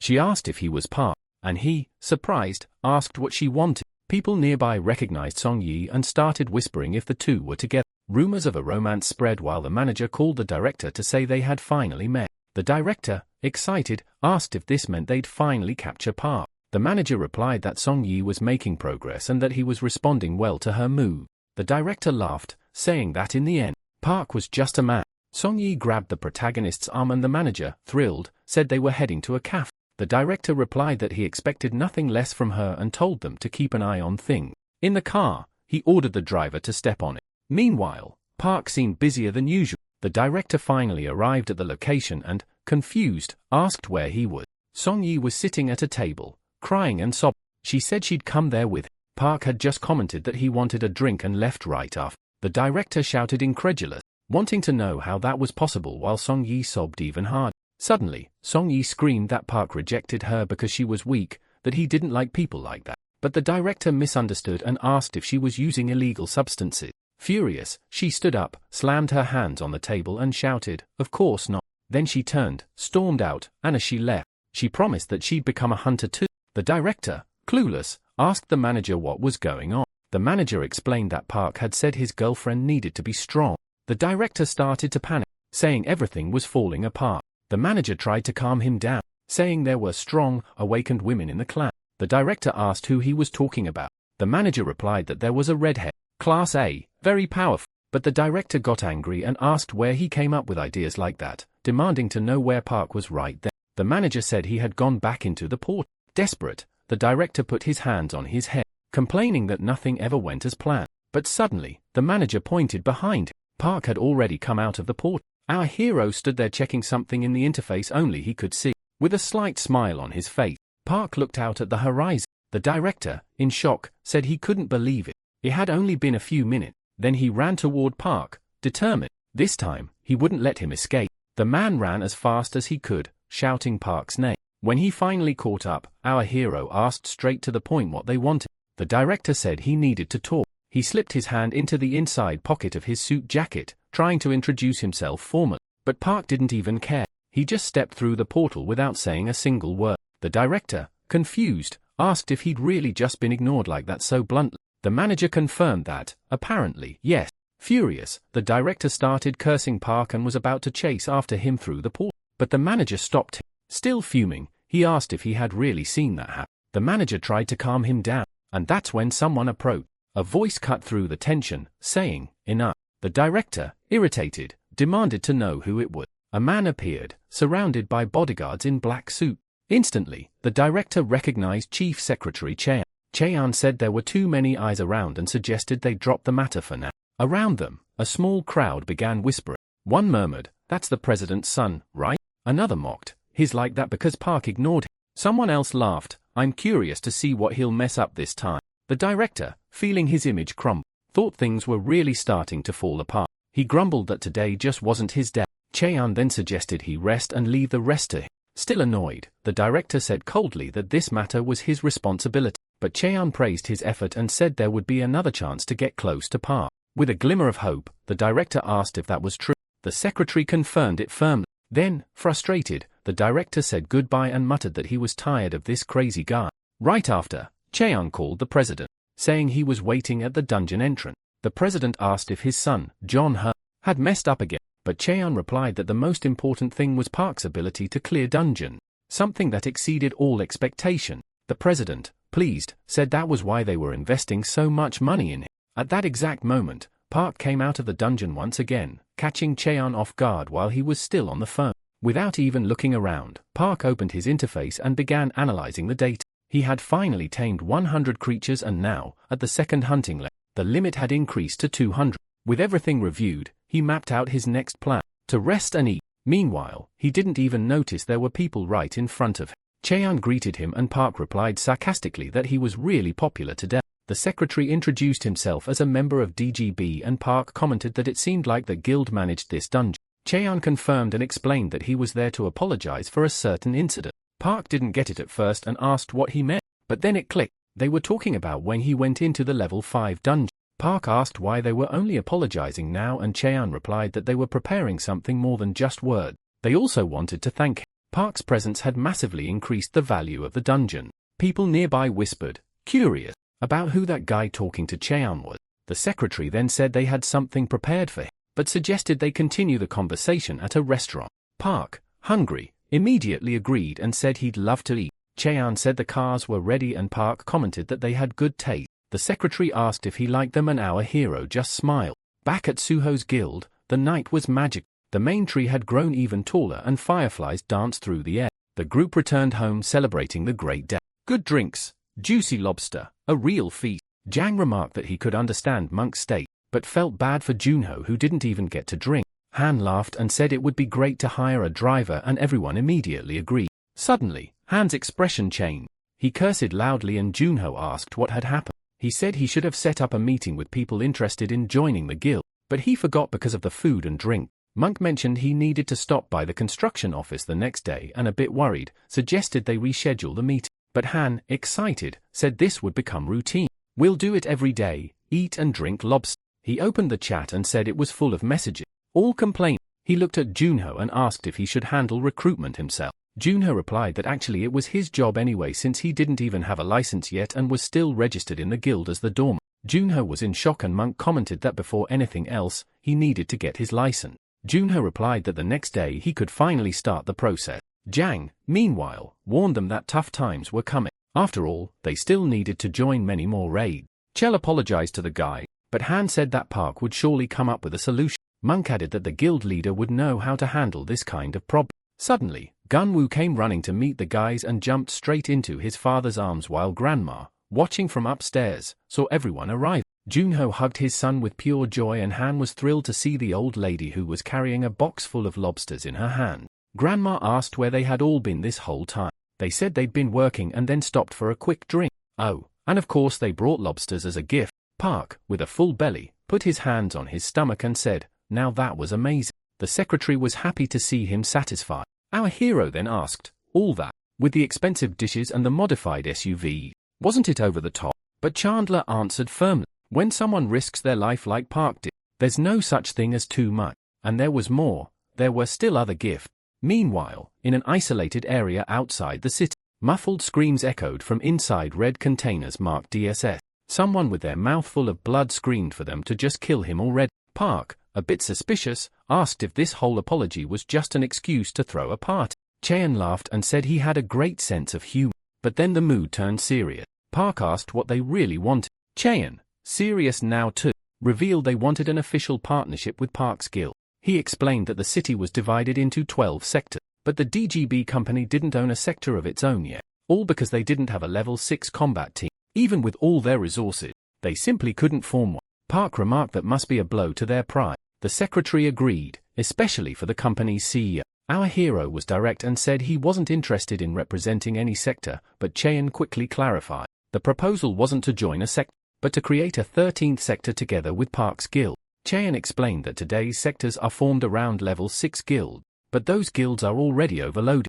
The residents are afraid, but if a 13th sector appeared where nothing threatened, everyone would want to move there. Property values would skyrocket, and they believe that Park's Aho's guild could become the symbol of that hope. He also asked if the guild had faced difficulty. The answer was clear. They lacked capital, manpower, experience, but if Park kept focusing on the dungeon, they would handle the rest, from management to government support. Park replied that they actually had capital and experience, but what they lacked was strength. Even so, Cheon insisted he saw potential in the guild and asked if his companions would be ready for this challenge. Our boy thought about his friends and felt uncertain. Cheon then threw out another provocation. Why do big guilds always get support from companies and not the government? He said that DGB wouldn't find a better partner. Park reflected. That would mean they'd have total control over the dungeons, and honestly, it sounded really good. But he was honest and said he'd think about it carefully. After all, a new sector isn't built overnight. Cheon, surprised, still thanked him. He thought people said Park was just a goofy glutton who melted at the sight of gifts.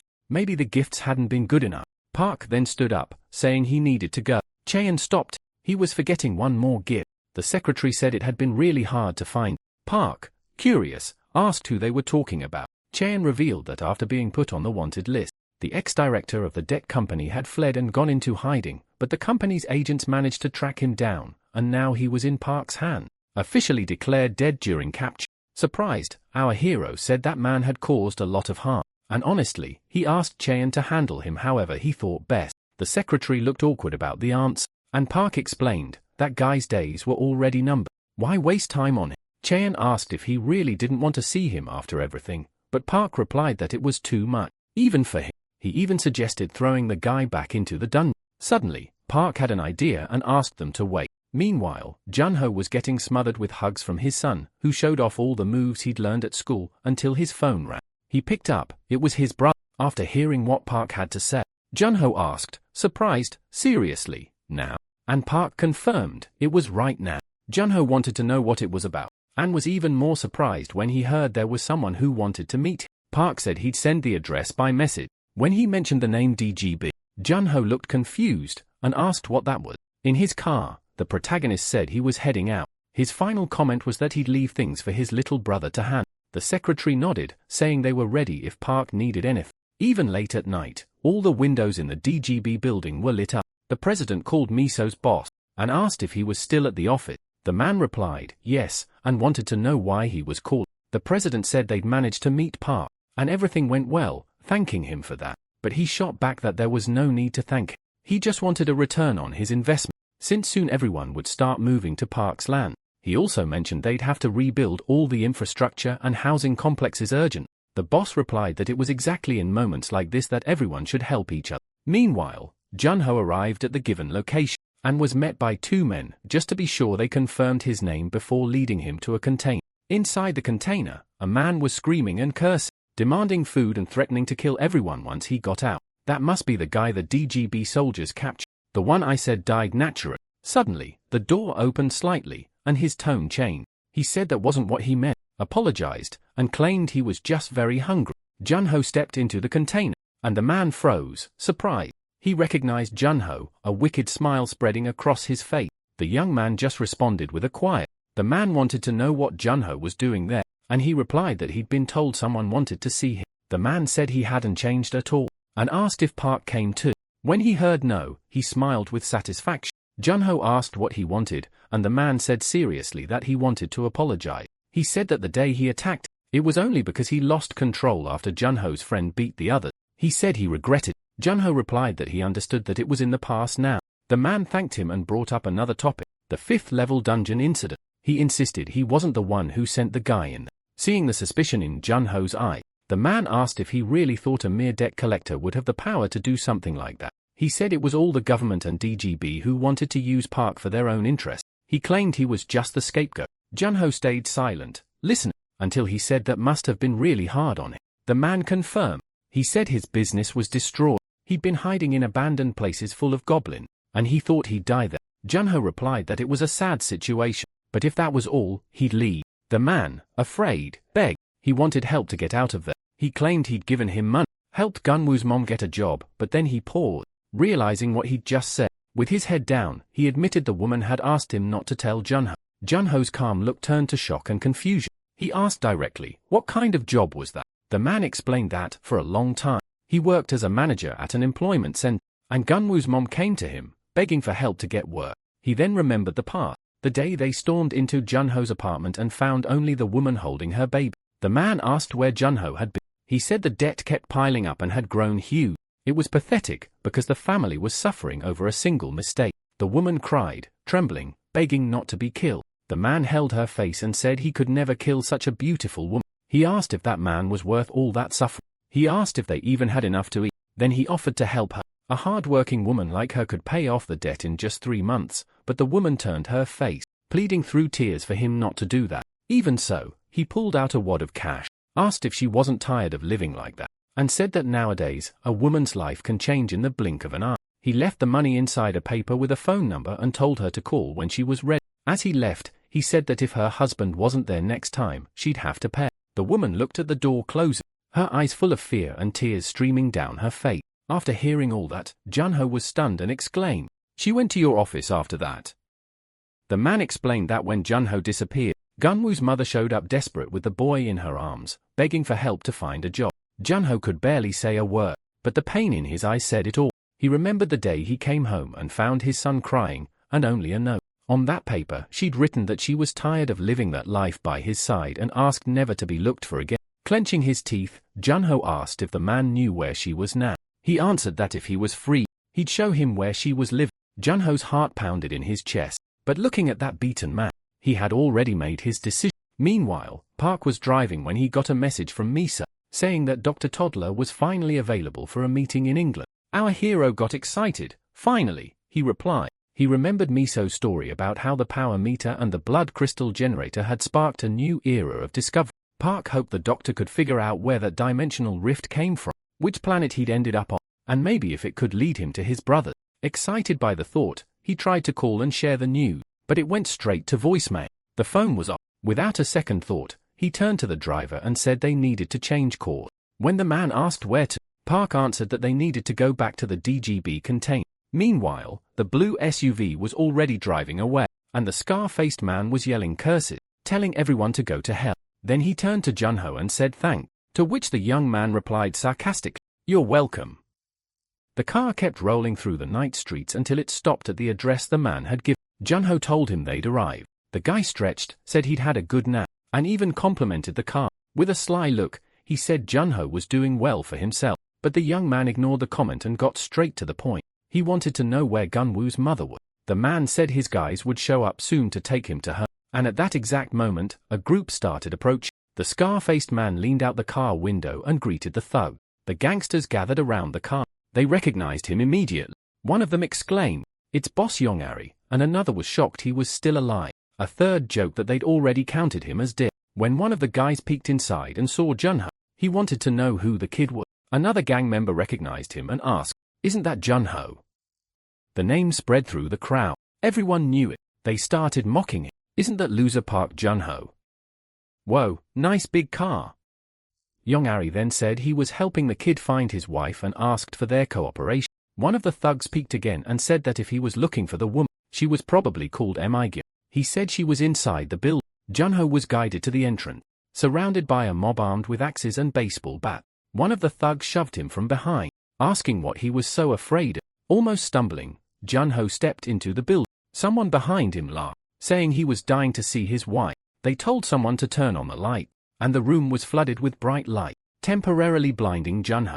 When his eyes adjusted, what he saw was a massive grinder covered in dried blood. Frowning, Junho stared at the plate. Yongari commented that this building used to be a crushing factory. One of the gangsters suggested Migyung could be in the second part of the warehouse, but another said there were already over 200 bodies inside, and he didn't even remember anymore. Junho turned, confused, trying to ask where Gunwoo's mother was, but before he could say anything, he was struck on the head with a bat. He hit the ground hard. Blood dripped down his face. The scar-faced man let out a cruel laugh and said Junho was too stupid to get it. We killed her. He claimed they had helped Migyung, but she didn't repay them. He called her ungrateful. He said if she hadn't been so stupid, she might have survived. In the end, they were doing Junho a favor. Trying to get up, Junho heard, "Your woman doesn't matter anymore." And then the kicks began. The scar-faced man poured out all his rage, shouting that it was all Junho's fault and his brother. They had destroyed his business. Another thug told him to calm down, saying if he killed him now, there'd be no fun. But the guy wouldn't stop yelling, consumed by hatred. "It's all because of you. How am I gonna kill those bastards?" With an insane grin on his face, the man looked down at Junho, now unconscious on the ground, and asked, "Do you know how long I've dreamed about this?" Junho coughed, still breathing, and the mocking answer came, "This bastard's tough." Someone suggested splashing water on Junho when he passed out, but even lying there, he was thinking he'd kill them all. It felt like going back to his childhood, when he used to say the same thing while playing video games. Back then, he thought his problems would end once school was over, but now, as an adult, there he was, playing again. And while he played, he wished the manager would die. In his favorite games, the protagonist was a maniac who slaughtered his victim, and Junho saw himself in those roles.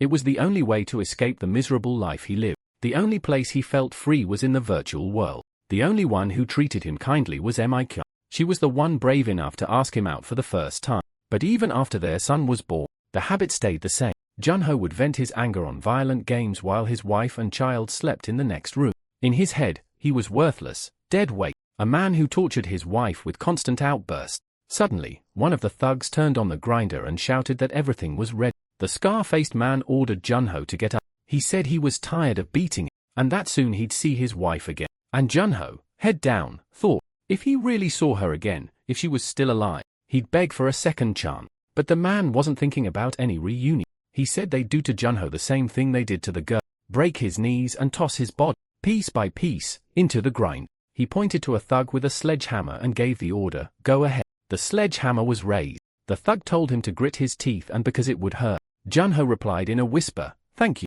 Now I remembered the past." He admitted he was a bastard who deserved to suffer. But strangely enough, the blows didn't hurt anymore. The thug yelled that he was completely insane and swung the sledgehammer with all his strength. But in the blink of an eye, Junho stood up and sliced off the thug's hands precisely and silently. Blood sprayed and the scream echoed through the warehouse. Right then, daggers began to take shape in Junho's hand. The thugs froze in horror, and then he said, "When Gunwoo's mom left me, I promised I'd never do this again, but now it was too late." With a sinister smile, he warned, no one would leave that place alive. The thugs started screaming in panic. They pointed at the blood-soaked blades in Junho's hands and shouted that he had awakened. They tried to run, but it was useless. Junho went after them effortlessly, cutting them down one by one with brutal precision.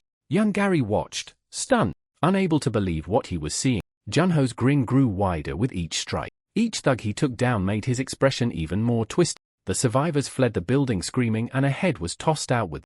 Junho stepped out right after, walking through the door with his daggers still dripping. The thugs begged to escape, but he was already closing in on another one way too far. Up above where the sniper should have been, Park himself was watching everything with a faint smile. A man dressed in black beside him asked if his brother was okay. Park said yes and told him to make sure Junho wouldn't have any legal problems after this. The man replied that most of those thugs were labeled negative social value so the government wouldn't care. Meanwhile, Junho had no idea his brother was there. He kept up the slaughter like nothing else existed. Park, still smiling, watched and said that now he had truly awakened, that he could handle everything on his own now. The smile on Junho's face wasn't anger anymore. It was the smile of someone who had overcome his regrets and evolved. The long night passed. The next day on the news, the reporter said that despite many dungeon breakouts in the city, the situation was starting to improve thanks to the actions of the special military forces. Even so, many believed the guilds couldn't keep up with the growing number of portals. But for now, the residents could hear the sound of victory and the soldiers celebrate. The camera showed the elite 707 unit and among them, our blonde girl Choi. The live footage showed Choi walking with a group alongside a red-haired girl. Miso, watching the scene, muttered, calling Choi an idiot for not calling her. Then the broadcast cut to a scandal involving Songyi, who had just released a new song. On screen, a photo showed Songyi talking with Park and the anchor asked, "Did you see this guy?" Choi passed by just then and stopped to watch. Beside her, the red-haired girl looked at the image and burst out in rage, calling Park a son of a bitch dog. At that moment, the captain of another group stepped out of a portal, swearing under his breath. One of the soldiers reported that they had sent 12 teens to that location and they all brought back more resources. But the treasure they were looking for hadn't been found. Miso, watching silently, drifted into old memory. She thought about Park's words when he said they just needed to train for 1,000 years. And then she remembered something the white-mustached man had said in a meeting, that Park simply didn't want to reveal his secret to anyone. That's when Choi exploded and yelled, "Park's not like that." After gathering all that information, Miso came to the conclusion that she needed to stop focusing so much on dungeons and start paying more attention to what Park was actually doing with all of it. At that moment, the girl's phone rang. It was Park himself, and she answered by asking if there was any chance they'd find his brother.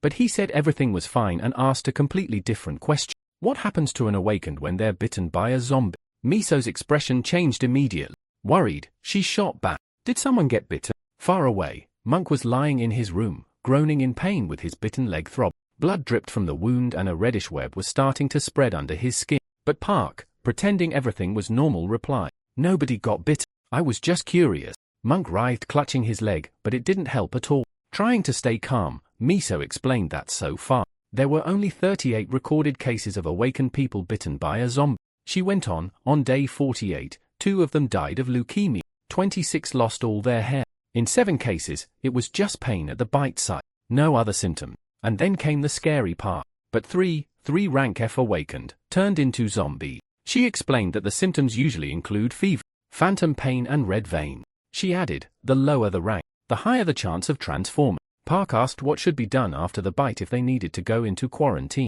Miso said that in specialized facilities, infected people were monitored constantly while scientists worked on developing a vaccine. Park hung up, but he wasn't convinced. In his mind, it all sounded like just another experiment on human guinea pigs. Walking through the street, Park saw a man selling stuff right on the ground. His face was covered by a hood and he was scribbling strange symbols on pieces of paper. The MC walked up and greeted him. The man replied, "Long time no see. Still want medicine for your brother?" But Park shook his head. "Not this time. My friend got bitten by a zombie. Do you have anything that could help?" The man started rummaging through jars until he found one in particular. He handed over the jar and said it would help against any bite. The name of the ointment was antifrag. Use it twice a day, morning and night. In a week, it'll start working. Park asked the price. The man smiled and said, "Since this is your second time, I'll give you a discount. It costs for $1,000,000, but I'll sell it for 2. Park didn't hesitate. "Better get some backup. Sell me 10 jars?" The seller happily agreed. And before leaving, he gave one last piece of advice. If the infected starts convulsing, give him a hard slap. Sometimes that stops the infection. Right after that, Park walked away with the jars in his backpack. Behind him, 2 police officers showed up yelling that it was illegal to sell things there. The vendor didn't think twice. He packed everything up in a second and dashed down the street. The cops ran to the edge and looked down, but didn't see anyone. Suddenly, a large black bird flew off, leaving them confused. Meanwhile, Monk kept writhing in bed. Outside his room, Han, Jiang and Gunwoo were in a panic because Park hadn't arrived yet. Gunwoo, nervous, looked inside and asked, "Is he turning into a zombie?" Han took a deep breath and replied, "Yeah." Right after, Han pulled out his phone and showed something on the screen. It was a bath. "What's that?" asked Jiang. Gunwoo explained, "It's the ultimate weapon. If I press it, Monk dies." Before they could stop him, Kid pressed the button, but instead of an explosion, a super bright flashlight flickered on. Han stared in confusion. Jiang froze, and Gunwoo, disappointed, mumbled, "Huh? I thought 100 spears would shoot out of the phone." In a last dramatic move, the boy stretched out his hands like he was casting a spell and shouted, "Come back to normal, don't turn into a zombie." At that moment, from downstairs, Grandma yelled, "Everyone to the table, the soup's getting cold." And as if by miracle, Monk, who had been passed out, sat up in bed, holding his head. Gunwoo pointed and screamed, "He's up!" Jang, in shock, asked, "Did he really turn into a monster?" Han answered that, honestly, Monk probably just wanted something to eat. Suddenly, a voice came from behind them, asking what they were doing there. They all turned at once. Standing at the door was Park, holding a green jar. The guy scrambled over, shocked at Monk's condition. The red veins had already reached his eye. That's when Park gave him a precise smack on the head. Cut to the reporter, live from the city where the level 7 dungeon had just been cleared. The whole world was watching that place. 10 days and 11 hours had passed since Hero's group of 10 went into that dungeon. On the streets, a huge crowd had gathered, hope shining in their eyes, praying the team would return safely. And then, a silhouette appeared in the portal, and the crowd erupted with joy. Cries of, "They're back," echoed everywhere. Hero's name was shouted with emotion. The reporter announced that Hero's fire team had come out of the dungeon, and that the world needed to know this mission had been a success. People clapped and cheered, but suddenly, Hero's teammates started collapsing one by one. Medics rushed to help. Then, Hero himself fell to his knees. The reporter, shocked, asked if the battle had been that exhausting. The boy fell unconscious to the ground, and she announced in disbelief that 7 of the team members hadn't made it out alive. After the dungeon, Hero was taken to the best hospital in the country. Akiko was by his side, watching over him as he slept. When he opened his eyes and saw her, he called her name, and the girl was surprised he'd woken up. He held his head and asked for water. After drinking, he let out a heavy sigh. The girl blamed him for everything, but he said it wasn't her fault, and he thought bitterly that, in truth, it wasn't his either. Akiko then said they'd found out about Park meeting with Daigo, which was highly suspicious. The boy was shocked. After all, Daigo was the deputy director of the supernatural department in charge of all national security. Getting the attention of someone like that was worth more than any recognition from the Awakened Federation. It meant Park was now on their radar. Hero, furious, thought Park was a bastard, because the one who should lead humanity toward a bright future was him, not Park. He decided he couldn't ignore him anymore. He had lost 7 people in that dungeon, but even that didn't faze him anymore. He'd already lost so many companions over time, so many deaths, so many reincarnations. Even Akiko had died dozens of times. He realized that his rage had a name, Park. He couldn't let a lunatic ruin the plan. From his actions, it was obvious Park was up to something dark. So, Hero concluded that, for the good of humanity, Park had to die. Hero asked Akiko to find any boat that could get him to Buzz, or build one with her own hand. Just find a way to get him there. Meanwhile, on a sunny morning at Park's guild, sunlight streamed through the leaves of a giant tree. Junho woke up with a splitting headache. Grandma scolded him, saying that's why he shouldn't drink so much, and told him to come down for breakfast. He grabbed his ID badge from the table and smiled, thinking, now I'm a real mercenary. Meanwhile, Han was already in his room in front of his laptop, handling the business side of things. He thought that after people found out Park was just an awakened, their views dropped a bit. But even so, the channel had 1 million subscribers and over 10 million views, something he'd never imagined reaching. Like they say, success is all about connection. Earning the trust of someone powerful is a skill too, he thought. At that moment, Junho burst through the door, nearly giving Han a heart attack. Smiling, Junho asked if Han was the only one having fun there. Furious, the boy snapped back, asking if he'd ever learned to knock. Junho apologized, saying Grandma was calling him down to eat. He also asked where Jiang was.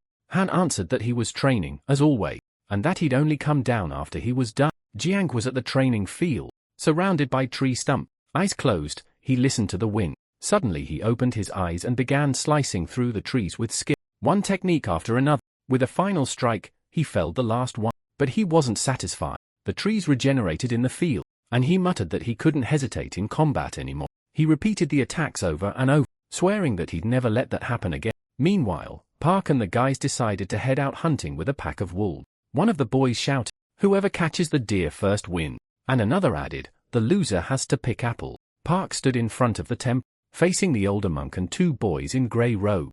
Our boy commented that the temple was finally ready and asked if there was any risk of it collapsing. The monk just laughed and assured him that everything there had been built perfect. Park said that if there was ever a problem, they shouldn't hesitate to tell him.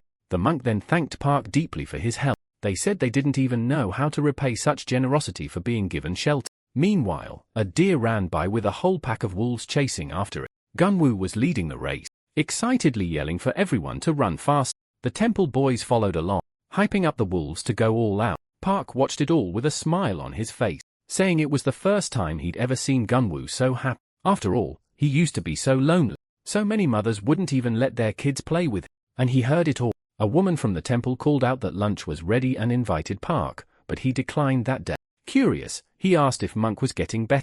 The other monk said that he'd had delusions before but could already train now, and he was even eating well again. Monk, now in front of the mirror, looked at the scar around his red eye. Now he was like Saitama with a Sharingan, and his mind drifted back to the past. He remembered the teasing when they called him the hairless monk. An orphan since childhood, he was bullied by the other boys until he shut himself off from the world. Then his master took him in and brought him to the temple. Many years later, goblins invaded and destroyed everything. They killed his master right before his eyes. Monk told Park that it was that day he started killing. He hunted the goblins down in a raid, one by one, with no mercy. He searched every hidden corner to exterminate them all. He said he'd committed that sin by his own will, and he didn't care what would happen to his soul afterward. He just wanted to silence the burning anger inside. During that frenzy, he heard voices, or maybe it was just him talking to his future self. The voice said that if he really cared, he'd have died in a dungeon a long time ago. Monk looked at Park and thanked him. He said he had saved him again, helping restore the temple and bringing peace back to his heart. But then, suddenly serious, he said he now had a new goal. Park and the others listened, not understanding what he meant. Then Monk summoned a winged spear right there inside, destroying everything around him. The boys stepped back, startled. With a sinister smile, Monk declared that for the sake of the wrong, he'd face hell in their place. Jang looked confused, and Han muttered that now they had two maniacs in the group. Right then, Grandma came charging up the stairs with a knife in her hand, yelling to know who the idiot was that dared to draw a weapon inside her house. Monk didn't wait. He dove right out the window, breaking everything in his way. Minutes before all that, he'd been in his room, staring at his reflection. When they called him for lunch, he headbutted the mirror and smiled like a maniac. "I'm so damn handsome." Meanwhile, the full moon lit up the sea, leaving a silver trail on the wave. A small ship sailed quickly. Hiro and Akiko were at the stern. When they reached the shore, Akiko said they'd continue by car from there. The hero, silent, just stared at the horizon, telling himself he was following the druid. Back at Park's guild, people wondered if Monk had come back yet. Someone said he'd gotten an earful from the old lady, and another replied that was the least he deserved after breaking the window. Junho came in, saying the secretary had called. The city plan was ready. The next day, they'd receive the map and start working out the construction detail.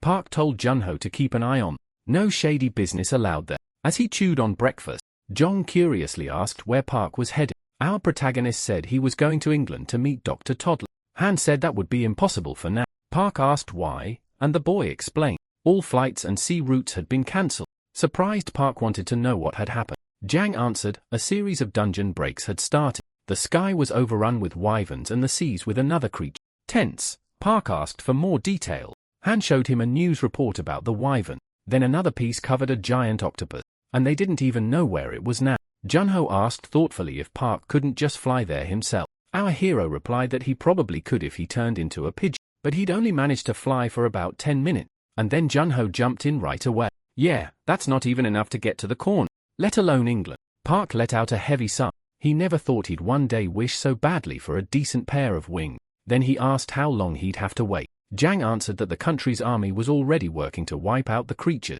but it would take at least a month to fix everything. Park was stunned by how long it'd take, but Han came up with a crazy yet possible idea. He said there was another way to get to England, by using a golden eagle, but not just any golden eagle. It had to be an awakened golden eagle. Park's eyes went wide, and he asked where on earth he was supposed to find one of those. Han said it might be possible to find one in a restricted area up north, where a survival channel showed a guy living in the wild. In one of the videos, they caught footage of several giant awakened animals, and among them, a golden eagle. Not long after, the blue SUV was already speeding down the road. Someone inside the car let out a frustrated, "Damn it." Park commented that he was chilling, doing nothing, and Han, almost crying, replied that he was going blind from managing the channel so much. Our hero laughed and said he should be happy there, but Han shot back that if they filmed something good out there, he'd have even more work to do. Akiko was driving and suggested that Hiro take a nap. After all, they still had 10 hours of travel ahead, but he refused. The girl said that if anyone found out what they were doing, there'd be a huge scandal. Hiro knew that, and he also knew it could spark an inter-ethnic conflict. When she asked why they didn't try to settle it through official channels, he answered, "No time for bureaucracy. It's easier to handle it ourselves." The GPS announced that 1,200 meters ahead was the start of the zombie zone, and Akiko said they'd have to cut through it. Meanwhile, Park and Han had already stopped their car and gotten out. Right in front of them, a massive beast was snorting steam through its nostrils, baring sharp teeth and a savage grin. A colossal boar stared Han down, clearly pissed. Park's voice echoed in his head, asking how he felt. Terrified, the boy replied that the thing looked way too strong and that it really didn't like humans. Our hero loved that answer. He said he needed to tame that creature. Suddenly, the boar charged forward, and Han ran for his life, scrambling up the nearest tree. The boar slammed its head into the trunk so hard the tree started to tip. Han screamed for help, and with the second hit, the tree gave way completely. He crashed onto his back, eyes shut tight, begging for help, until he felt something touch his face. When he opened his eyes, he found himself face to face with a giant rabbit with glowing red eyes. Panicked, he started crawling backward, glancing at the boar and Park just standing there. Confused about why the animals weren't attacking, he asked if they weren't planning to eat. Park answered that it didn't look like it. Relieved, Han lowered his head and let out a shaky breath. He pointed at the rabbit and asked our hero to get that thing away from him because it was terrifying, and its level was insane, rank C, level 2. At that moment, a blue portal appeared, and the rabbit hopped right in. Seeing that, Han asked why the boar hadn't done the same. Park climbed onto the beast's back and said it would carry them instead. He'd even given it a name already, Yucca. While Park rode Yucca, Han sat on top of a wolf and asked if those transformations were really worth it. Park explained they only changed the animals' personalities a little. Still skeptical, Han said it seemed like more than just a little, but Park clarified that he only transformed beasts weaker than him. Curious, Han wanted to know if the rabbit was really that scary. Park confirmed, saying the thing had a higher rank than him. The boy grumbled that even a rabbit was stronger than he was. Even though they'd already found 2 powerful animals, there was still no sign of the eagle. Han asked how much longer they'd stay out there. They reached a lookout point with a view over the entire forest. Park commented that the eagle was by far the hardest to find. The protagonist then called Misa, who immediately answered, asking how she could help. Park wanted to know where Blondie was. Since he couldn't reach her, Misa replied that she was in another region and asked if he wanted her to connect them. Meanwhile, heavy clouds gathered over a ruined city. A soldier shouted to the captain that they had 10 minutes before the dungeon broke. Choi, dead serious, ordered an immediate withdrawal. The soldiers had already called for an airstrike ages ago, so why hadn't anyone responded yet? Finally, they got the transmission. An airstrike was impossible, and the artillery was also out of operation. One of the soldiers, furious, cursed out loud and asked why they were only telling them this now. They were told that the third battle group would arrive in 10 minutes, and another one would come in 15. Choi, furious, asked if that was a joke, because until then, they'd have to hold off the spiders alone. The soldiers, ignoring the complaint, said the only thing that mattered now was to retreat. Choi, already losing his patience, ordered them to grab their gear and get out. Another soldier yelled that they'd better get out of there before the witch changed her mind, and the girl herself mocked the line, saying, "That's why nobody loves me."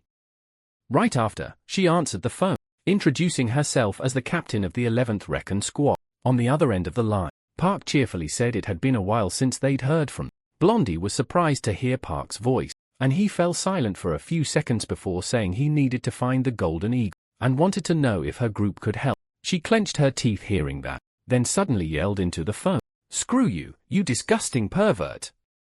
and hung up right in his face. Park just stared at the phone, completely lost. He turned to Han and asked, "Seriously, how does asking for help to catch an eagle sound sexual?" But Han was already glued to what he saw ahead. He pointed and said, "What is that?" A column of black smoke was rising outside the city. Holding up his phone, Han said in disbelief, "They're starfish." Park's eyes widened. "Star what?" Han showed him a news report on his phone. The starfish dungeon had broken open. Those creatures spat fire and exploded when they died. Our hero was stunned that they caused problems even after death. Han, eyes wide, pointed upward. "Look at the birds." A whole flock was flying across the sky, fleeing the dungeon. And amazingly, Park seemed to enjoy the chaos, watching it all with a small grin. Han, seeing the fire spreading, warned, "This is moving too fast. Time to get out of here." But Park stood there, watching the fire close in. As the animals ran desperately through the forest, the flames started to catch up with the slower one. Suddenly, the wolf Han was riding on began to howl. Park, eyes steady, said, "The fire starters are here." The fire was already devouring everything behind the animals, catching up to the fastest one. Then the two of them looked up at the sky. Han shouted, "A golden eagle!"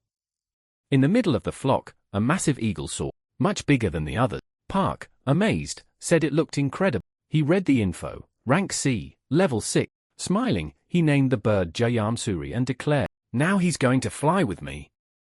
The news reported on the sudden fire that ended out of nowhere due to a natural disaster. Experts claimed that all the starfish were destroyed by a hurricane. Watching the piece, Han muttered, "What a load of crap.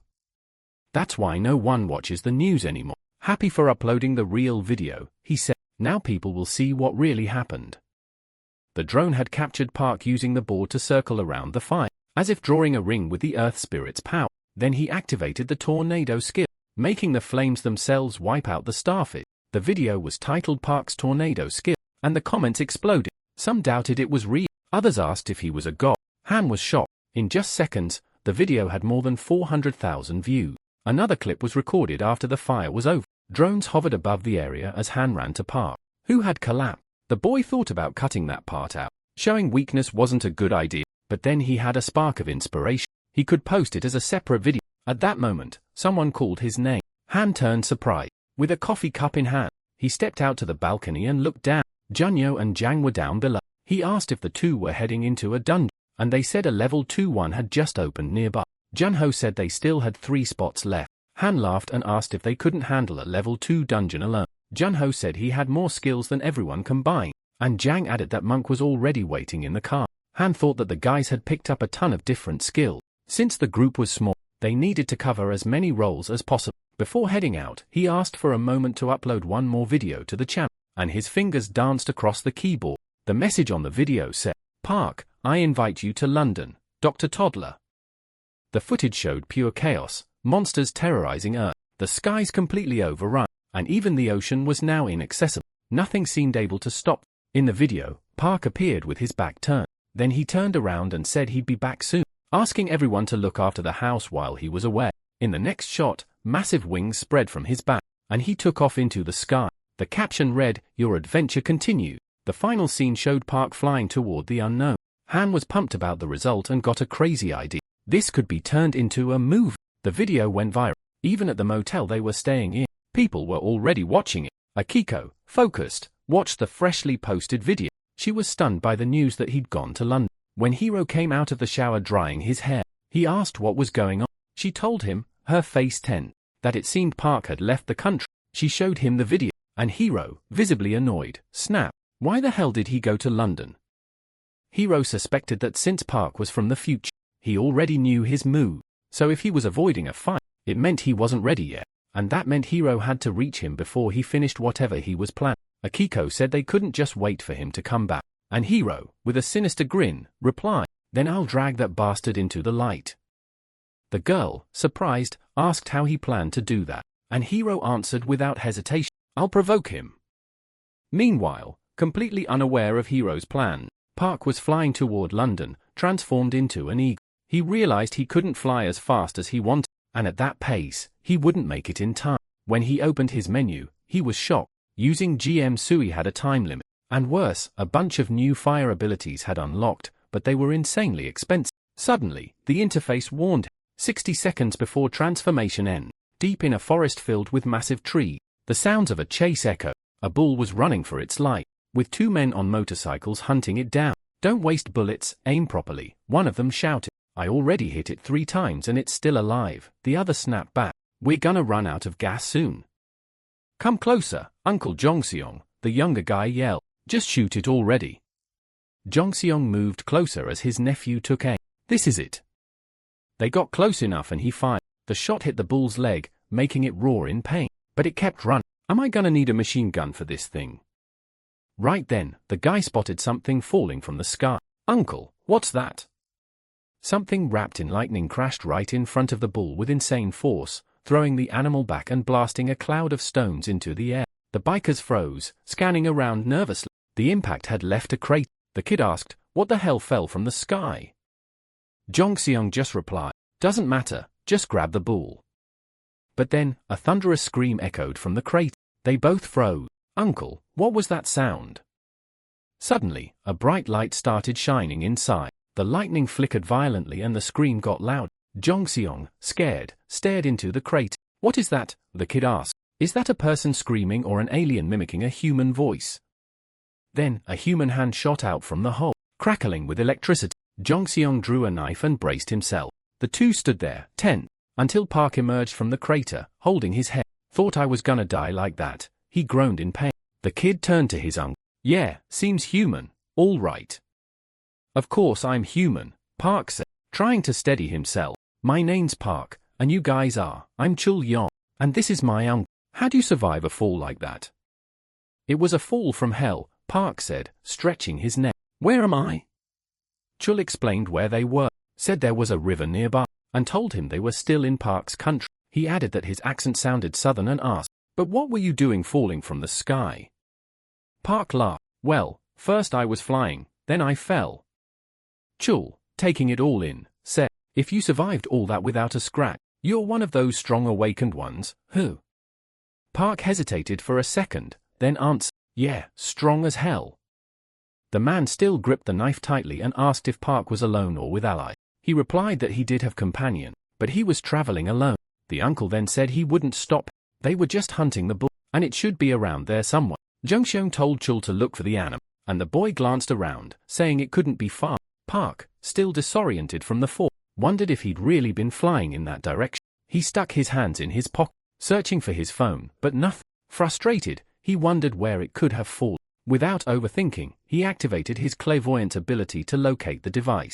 He found it nearby in the bushes. When he picked it up, he let out an annoyed sigh. The phone was wrecked. Meanwhile, the men finally found the bull, which had been thrown quite a distance away. They even doubted if it was still alive.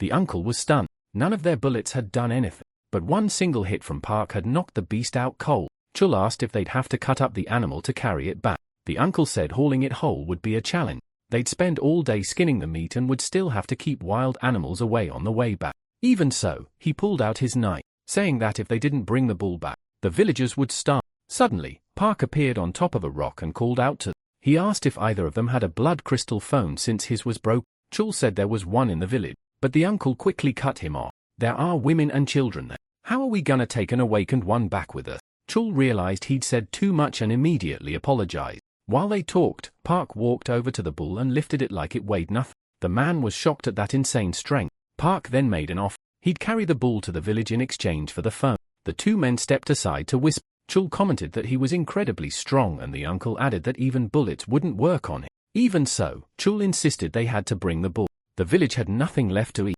but the uncle fired back angrily, reminding him what the awakened ones had done last year. They disguised themselves as nomads, were welcomed warmly, then brought their allies and massacred everyone. Park interrupted, "Are you going or not?" The two men got on the motorcycle and the uncle started the engine. Park followed on foot, carrying the bull in his arm. Jongseong told Chul to hold on tight, saying there was no way Park could keep up with. The engine roared and the bike sped off at full speed. Chul felt guilty for leaving the bull behind. The uncle shouted, "Forget him. We'll get to the river and hunt another one." But their plan was ruined. Park appeared right next to them, running with the bull in his arms like it was nothing. The two men's jaws dropped. "Watch out!" Park yelled. Right ahead of them was a cliff. Before they could react, the bike flew over the edge, the two of them screaming. In the village, things were chaotic. The gate was smashed and a group of villagers gathered around. When they saw Jongseong, they were stunned and asked if it was true a bull had been chasing him. "No, it wasn't the bull. There was someone carrying the bull next to him," shouted one of the villagers. As soon as Jongseong parked the bike, the villagers ran up to him. A man asked what had happened and why the gate was like that. Injured and bandaged up, the villagers quickly explained. One said it was like an entire herd had passed through. Another approached the uncle and said, "We all went to save Hyun." John, already tense, asked what had happened to her. The villager explained that a winged creature had attacked the village. It was monstrous, murderous, and on top of that, it breathed fire. Despite everything, one of the villagers managed to get everyone to the shelter. But when he turned around, he saw Hyun lying on the ground. The beast noticed she was alone and grabbed her by the arms, flying off with her. That was where the story ended. The monster had taken Hyun away.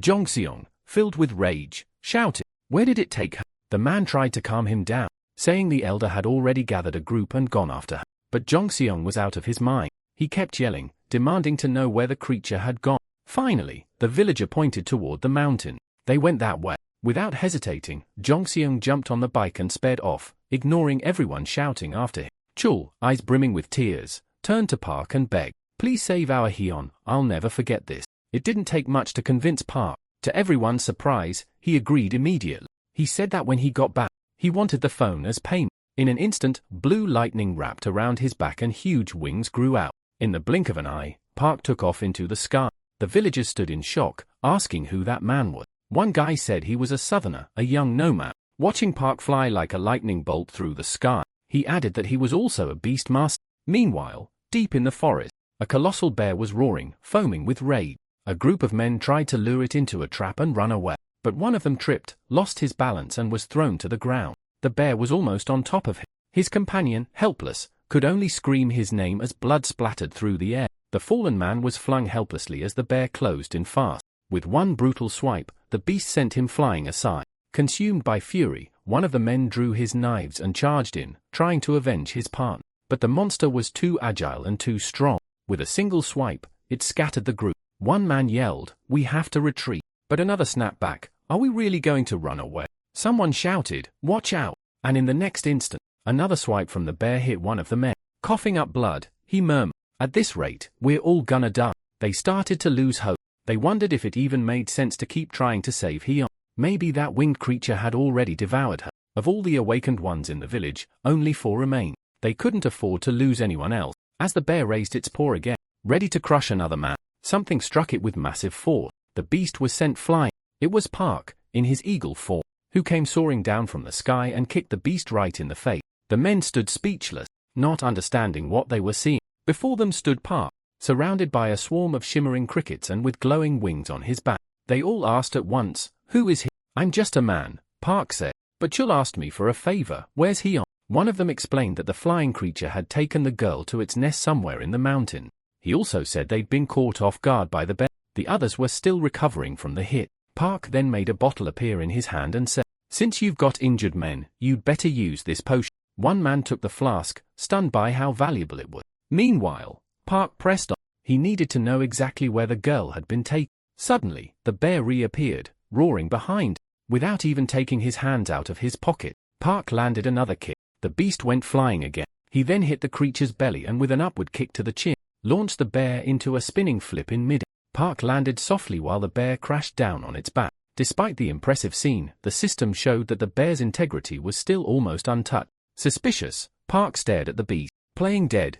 Open your eyes, come on." The bear obeyed instantly, locking eyes with Park, who then gave the command, "Get up and obey." The gigantic creature sat down in front of him, completely submissive. The men couldn't believe what they were seeing. Park had tamed the giant bear. The system asked for a name and he named the beast Illinois. He learned that it had once been the king of the forest until that winged creature came, defeated, and stole its territory. Park smiled and said, "So you know where she went. Let's go after her and get your revenge." Illinois let out a mighty roar, showing he was ready. At that moment, John arrived, pulling up on his motorcycle. He ran up to the group out of breath. One of the men asked why he'd come back and he just said, "Doesn't matter, where's he on?" No one knew what to say. The truth was they had no idea. Park looked at Yongshong and promised, "I'll bring Hayan back, but in return, you'll keep your end of the deal." Only then did John realize who Park was and was stunned to see him there. Wasting no time, Park gave Illinois the order, "Take me to the right place," and the two of them set off, leaving everyone behind, speechless.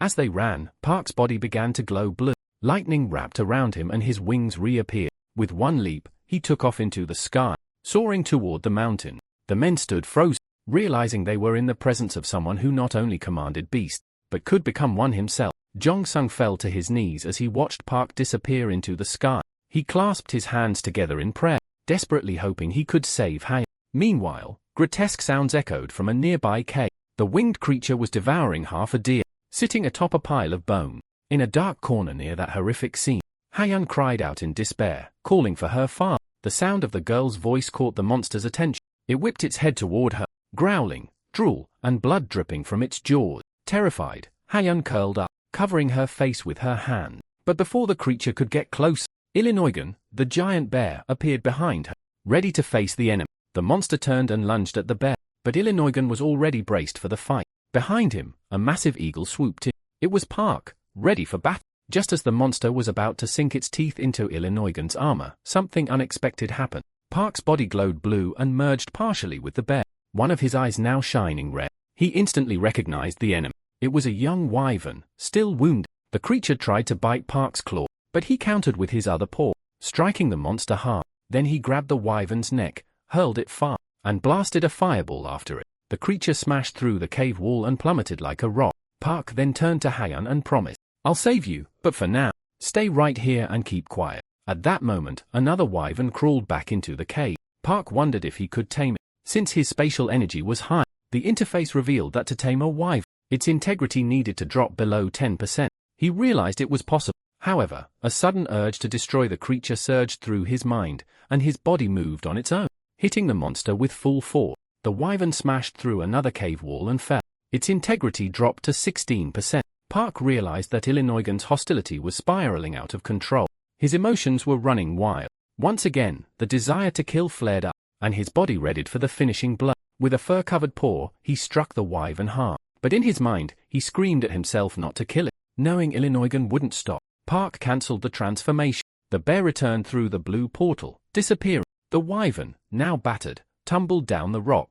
When its integrity fell below 10%, Park activated the taming skill. An exclamation icon popped up above the creature's head. It worked. He immediately triggered instant healing, and the wyvern's integrity began to rise. Once 99% of its wounds were healed, Park gave the order, "Fly." Still growling, the creature fell for a moment, then steadied itself and regained flight. Riding on his new companion, Park soared up into the sky. The wyvern, now glowing with a blue healing light, flew all the way to the mountain peak. Down below, the villagers froze at the sight. They gripped their weapons, ready to open fire.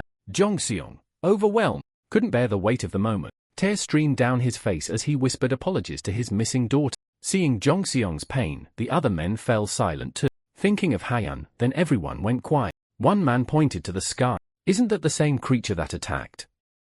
Another shouted, "State of emergency, shoot it." Guns were raised, fingers tightened around the trigger. But the village elder shouted, "Stop, don't shoot." Everyone froze. "There's someone on the creature's back." Another man confirmed, "There's someone riding it. It's Hayan." Jongseong couldn't believe his eyes. The wyvern landed gently in front of him, and Hayan, smiling, ran straight into her father's arm. He couldn't hold back his tears. She was alive and safe. Later, the whole village gathered around the bonfire. They roasted meat, ate until they were full, and talked about Park, now known as the Dragon Knight. More meat sizzled over the flames as someone joked that the baby needed more food. Another admitted they were still afraid to get close to the winged creature. Park watched the children playing with the wyvern and thought about how gentle it had become after being tamed. He even discovered that he could now see the past of any beast he had tamed. The wyvern's story was heartbreaking. Her horde had been almost wiped out by the Sky Alliance. She was so young that she always flew behind the others, which ended up saving her life. After crossing the borders, she starved, suffered injury, and after an attack on the village, she ended up finding Illinoigan's den, where she decided to hide. The village elder thanked him out loud. Thanks to what Park did that day, they could finally celebrate. With magic, he had provided food, healed the wounded, and even repaired the damaged houses. He shared that even before the government collapsed after the catastrophe, they already lived in poverty. But despite that, they were happy. Until, united as they were, they still couldn't resist the monsters and had to flee. The city became uninhabitable, so they moved deeper into the continent. Before, many other nomads took the same path, but now there was almost no one left. Hunting was impossible. Nothing would grow on the land. Wild animals attacked alongside raiders. The chief revealed that when they left the city, there were 400 of them. 2 years later, only 60 remained. And that very day, they had been planning to leave again because staying there was no longer an option. Curious, Park asked if the continent was safe. The answer came with sorrow. There was no safe place anymore. Those regions were vast, filled with monsters and bandits. But the elder had heard rumors about certain areas protected by magical barriers where civilians could find refuge. The problem, he said, was that without connection, no one could get in, especially if they spoke a different language. They were just refugees.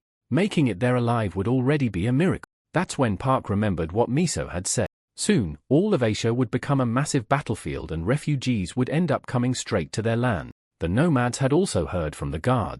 If they couldn't defend themselves, they should ally with someone who could. But that would come at a cost. The chief stood up saying everyone was already drunk and suggested they sleep there for the night. He mentioned they had prepared a room on the second floor for Park. Chul explained the place was a bit messy, but he'd sleep well, but our hero declined with a smile. He said he needed to leave. The elder, worried, said it was already late, but Park replied calmly that it was fine. The man nodded, saying they had kept their savior there long enough. Park smiled awkwardly and said it wasn't like that. The elder then asked Chul to fetch the blood crystal phone from the room. The boy ran off to get it. Meanwhile, the villagers started gathering to say goodbye to Park. Behind him, the wyvern was already ready to fly. The hero received the phone and commented that the navigation and satellites were working perfectly and that he'd put it to good use. The leader told him there was no need to thank them for anything. After all, he had saved the entire village. That's when Park's hand began to glow. A sphere of electricity formed in his palm and the villagers watched in awe, thinking he would use magic again. Suddenly, dozens of blood crystals fell from his hand. The villagers were stunned by how many there were and their value. As he left, Park wished that the crystals would help them too and said his goodbye. The entire village thanked him, wishing him a good journey. He waved back, saying they would meet again. The wyvern spread its wings and took off into the sky and Park shouted, "We're going to England." Jongseong held Haeun's hand tightly as they watched the hero's silhouette disappear over the horizon. The scene cuts to a news broadcast. The anchor announces breaking news. A horde of wyverns had been destroyed by the Sky Alliance. But that morning, the Air Force had found another wyvern. But this time, there was something different. The creature was being controlled by an awakened. The story went viral. The appearance of an unknown dragon knight was being celebrated by many. The broadcast switches to footage of a destroyed bridge. A collapse had just occurred. 2 giant fire ants had emerged from a portal and turned everything into a true inferno. But then, something came running across the bridge. The anchor asked the camera to zoom in. On screen, a man with long hair appeared, wielding 2 swords. The commentators were stunned. Was that the number 1 hero? What was he doing in a neighboring country? Questions spread quickly. Could it really be him? The similarities were undeniable. The news confirmed it. The most powerful awakened had appeared out of nowhere on that bridge alongside the Scylla Guild. In just 10 minutes, they wiped out all the monsters. The commentators were divided. Some called him a traitor, others defended him, but one headline dominated all the papers. The Dragon Knight had joined the troops on a mission to purge the Scorpion, and now, the greatest summoner awakened were gathering there. Everyone wanted to know, who is he really? Who is this so-called Dragon Knight? In the past few days, new reports have come out that the Dragon Knight returned to support the troop. This time, facing ogres. Based on the information gathered, it was finally confirmed. The mysterious knight was none other than Park. The commentators didn't hold back their praise. They called Park a god, detailed his ability, and even suggested he deserved the title of the new number 1. But then, a bombshell. A breaking news report revealed that the current number 1 hero, made a direct accusation against Park. The anchor explained that Hero's unexpected statement, along with his return to the country he had once abandoned, caused an uproar. He then invited everyone to watch the interview together. The reporters got straight to the point. They wanted to know why he was accusing Park and what brought him back. Hero didn't hold back. He said he came personally to expose that the so-called god of the wind and legendary tamer was actually a fraud. The press conference exploded. The journalists demanded an explanation. Why call him a liar? Hero claimed that Park ran away as soon as he found out Hero was coming. Too scared to be exposed. He added that Park's videos and feats were all exaggerated. According to him, Park was nothing more than a regular tamer with no professional evaluation, promoted only because the government profited off his image. A reporter noted that this all sounded like a personal feud and asked if he had anything to say directly to Park. The hero looked straight at the camera as if he knew Park was watching and threw down the challenge. If you wanna prove me wrong, meet me at SPFC station. Meanwhile, elsewhere, Han took a sip of coffee and muttered, surprised, "Damn, the media's full of this hero saying he'll crush Park with one hand." Another news piece showed Park alongside the Russian president highlighting their friendship. Watching this, Junho wondered how Park, who was supposedly heading to England, ended up in Russia. The phone rang. It was Park's guild. Junho picked up. On the other end, they wanted to know if he had managed to reach Park, but the answer was no. Han asked if the agency director had called again and Junho confirmed with a sigh. Han found it strange. Not long ago, Junho could barely stand hearing the director's name and now he was taking calls daily. The mood at the base was tense. No one was finding anything in the dungeons and even one exhausted man suggested they give up looking for money and settle for whatever loot they had. Han lamented that now everyone needed Park and Junho wanted to know why this time. A new news segment explained. Level 7 dungeons were appearing more often. The locals were worried and hoped that Park's guild would take charge of the 13th district. Junho mentioned that lots of people wanted to move to this new area of the city. Han said that this was the perfect time to act. Junho, a bit annoyed, said the director had told him the same thing, which surprised Han. The proposal was that once the district was officially recognized, they would be responsible for protecting that land. The agency would handle the taxes and take care of the minor dungeons on their own. Han, impressed, asked what Junho said. He replied that they were still thinking about it, but in Han's eyes, they should have accepted already. The agency wanted the guild to form a special squad to act whenever new dungeons appeared, but Junho made it clear, as long as his brother was aware, He couldn't make that decision alone. He didn't know if they could handle clearing level 7 dungeons and founding a new district at the same time. Han reflected, if they became a special task force, the respect around them would change completely. But on the other hand, it would also mean taking on much greater risk. He glanced at a picture of Park next to the president with a wyvern painted in the background. He thought about how the entire country was in chaos because of the hero's statement, the new district, and no one knew where Park was. Han asked Junho if they had any contact with him, and he just shook his head. At the same time, in a ruined city, a red car sped through empty street. The grey-haired man behind the wheel called out to Park with a slightly nervous voice, wanting to know if he could hear him because he was already on his way to the rendezvous point. On the other end, Park replied, asking if he was the guy in the red car. The man confirmed and welcomed him to London. He then asked if Park could see the 3 stone golems chasing the car. Our hero said yes and that he'd take care of it right now. From above, riding his wyvern, Park began to descend. Eyes locked on the 3 golems closing in behind the car. One of the golems, the one closest to the car, raised its massive hand and boom. The impact opened a crater right next to the vehicle, cracking the ground like shattered glass. But before the car could be crushed, a huge fireball appeared out of nowhere, slamming into one of the golems with brutal force. The creature was hurled into a building, smashing the facade with its own body. The 2 remaining golems roared furiously, but at that moment, Park flew past them on his wyvern, grabbing the monster's attention. With a flick of his hand, he released tiny shimmering lights, Fire Fairy. Right after, he activated his Fire Tornado, feeding the flames with bursts of wind. The destruction was so intense that the 2 golems collapsed with no chance to fight back. Park approached the first monster and a pillar of flame exploded from his hand. Then, he turned to the second one and landed a precise kick to its head, which cracked instantly. The creature's jaw flew off, smashing through a wall like paper. Looking at the mess, Park remarked that they seemed weaker than they looked, probably because of their low level. His wyvern then landed nearby, sending up a gust of wind. Behind him, he heard clapping and shouts of admiration. Park turned and came face to face with a grey-haired man, snapping a photo and saying excitedly, "You're exactly like the rumors say." Our hero asked if he was Professor Toddler and the man confirmed with a smile. The wyvern flapped its wings and the professor marveled at the creature. He asked if it was the famous wyvern. Park explained that the Russians had suggested painting it so people wouldn't confuse it with the wild one. Toddler, clearly grateful, said that even if just for a short time, he'd felt the presence of the Dragon Knight and thanked Park for saving. Park joked that the professor's translator worked really well. The man showed off the device, saying that when he heard about the meeting, he bought the most expensive one available. Park glanced around a bit suspicious. Is this really London? The professor answered that things were rough all over England, but London was pure chaos. And when the sun goes down, everything gets worse. Park got the picture and prepared to leave. He opened a portal and called his wyvern, which he had named Beer Yong.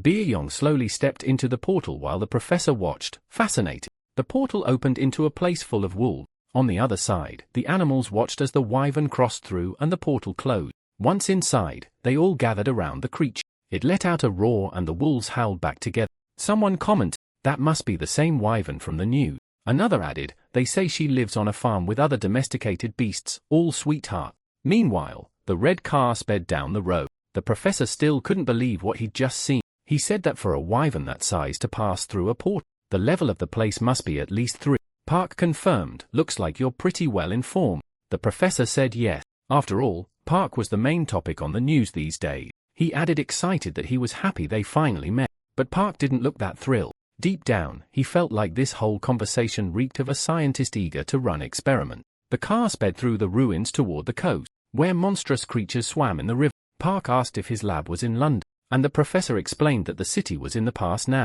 The new capital of England was New Dover, and that's where the lab was set up. Park asked why they hadn't arranged to meet there directly. The professor explained he needed to pick up some materials from this location, especially after the recent bombings that left lots of blood crystals scattered around. He said he was researching the creation of instant teleportation station, portals that could summon creatures. According to him, the portals used by monsters during Rift events work the same way. Just imagine how amazing it would be if we could use that. No monster could ever stop humanity's progress again. Park didn't look convinced, but politely replied that the idea sounded good. The professor went on, saying that at the moment, even river and air routes were blocked. If nothing changed, humanity would end up isolated, and survival would only get hard. The car sped across the bridge over the river until the professor awkwardly added, "I guess I'm talking too much," but Park didn't even blink. His eyes stayed locked on the road ahead. The man asked why our hero was in such a hurry to meet. But Park answered in a low voice, eyes fixed seriously on the road.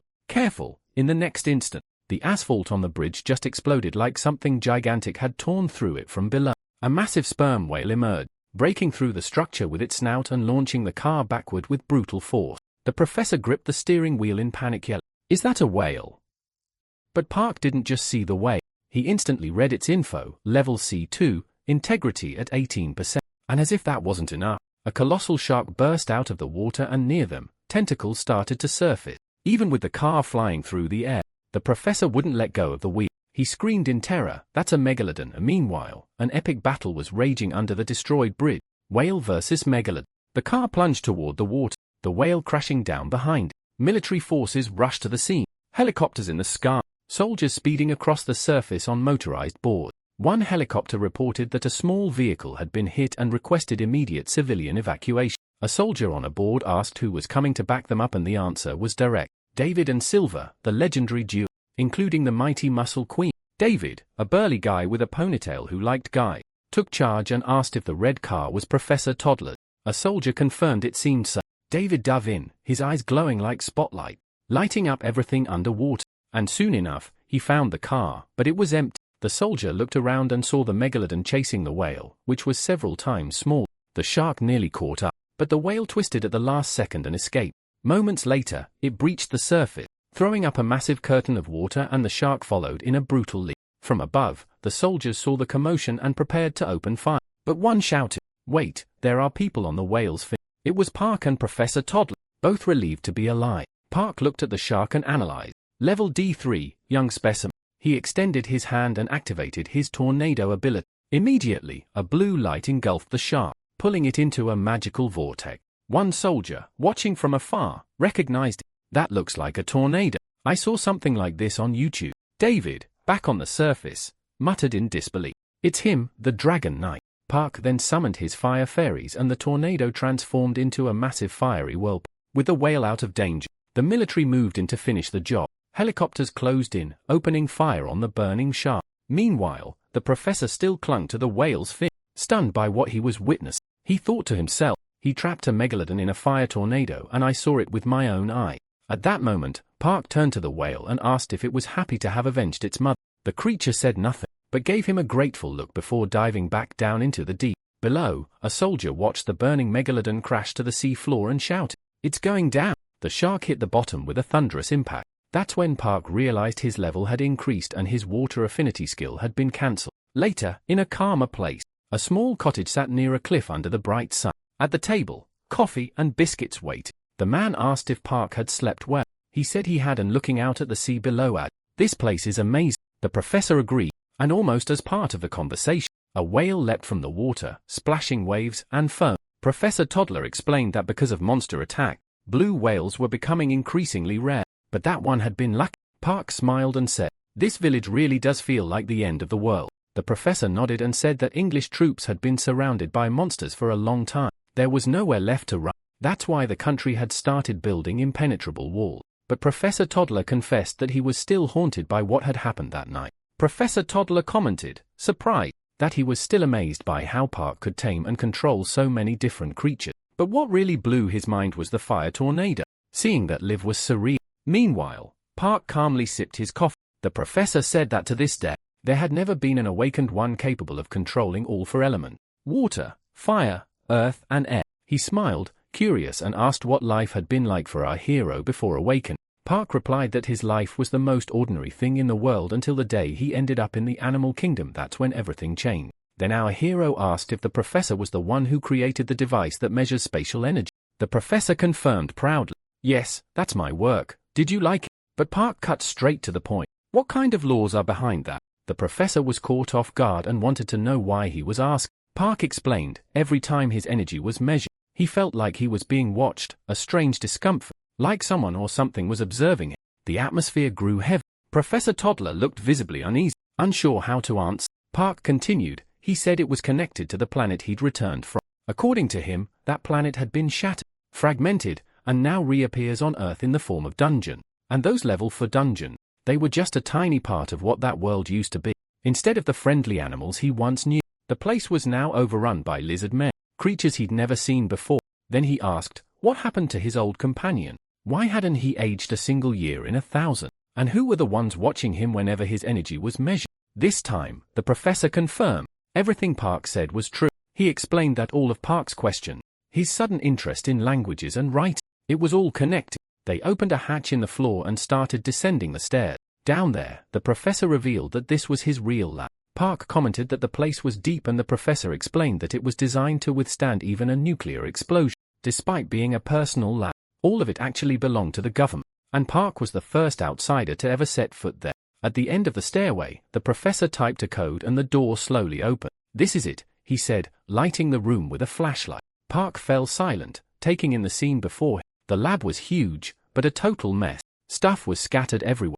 Professor Toddler chuckled and said that despite the appearance, the place was fully equipped. He showed a series of devices, analysis station, test samples, even a robot capable of recreating projects from codes and identifying voices. On another workbench were stones and flasks filled with minerals extracted from dungeon, all being analyzed right there. On the monitor, notes made by Park in that cave were displayed. The professor explained that all this material had been found over the last 2 months in various dungeons, and the most impressive part, they had found inscriptions in the human language inside these dungeons. Yes, Park's language. These inscriptions had been appearing repeatedly for the last 21 days in every dungeon they explored. Park was stunned. He asked, "Are there different versions of the same dungeon?" The professor answered yes. The dungeons with the same pattern had started showing up in different cities around the world with levels ranging from 2 to 5, and they didn't appear at the same time, but in different moments. That made Park remember something Niso had said. Dungeons open near awakened one. Maybe this proved they weren't just fragments of a planet,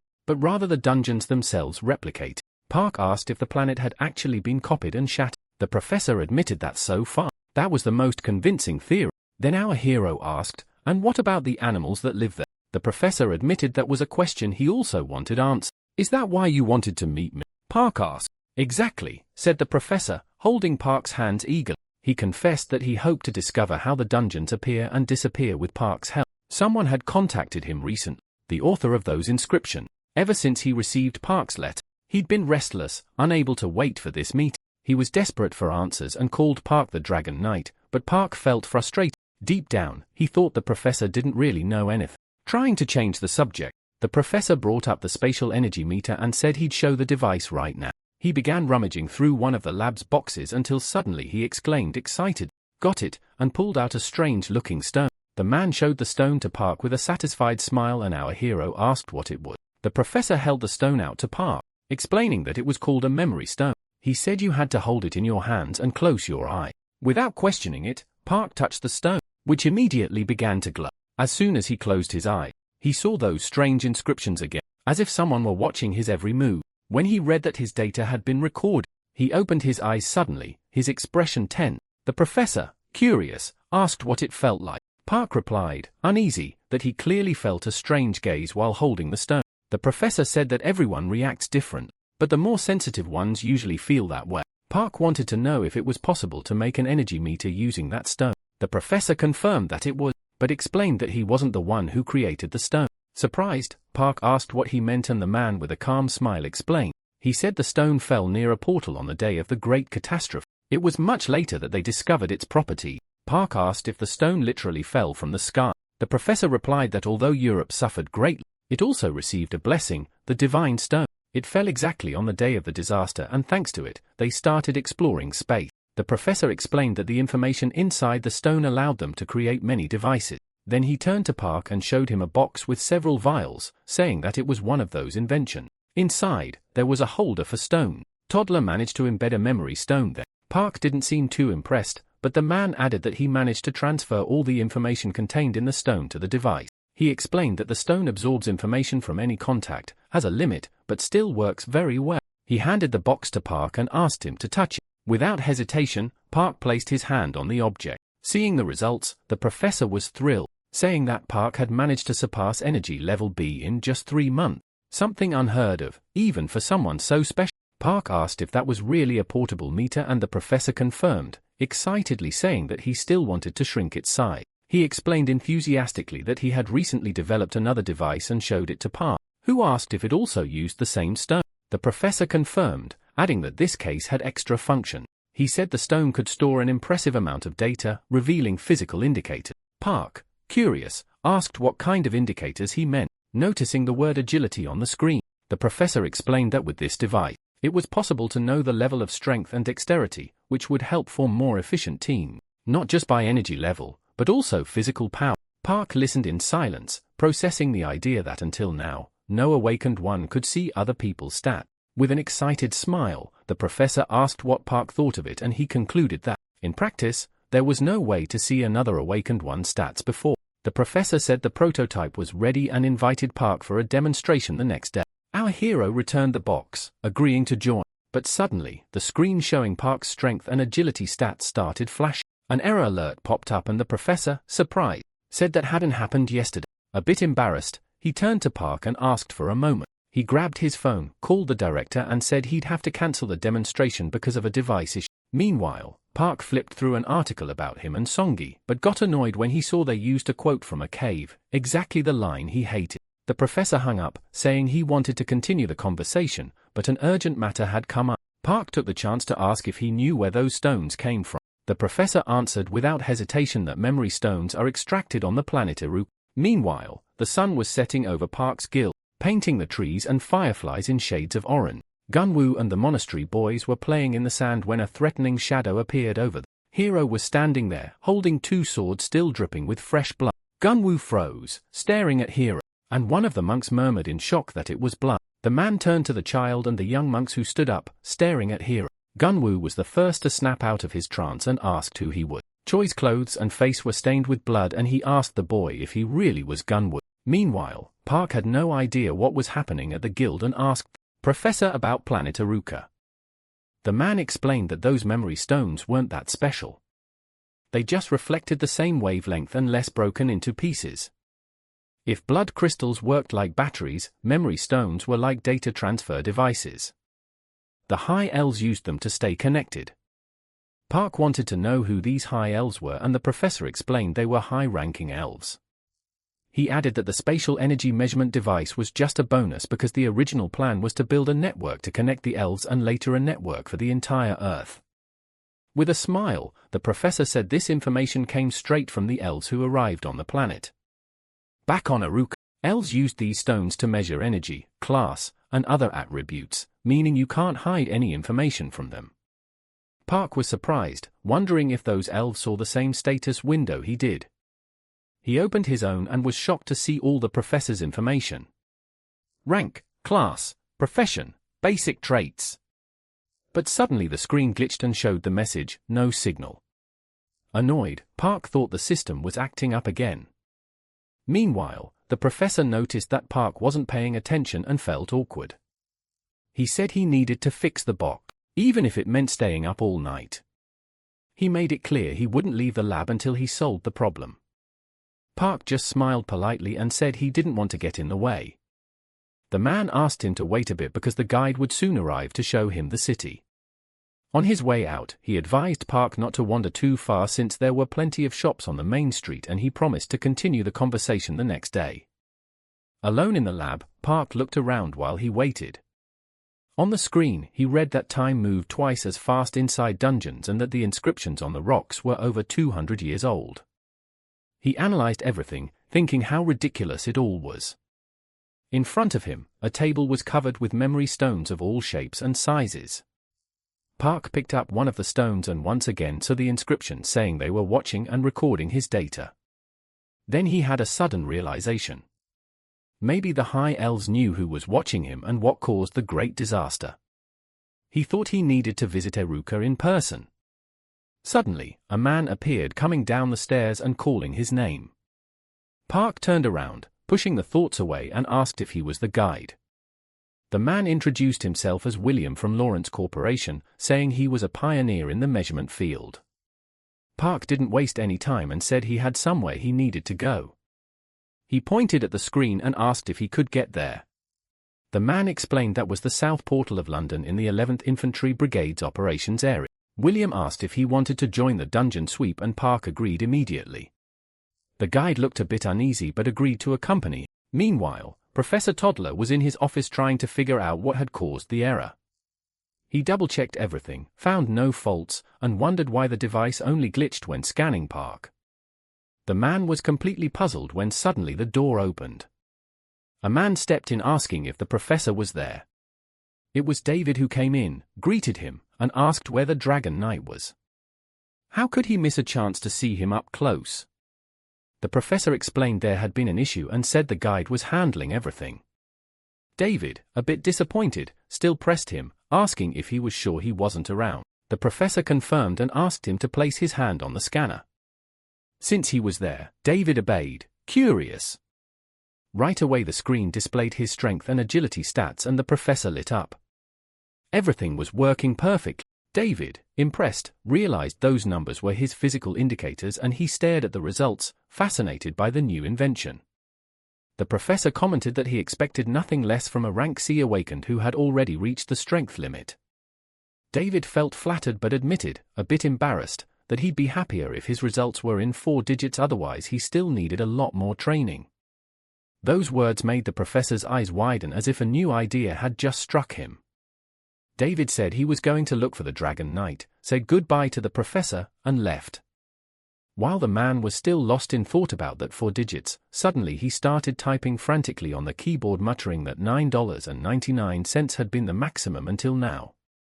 He thought, what if I open Park's data and raise the limit to $9,999? As soon as he did, he stared at the result, eyes wide, and let out a curse, completely shocked. Outside the lab, a gigantic monster was restrained by thick chains bound to 4 war machines surrounding the creature. A black car drove by slowly and one of the men commented that the monster was immobilized for research since it would die anyway, so the company decided to buy it. William was driving with Park sitting beside him, silently observing everything until the man said they had arrived. Ahead of them, a portal shone with an intense blue light surrounded by a military camp. William explained that it was a level 5 dungeon infested with giant locusts and only 18 hours remained before it would explode. On a screen, a video played showing a famous comedian dressed as a locust yelling at a guy that he would kill him with a slogan that read, "Forward warriors, the crazy locust awaits you." Laughing, William said the soldiers were trying to profit off the comedian's popularity. Further ahead, Park saw a squadron of aircraft fighting a massive wyvern. He asked if the attack had already begun and William explained that more than half of all territories were in constant combat, but dungeon invasions never stopped. Suddenly, a shout echoed, "Watch out!" A downed helicopter was plummeting toward them and crashed into the ground with a loud boom.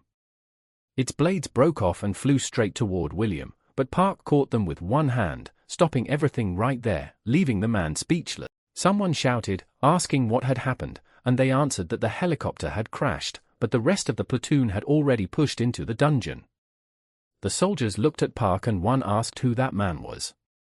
Another recognized him immediately. It was the Dragon Knight. William thanked him and Park asked why, genuinely surprised. The man answered without hesitation, "For saving my life." William then said they could consider the dungeon entrance settled now. He pointed to a group of uniformed men and said, "There they are, the Lawrence Corporation's combat team. These guys are rank A, chosen especially for you." He introduced the man in front, saying he was the leader of the Phoenix Squad, Robert. Robert greeted Park, saying he was the captain of the 2nd Phoenix, but our hero didn't even care. He just walked forward, saying he didn't need any team. He'd enter the dungeon alone. William was speechless, trying to convince him not to go in solo, reminding him it was a level 5 dungeon, but Park didn't care. He told them not to follow and stepped into the portal, instantly enveloped by the blue glow. Inside the portal, Park opened his info window, grumbling that it still didn't work properly. He closed it, muttering that B-rank monsters didn't even reach 1 to 400 energy. Outside, William still called his name, but the hero had already taken his golden eagle form and vanished into the light. The man sighed incredulous. Robert from the squad said he saw no reason to follow him if he didn't want their help anyway. The soldiers murmured among themselves, some saying they were being looked down on, others arguing that even if he was the Dragon Knight, they should stick with him. William apologized to Robert, who replied that it was fine. They were still waiting for the official mission to begin. The soldiers kept discussing Park's attitude, while William ran a hand through his hair, wondering what he was supposed to do now. Just then, a red SUV pulled up next to them. Everyone turned, curious to see who'd arrived. Out stepped David in a hoodie, waving at William. As he got closer, he said everyone was already gathered and asked Robert why he was there instead of hunting locusts. Robert shot back, asking what the hero who's supposed to save the entire world was doing in the village. David defended himself, saying he didn't deserve to be judged, but Robert bluntly said that for now, he could absolutely judge the 9th in the world ranking and 1st in England. Robert cracked a half smile and said they needed to get ready for the mission, adding that they'd see each other at the farewell party. David shot back, asking if he was serious, that he'd really have to see that drunk face at the party too. In the background, the soldiers murmured that sometimes these veteran chats were enough to make anyone sick. When the conversation ended, William called out to David, his eyes welling up. The big guy bent down a little, laughing, and asked why his dear William was crying and where the Dragon Knight was. The young man, annoyed, replied that he'd just gone alone into a level 5 dungeon. David's eyes widened in surprise, and William added that Park had gone in so fast he hadn't even been able to stop him. The kid, now staring at the ground, muttered that he didn't know what to do. If anything happened to Park, he'd probably get fired. Suddenly, David burst out laughing, leaving William even more confused. The big guy explained that this was exactly the kind of thing you'd expect from a Dragon Knight. Seeing William's stunned face, David said he clearly didn't understand much about the Dragon Knight, but William insisted that it was still a level 5 dungeon. David just waved it off, joking that he'd be waiting at the cafe with a pink ice cream and told him to let him know the moment Park came back. But suddenly, David stopped, feeling something strange. He turned, pointed at the portal, and shouted, "Park's back!" William couldn't believe what he heard, but it was true. Park came out of the portal, brushing the dust off his uniform like nothing had happened. William let out a scream of pure shock. It was simply impossible. Meanwhile, the soldiers were doing a final gear check, ready to enter the portal. They were talking among themselves about how the previous combat teams hadn't come back and doubted they'd be able to contain the rift. One asked if the place would be overrun by locusts now, and another replied that the National Bureau had already requested reinforcements. Worried, a soldier asked what would happen if the rift opened while they were still inside. His buddy, sweating, said he didn't even want to think about it. Just then, one of them lifted his head, went pale, and asked if he was seeing things. His partner asked what he was talking about. The soldiers ran to Robert, telling him Park had already returned. The man, incredulous, took a moment to process the news. Meanwhile, William ran toward Park, overjoyed, while David shouted, calling him Dragon Knight. Park recognized David immediately and said he was the big guy he'd seen before. But the two didn't have time to talk because all of a sudden someone yelled, the fire boar had escaped. David turned and saw the colossal monster covered in flames charging at them. William, terrified, stammered that it was a fire boar. But David was furious when he recognized the beast. That giant pig had destroyed his favorite ice cream shop. Fueled by rage, David clenched his fist, shouting that this wouldn't stand, and activated Megan's strike. His fist glowed a bright blue before slamming straight into the boar's head. The impact was so strong that the monster was sent flying backward, crashing into a crowd of soldiers who scrambled to get out of the way. The soldiers, amazed, murmured among themselves that this was exactly what they expected from David, the true living storm. Park was also impressed by the punch, gave a wide smile, and said that was seriously strong. David walked up to Park, shook his hand, and said that even though they'd met before, he wanted to introduce himself properly.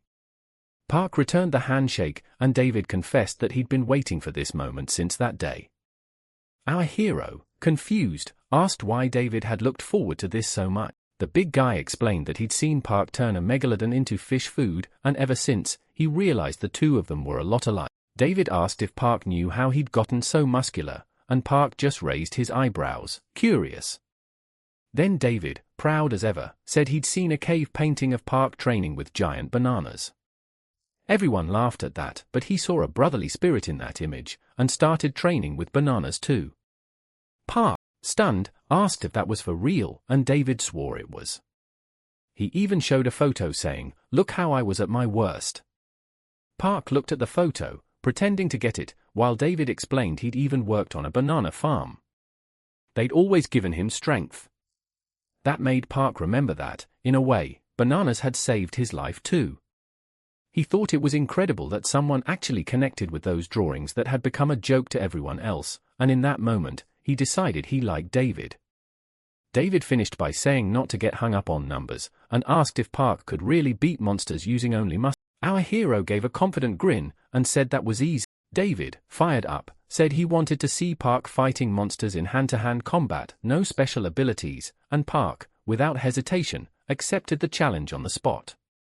William tried to step in on their conversation, asking them to wait a second, but David and Park didn't even listen. They stepped right through the portal, leaving William and all the soldiers staring, curious about that scene. Headlines exploded in every paper. David and Park had saved England by clearing the dungeon 15 times in just 40 minutes, well before the rift could open. All the associations, including the Lawrence Corporation, officially thanked Park. Even the Queen of England made a point of honoring him, granting him a knighthood. Miso and her boss read the news, stunned by everything. She commented, amazed, that he had just saved the country, but the boss just held his head, exhausted, asking if there was still no word from him. The boss asked if his dungeon had been cleared yet, or if they'd found anything interesting inside. Miso said they'd found nothing. The boss let out a heavy sigh, as if he'd expected that answer. She tried to lighten the mood by asking if they could get the money back. The man grumbled that a level 7 dungeon was about to appear, and money was the last thing on his mind right now. With a sly smile, Miso teased him, wondering where all that patriotism came from, since he was planning to run the moment the level 7 dungeon showed up. The boss brushed her off, changing the subject, and told her to think of a way to get Park back in the country as soon as possible. Miso chuckled, saying not to worry. The moment he saw the internet, he'd come running back. The boss raised an eyebrow, curious, and she explained that just an hour ago they'd posted a new video on their channel, and that hero had really stirred things up. Curious, the boss opened the video and widened his eyes, totally confused. Meanwhile, helicopters fired at a colossal monster, while nearby, there was a wild party to celebrate clearing the dungeon. Champagne glasses clinked under a burst of fireworks. David, pumped up, told Park that this was the best day ever, even better than the day he caught the tentacle shark. Park thanked him for the compliment, and added that David's fists had done a great job, too. Then, David asked if he'd met Sylvia while he was in Russia. Park, confused, asked who that was. The man laughed, saying she was a pretty famous tamer. As soon as she heard about Park, she dropped everything to fly to Russia, and it wasn't just her. A bunch of tamers wanted to see him up close. Park was surprised, asking why so many people were so eager to meet him. David explained it was because he was a dragon knight. There wasn't a single tamer in the world capable of taming a wyvern like him. But Park didn't get all the fuss, saying that was actually pretty easy. Suddenly, David got serious and warned him. Either way, he'd better not take the bait. Park raised an eyebrow, asking what he was talking about. David asked if he hadn't seen the news. A recent article said that hero claimed he wouldn't even need a single hit to defeat Park. Our hero looked puzzled, asking who that guy was. David, surprised, said they were from the same country, but that hero had run off somewhere else. Park looked at the article, not recognizing the name, saying he'd never heard of the guy. David took a deep breath and explained that hero was actually the #1 in the world. But behind all that fame, he was a total maniac, a killer. Park frowned, tense, wanting to know why they called him a psycho and a murderer. David went on, hero had done a lot for the world. He was the best, but he was also unpredictable. David himself had once had the chance to fight him. He lost, of course, but he said it was the best fight of his life. That day, when David admitted defeat, hero just laughed, saying only the strong had the right to judge a fight, and that ignorant guys like David needed to learn how the world really worked. With a chilling stare, Hiro promised he'd show him the price of arrogance. David told him that right after, he took a brutal beating. He said he'd seen the devil himself in Hiro's eyes at that moment, and he raised his hand, covered in scars, explaining he'd needed 8 complicated surgeries to rebuild it. As Park listened, he still struggled to believe someone could be so cruel. David finished by saying that many who challenged Hiro ended up dead. Even those who surrendered didn't escape, and that's how he earned the title of killer. Park, stunned, asked why someone would do that. David sighed, saying nobody really knew for sure, but repeated firmly, whatever the reason, it was better not to provoke that guy. Our hero, still confused, murmured, "What did I do for him to want to provoke me like this?" The news spread fast. Hiro had crossed the line and attacked Park's territory, and Hiro himself claimed he was just defending himself. Park, shocked, muttered if that bastard was really invading his land. David, who had no idea either, looked at him, confused. Inside Park's guild, a voice echoed, demanding to know why they'd taken so long to contact the boss, but Park cut him off and ordered them to just say what had happened. Junho explained that Hiro had stormed in, yelling that if Park didn't show up, he'd kill everyone.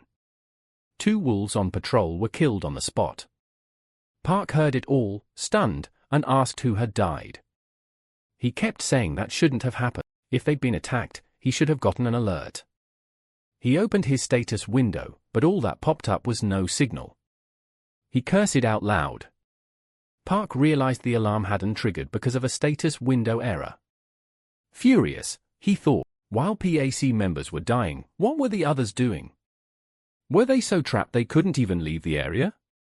He shouted, demanding what everyone was doing during the attack. Someone yelled back, asking what he expected. It was Hiro, the number 1 in the world. Our hero started to lose it. Junho, staring at the screen, begged him to come home as soon as possible. Park just scoffed, determined that once he got back, he'd push them so hard in training they'd beg for death. David, listening in, asked if he really planned to go back. Park said he had no choice, but David warned him. It was obvious this was all part of Hiro's plan. He said he didn't know why Hiro was so fixated on him, but it clearly had a purpose.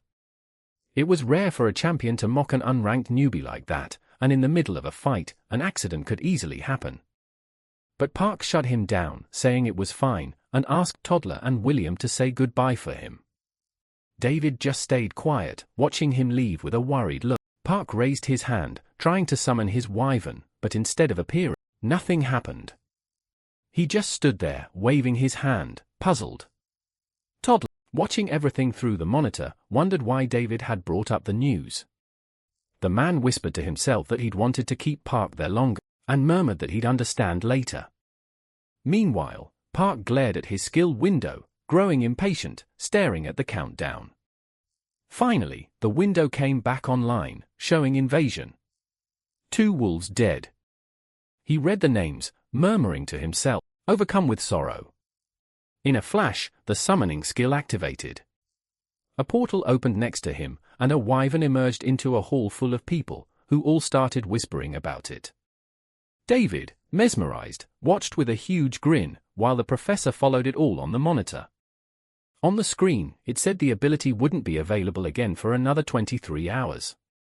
The professor held up a blue glowing stone, an artificial mineral created by fusing the memory stone with a takamite, the arukamite. He reflected on Park's abilities, realizing they were exactly like the superior elves. He understood that when Park touched the arukamite, it caused the status window to glitch, shutting down any skill that used spatial energy for an entire day. The professor thought silently that if humanity kept developing like the elves, there would be consequences. But that thought hung in the air. At the same time, in a high part of the base, a phone rang. David called the director, who asked if he was still with Park. David said he'd already left, and mentioned he'd stored all the info in the stone. The director, surprised, asked if Park had left earlier than planned, and ordered David to return to HQ. Meanwhile, the professor was still staring at the monitor when his own phone rang. It was the director. The mustached man wanted to know if the test had worked. The professor confirmed that everything went exactly as expected. The director smirked and asked if he'd gotten it right. If it worked on Park, it would work on the people of planet Aruka too. The professor confirmed, but warned that the elves were close allies. They needed to be careful. The director, with a cold smile, countered, "No alliance lasts forever." And according to him, the elves could turn on them at any moment. The professor pointed out that there were still plenty of other problems to solve before the project could actually turn a real profit. The director, on the other hand, snapped back, saying that crime among Awakened was only rising, and that their alliance with the elves could fall apart at any moment. Toddler still tried to argue, but the director cut him off. He said that soon the levels would truly match real power, and they needed a way to control that. The professor hung up the phone, thinking to himself that the real problem was Park's power reaching 8,000. Would that be enough to take down monsters like him? While all this was being discussed, Park was already flying on his wyvern, set on revenge, with no idea what was happening behind the scenes. He growled to himself, wondering how Hero had the nerve to invade his land. He was dead set on crushing him. Meanwhile, back at Suho's guild, Han asked what was going on, but Junho just let out a heavy sigh. He showed his phone to the others and said they were screwed. Everyone's eyes went wide, and Monk asked what the hell was happening. Junho brought the phone closer so they could see, and they all froze in horror. On the screen was a single message from Park: special training for whoever committed the crime. They freaked out, clutching their heads and screaming, "Why? What did we even do?" Han, almost in tears, asked how they were supposed to face the number one in the ranking, when he could easily handle even a C rank. Suddenly, a picture popped up on TV, showing the three of them standing in front of Hero. The comments exploded, calling it a disgrace for the guild, cursing Monk as a fraud and saying they should leave the country. Han said it was a frame from one of his videos, while Junho, head down, said those were the comments from Hero's guild forum, calling them all weaklings. Jang grumbled that people really were rotten. Junho, eyes welling up, said no one was on their side, even though they were the victims. Jang turned to Han, demanding why he uploaded the video. The boy explained he just wanted to expose Hero. Monk said there was no way to undo the mess now. The shame was already out there. Han snapped back, saying someone shouldn't have gotten drunk all night, picked a fight with civilians, and ended up caught by the bureau. Monk went red, turning away, grumbling that he just tried to help small shopkeepers, but ran into monsters disguised as people. Junho said that either way, no one was safe now, because Park was genuinely furious. Monk shot back that everyone had left the guild to hide from the barrage of hate. Jang asked what the bureau said, and Han replied that all they'd put out was a one-liner. "We're sorry." They all stood there, stunned, not believing that was it. Jang exploded, saying a foreigner had illegally entered the country, invaded the guild's territory, attacked and caused damage, but no one did anything, and they should have held him responsible. Out of nowhere, Han shouted that he'd just seen a report saying Hero had already gone back to his country. Everyone panicked. They couldn't believe they'd just let the guy leave. Monk clasped his hands and started praying to the Buddhist god of mercy. Jang, furious, said he'd go raise hell at the bureau. Junho tried to calm him down, saying the bureau would probably play dumb and leave them to deal with it alone. Jang wondered if Hero was part of a security agency, and if this would end up as some personal vendetta. Monk sighed, saying the real losers here were the officials, dumping every problem onto citizens. Jang concluded, outraged, that the worst part was seeing everyone turn on them when they were the victims. Han read an article from the US saying that Park's guild should move to a superpower country where they'd have protection. Junho agreed they were right. It wasn't that they were weak, it was that their country was weak. They really should consider emigrating. Han said Park had to fix this mess, and asked if they'd all seen that bastard's eyes. Hero, bleeding, had said that if they didn't bring Park to him within 10 days, they'd all be dead. They all stood there, trembling, frozen in front of Hero, and Junho, stuttering, said they'd wanted to fight back, but they couldn't even reach Park. Jang, almost crying, admitted he'd been so terrified he'd turned to stone, unable to move an inch. Han added that if they'd fought back, they would have died on the spot. Junho said if they'd fought and died, it would have been even worse for Park. So yeah, they'd done the right thing. Han asked about Gunwoo, since the monks were still in shock, and Junho said the boy was fine but quiet. He spent his days watching TV in his room when he used to wander the territory, even scaring off the wolves. Deep down, Gunwoo even seemed a bit happy to have seen Hiro up close, and Han said the only thing they could do now was wait for Park to come back, because when he did, he'd crush Hiro to dust. Junho turned to Han and said they needed to do something before Park got back, but the boy didn't get it at all and asked what he was talking about. A moment later, the two of them were already walking through the farm area, and Han asked why he was the one picked for this. Junho replied that, unlike the others, Han didn't have anything better to do. They walked around holding metal detectors. Junho commented that they'd buried that stuff there before they left, and Han muttered that it felt like looking for a needle in a haystack. Suddenly, Junho's phone rang and he answered it. On the other end, Miso thanked him for their continued cooperation and said they'd only been able to explore the dungeon because of them. Funyo answered that they had a signed contract, so there was no need for thanks. Miso asked them not to blame the government for what happened before. Gunho, keeping a polite tone, said goodbye to her. Then he walked over to Han and suggested they head over to the animal farm, but Han immediately refused. Junho said those people were always planting bugs in important places anyway. Han asked him not to be so harsh on Miso, reminding him that she'd always been on their side. Junho agreed, but added that sometimes the enemy is closer than you think. Han admitted he was right and said it didn't hurt to be careful. The farm was filled with every kind of creature. A pack of wolves, an elephant, a bear, a massive rabbit, and lots of birds. Seeing it all, Junho remarked that they had so many animals there, and Han nodded. Down below, a huge bear and a giant black rabbit were fighting each other. Watching the scene, Han asked if they were just playing, but Junho stayed silent.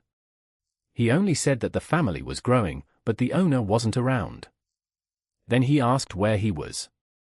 Han remembered an article saying that Park had been seen riding a humpback whale near China. Junho said that if he was in the Sea of Japan, then he was already close to home. He asked if there was a lake on the farm, but Han reminded him that Park had been taming animals even before he had a farm. It was obvious Park had sharpened his taming skills during his journey. He'd even frozen the sea to wipe out monsters. Suddenly, Junho stopped, staring straight ahead. Han's eyes widened when he saw what Junho had noticed. Two little monkeys sitting up in a tree, staring back at them, curious. Han asked if they were Japanese monkeys. Then it hit. Impossible. The news showed that Park was attacking the city where Hiro lived. They both read the headline in shock, repeating it out loud. A wyvern flew over the city as people looked up in fear. Park descended on the wyvern and people started shouting, recognizing him as the Dragon Knight. In an instant, the wyvern flapped its wings and everyone ran for it, screaming that it was a monster. On the live stream, they kept saying that Park was attacking the city and all the comments were bashing our hero. Park roared, yelling for Hiro to come out and face him. Junho and Han watched the live feed in shock. Han said that was exactly like Park. People in the comments were stunned, saying he'd come for revenge, while Park kept shouting, calling Hiro a bastard. The news said the Dragon Knight was in the city center looking for Hiro and that he'd entered the country illegally. Even though he'd blocked traffic, he hadn't done much damage yet. The Federation of Awakens Criminal Task Force arrived at the scene. The reporter looked surprised to see the vehicle and confirmed it seemed to be Lieutenant Saseki's No. 1 squad. The man was walking out front, followed by a team of uniformed agents, while people whispered that it was him. The reporter announced that the No. 1 team was already on their way to the scene and the comments blew up, saying Park was done for now. He added that a whole battalion of Type 10 tanks was headed there too, along with a squadron of unmanned drones. Seeing all that, Han said in disbelief that this time Park had really stirred up some trouble. Meanwhile, everyone inside the local Ministry of Defense building was being gathered urgently. The operation center was dead silent, but everyone moved fast. One operator announced that the tank squad was ready. Another said the drone combat battalion was prepped too. On the screen, a wyvern appeared with a huge red circle hovering above its back. Another agent reported that a combat satellite had locked onto the target. Two men in the operations center watched everything closely on their monitors. The vice commander of the Federation of Awakened informed the Minister of Defense that his team was trying to bring Park over to their side. The minister replied that Sasaki had already arrived on the scene and suggested it was better to wait and see if Park was really on their level. Meanwhile, Sasaki was approaching the spot where Park had landed, surrounded by the excited cheers of the crowd. Park kept yelling, demanding that Hiro show himself, when he suddenly heard Sasaki calling him. Our hero turned, curious to face the man coming his way. Sasaki announced that Park was under arrest for trespassing, inciting panic and other crimes against public order, but Park ignored the entire speech and just asked if he was Hiro. The man answered seriously that his name was Sasaki from the police department and ordered Park to get off the wyvern and surrender, but our hero just looked at him with disdain and said that if he wasn't Hiro, he'd better get out of there. The crowd gasped. He just refused to cooperate with the famous Sasaki. Suddenly, black ropes shot out from red circles in Sasaki's hands wrapping around Park and the wyvern. The crowd erupted, shouting that this was the legendary Sasaki's bind. Park looked at the restraints around him and let out a surprised laugh. Sasaki yelled at him not to move or the vines would tighten even more, but Park just spread his arms, calmly examining the dark ropes. Seeing that, Sasaki leapt into attack, yelling that he'd arrest him by force now. The commentators on the live broadcast said Sasaki only needed 1 minute to take Park down, already saying goodbye to him. But the one who took a punch to the face wasn't Park. It was Sasaki himself. Park punched him so hard that the man flew straight into the sky and the ropes around Park shattered. The crowd held its breath in shock as they watched their hero fly through the air. Sasaki crashed near Park, landing flat on his back, but it was a trap. He quickly got up and triggered another trap. Even then, he couldn't process what just happened as blood started dripping from his nose. Park smirked and said, "That's right. If your territory's under attack, you defend it to the end." At that moment, the wyvern flapped its wings, snapping the binds and letting out a roar so loud that everyone flinched. Seeing Park's power, Sasaki admitted to himself that he was scared. He thought, this is exactly what you'd expect from a dragon knight. And if he hadn't triggered a debuff right when he got hit, his face would have been crushed. Park told him that if he already knew that, he'd better get lost. But Sasaki lunged at him again, saying that now he'd also charged him with assaulting a police officer. Our hero just looked at him with disgust and muttered, "What an annoying guy." Sasaki jumped yelling, "Die!" as he tried to stab Park with a knife. In that same moment, Park raised his hand and activated Air Whirlwind, summoning a swirling wind that caught Sasaki off guard. The crowd, which had been cheering before, fell dead silent. This time it wasn't admiration, it was pure fear. In the command center, the Minister of Defense and the Vice Commander of the Federation of Awakened watched the screens in disbelief. The wind tossed Sasaki around mercilessly, slamming him hard into the corner of one building, shattering it to pieces. Then he was thrown in the opposite direction, smashing through the windows of the building next door. The men in the command room were horrified by what they were seeing. Junior was stunned, saying Park had actually sent Sasaki flying, and Han commented that this was so typical of their brother. Park kept yelling, demanding that Hiro show himself instead of sending henchmen. The wyvern breathed out a pillar of fire, making the soldiers yell at him to stop, shouting they were only there to protect civilians. In the comments, everyone was shocked. Sasaki was being tossed around like a ragdoll, while Park showed off all his strength. The Secretary of Defense remarked that Park was even more impressive than he'd expected, and said Park seemed like a better asset than Hiro. The Vice Commander said Park had sent an invitation to join them, and that they'd accept as soon as air travel was back. Meanwhile, Park shouted that if they didn't bring Hiro out, he'd burn everything within a kilometer. The crowd heard that threat and panicked, running and screaming in terror. One soldier in the command center said civilians were at risk, and they needed to take out the Dragon Knight using the satellite. But the minister just smiled and said things were getting interesting, asking why everyone was so nervous. The minister asked the vice commander of the Federation of Awakened what they would do next, and he replied that Lieutenant Messi was already getting ready. Suddenly, Someone behind Park shouted at him to stop, and our hero turned around. A big man in uniform stood facing him, staring him down without fear. Park opened his info window and saw that this man was just an ordinary person. Surprised, he asked who he was, while the wyvern let out a threatening blast of fire. Without flinching, the man introduced himself as Messi from the police department and politely asked him to stop all this. Park said he'd only stop if they brought Hero out, giving them a 30-minute deadline. But Messi explained that Hero couldn't come right now, which made our hero curious. Then the lieutenant said seriously that Hero was inside a level 7 dungeon. Park repeated out loud that he'd gone hunting and asked exactly where he was. Messi explained there was no way to see him now, since Hero would need 10 days to get out of there. Park was shocked. He'd been provoked by someone who needed 10 days just to clear a dungeon. Confused, the lieutenant said it was still a level 7 dungeon. Park replied that he'd come back in 10 days when Hero returned. Messi agreed, but warned him that he'd still have to pay for everything he did today.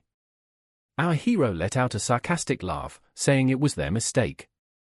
Stealing pups or eggs while the leader's out hunting was cheap thief behavior. The lieutenant smirked slightly and promised he'd pass that message along. The wyvern flapped its wings and soared high as the citizens watched in fear. Back at headquarters, someone said they couldn't just let Park escape like that because it would bring global humiliation. But the minister shot back that using the armed forces against one single awakened would be even worse. Even so, he reminded them that Park had promised to come back and ask the air fleet to follow him. As our hero flew back home, a few helicopters tailed him from a distance. Then Park looked back in surprise when he saw a huge dark portal open on the ground below. Flying close, he thought it must be the gate to planet Kuchon.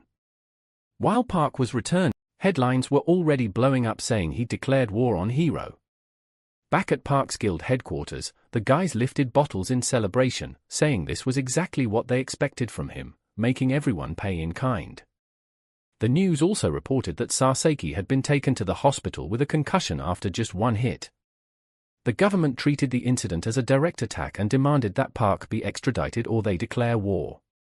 Meanwhile, the ministers gathered for an emergency meeting but still hadn't released any official statement. In the comments, some were calling for Park's extradition. Others said he'd done nothing wrong since Hero had even killed the wolves, and many were terrified of war. Han remarked that it really seemed like the world might go to war because of Park, and Junho, excited, asked what they'd do. The kid joked that they should head to the US. Nobody would dare start a war with. Jang suggested they discuss that calmly when Park got back to the guild. Suddenly, a pigeon flew in through the window, cooing loudly. Then everything outside started glowing blue, lighting up the whole room. Gunwoo's voice echoed, shouting that Uncle was back. The guys tensed up immediately. Park, furious, asked where the cowards were who needed to answer for this mess. The kid said they were drinking in the office. Seconds later, Park opened the door and just his stare was threat enough. The air turned heavy. Junho was the first to speak up, saying his brother was finally back. Park's eyes glowed an intense blue as he asked, annoyed, what they'd been doing. Someone screamed, "Run!" And they all bolted in a panic, diving through the window and smashing the glass to escape his wrath. Meanwhile, in a mansion up in the mountains, a heated meeting was going on. Some people were shouting that they should send Park away. Others yelled they wouldn't give in to anyone's blackmail and that if it came to that, they'd send Hero there too. The Foreign Affairs Secretary complained that all this happened because Park always got away with everything, so now he thought he was invincible. But the Minister of National Security shot back, saying it all started with Hero, so it didn't make sense to blame everything on Park. The Foreign Affairs Minister got irritated and started cursing until someone suggested they take it outside instead of filling the room with swearing. That's when a man in a black suit stood up and said, "Seriously, the president has arrived."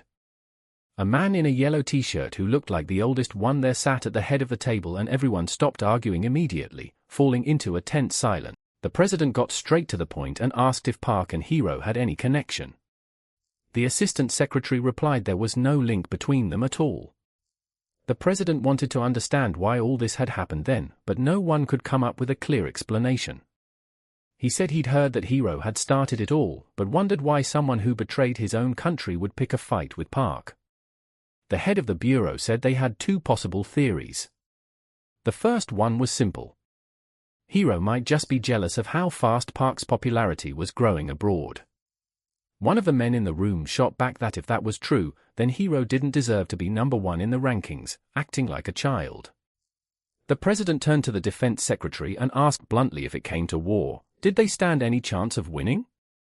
The man took a deep breath and said that if it were 10 years ago, with a huge budget and a decade to prepare, maybe they would. Hearing that, the president didn't hesitate. He ordered them to hand Park over. The Minister of Defense went pale, asking if that was even possible. The others began murmuring that it was the only option.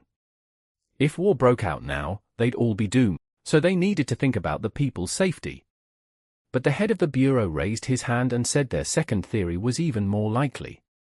The president, surprised, wanted to know what it was. The man explained that maybe it was all a foreign government's plan to force them to give up Park. The president's eyes widened. If that was true, then the threat of war was just a trap. The bureau chief stressed that, with how drained both countries were, conflict was practically unavoidable. But one thing was clear, they needed Park. The president asked for confirmation. Was Park really that strong, since he hadn't even returned like Hero? The chief explained that Park was different from everyone else. Several countries were after him because of the powers he had. The president wanted to know exactly what powers those were, since so many seemed ready to risk everything. The chief revealed that Park was one step away from mastering all the elements controlled by the High Elves. After they discovered Park's powers, interest in Aruki skyrocketed, and no one there had regional magic. The ministers were stunned when they realized what it meant, magic on a regional scale. The agriculture minister, excited, asked if that meant instant harvests. The bureau chief confirmed it all. Park was basically a winning lottery ticket worth an unimaginable fortune. After that, the president and all the ministers agreed they would protect Park at all costs, even if it meant war. The president ordered the Minister of Justice to put Park on the VIP list and forbid him from leaving the country. Meanwhile, the chief thought to himself, where there's money, there's war. Headlines popped up saying the ministers refused to extradite Park. Another report claimed that the DGB was planning to build a massive grain storage facility on Park's guild land. Inside a black car speeding down the road, someone was thinking that, in the end, everything always came down to money. The chief wondered why Miso had said what she did, and he reminded himself that he'd been the one who kept Park from being deported. The girl asked if he'd talked to Park, but the chief explained there was no reason for Park to turn down their help. They were keeping him out of prison and giving him a chance to make money. He asked her to let Park know that soon they'd level the guild up to rank 6, so they needed to focus on expanding farmland. That way, the country would become the world's new breadbasket, overtaking Ruka. Miso said she'd already set it all up with Max, and that they'd meet Park the next day. The bureau chief was surprised they'd arranged it so fast. He said Park could smell money from miles away, and that he trusted Miso to handle it. She fired back, saying she always cleaned up the mess alone, but the chief snapped that he'd deal with it later. Meanwhile, near the level 3 Locust dungeon, Han, Junho, and Jang fell out of the portal and collapsed on the ground. Han couldn't take it and face-planted too, just before Monk appeared and landed right on top of them. Park glared at the three, furious, yelling at them to get up because they still had 10 more rounds to go, but Junho didn't even move. He sounded like he was snoring. Park was about to blow up when his phone rang. It was his grandma, and our hero answered immediately, asking what had happened. Grandma asked if he really forced the boys to keep training even during lunch, and Park answered that those brats had already eaten more than enough while he was gone. She passed the phone to Miso, who got straight to the point. She'd heard they'd been stuck in a dungeon for 3 days straight, going through insane training. Park confirmed it and asked what she wanted. She took a deep breath and said the country's reaction was getting pretty serious, but they had a solid plan to fix it. While listening, Park glanced at the boys sprawled on the ground, unable to move. He thought to himself that people have their own rules. Ignoring them could bring a lot of headaches. After thinking it through, he said he'd rather everyone talk it out at home and settle everything once and for all. On top of Park's guild house, the tree was growing taller and taller, casting a cool shade over the place. Under it sat Miso, Park, and another man. The girl introduced him as Max, head of the SPFC branch. Max greeted Park, saying it was an honor to meet him in person. As soon as they sat down, Park got right to the point. He wanted to know what the SPFC needed from him. Max explained that not long ago, the champion had challenged Park to a duel, and even repeated Hero's words, saying he wouldn't even need to fight for real to win. Park's eyes widened in surprise, and he asked if Hero really said that. Miso, caught off guard by his reaction, asked if he didn't already know. Park said he'd vaguely heard something like that, but didn't get the reason behind it. Max was honest. The whole thing was just for money. If the duel happened, the money involved would be massive. He suggested that Park shouldn't overthink it and just accept. That way, he'd make a fortune and still prevent a war. 2 birds, 1 stone. Park remembered David's warning that Hero was a psychopath, a killer, and that it was better to stay away. So he asked if he accepted, he'd be allowed to kill Hero legally. Miso and Max went silent at that. Max answered awkwardly that under the rules, they wouldn't blame him if something happened, but they weren't exactly encouraging murder either. Miso cut in, telling Max she'd talk to Park alone and get back to him. Max agreed, wishing them luck with the decision and left. As she watched the car drive off, Miso turned to Park and told him that if he didn't want to, he didn't have to accept. The war wouldn't break out anyway, but Park smirked and said he actually wanted to do it. She explained that Hero's country's goals were crystal clear, either lure Park in or get rid of him. But Park just shrugged, saying he didn't care about their plans. Hero was asking for a beating, and as long as it wasn't against the law, he had no problem with it. Miso then suggested they donate all the money they'd raised to Hero's country to earn some political points. Park liked the idea and agreed right away. She smiled, saying she'd pass that on to Maximum. But she had one more thing. She handed Park an official document from the government. She explained that once a year, all guilds level 6 or higher gather together. Park flipped through the papers, confused, and Miso explained she was planning to invite him. He pointed out that their guild wasn't level 6 yet. Then Miso pulled out a small statue with the number 6 and said it was official now. Their guild had leveled up. She added that the certificate came straight from the bureau and the entire working district would be handed over to them with autonomous rights over the territory. Park was stunned, asking how that was possible. Miso explained that once the infrastructure was built and people settled in, that area would officially become the 13th district under Park's guild's control. Park, half sarcastic, said that meant it was time for him to step up himself. Back in the office, he told the boys everything, but all 4 were against the idea. The government hadn't protected anyone when they should have, and now they wanted the guild to defend the land. Park pushed back, saying the decision was already made and the government had plans to build the city. Junho, surprised, asked if Park had taken the bait. They could be getting used. Park said they could treat it like a demilitarized zone and expand the farm slowly. Han grumbled that it was disappointing and that he'd rather take the money and move to the US. But Park shot back that he planned to make that area the official headquarters and, in the future, divide the new territory into sectors. Han, wide-eyed, asked if Park was really planning to make them run the whole thing. John commented that, in the end, each sector would be managed by a mayor. But if Park decided to appoint sector leaders instead of mayors, then he'd basically be a lord. Han loved the idea of being a castle administrator and repeated the title all excited, while Monk read an article saying that, thanks to Park's lands, their country was about to become the world's new grain production hub.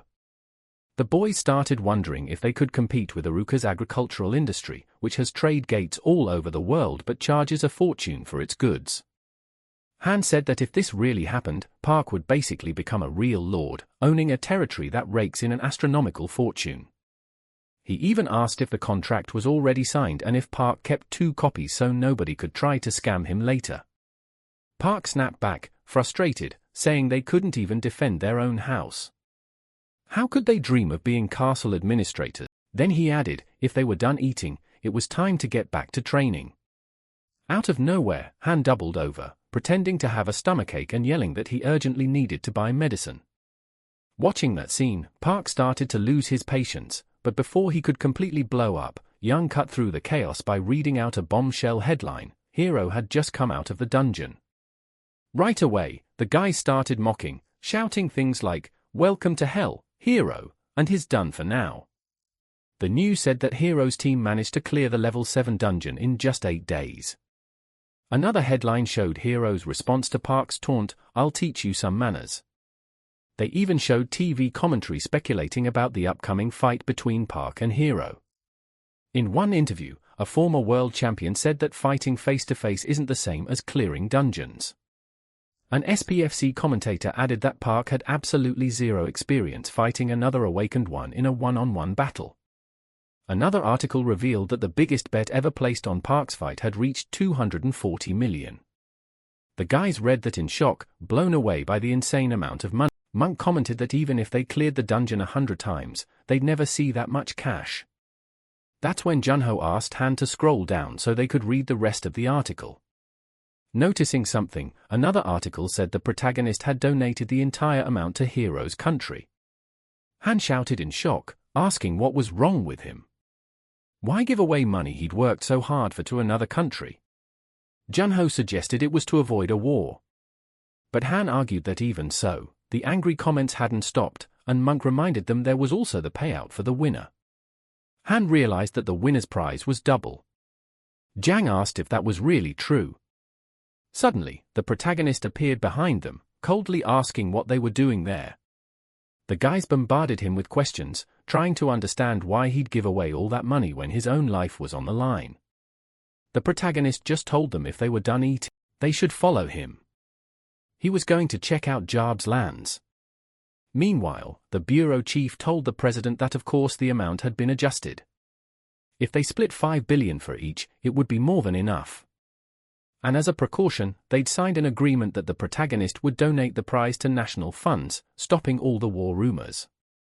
With a sly grin, the bureau chief told the president this was just the beginning, and that once the protagonist succeeded in farming, he stopped there, mysterious. Meanwhile, the protagonist was already flying on his wyvern toward his new lands to see how things were going. He remembered what Miso had said, that there used to be an HQ building there, and if they fixed it up, it could hold about 100 people. When he saw some old structures on the ground, he realized that's what she meant. Miso and the workers were already waiting when they spotted the wyvern landing. As it came down close to the ground, its wing beat stirred up a strong gust of wind. One worker asked if the wyvern had gotten bigger, and another said he was shocked to see it up close. The protagonist dismounted, and the wyvern immediately stepped into the open portal. Miso greeted him, asking how the view was up there. He said it looked good, and commented it'd be great to plant trees in a 4-kilometer radius. She told him that as soon as the area was marked, she'd send the paperwork for approval. The protagonist spread his arm, activating his skill, and fireflies began to gather around him. In seconds, a glow started to radiate from him, and the fireflies multiplied by the hundreds. One worker asked if he was famous, and Miso explained that this was how he marked territory. Nearby, the Mohawk guy welcomed martial arts fans, announcing that Sidekick was live with them. That morning, after a lot of effort, they managed to find Hero's team in front of the level 7 dungeon. The reporter asked how Hero was preparing for the fight, and he said he had no time to train. Hero added that soon there'd be way more level 7 dungeons, and humanity wouldn't get a break. But the headline told a different story, that Hero saw no need to prepare to fight someone like the protagonist. Meanwhile, the protagonist's team was eating, and Junho complained he couldn't remember the last time he'd had a hot meal. Monk said it was last Monday, and Jang told them to stop whining. Just then, Sidekick walked over and asked if they were the protagonist's team, the so-called walking joke. He wanted to know if they knew his channel, and if he could interview the protagonist. Han suggested he should go to job, since he was probably there planting trees. An article soon came out saying the protagonist had disappeared, and was busy planting trees, and nasty commenters started saying he was planting them just to be buried under them when he lost to Hiro. Meanwhile, Akiko was sitting in an office, staring at her monitor, and the access denied notice. She tried another combination, and waited nervously for the result. On the Bureau of Awakened's personal info screen about the protagonist, the message popped up. Access granted. She smiled, proud she'd cracked it, and opened the folders marked confidential. Akiko opened one file, and started reading carefully. Suddenly, her face filled with shock as she thought, stunned, 1,000 years. In another piece, global betting experts said that 85% were betting on Hiro's victory. Another report highlighted that Hiro, also known as Humanity's Hope, had reduced the dungeon clear time to 8 days. One more article said the DGB had transported construction materials to the city, and at the entrance to the protagonist's lands, there was now a sign warning about wolves. A final report said there were 6 days left until the showdown, and the stadium was already sold out. A new article said the fight was only 2 days away, and the protagonist was still on his land. Meanwhile, Hiro and Akiko were sitting on the couch of the city's best hotel, sipping wine. The girl asked what Hiro was thinking about after taking a sip. He answered that he was thinking about how he'd kill the protagonist if he didn't show up for the fight. Setting the glass back on the table, Akiko said she didn't think it would be that easy. Hiro asked what she meant, and she explained she was talking about killing the protagonist. She told him she'd checked the Bureau of Awakened secret files, and found it was recorded that the protagonist had returned after spending 1,000 years on another planet.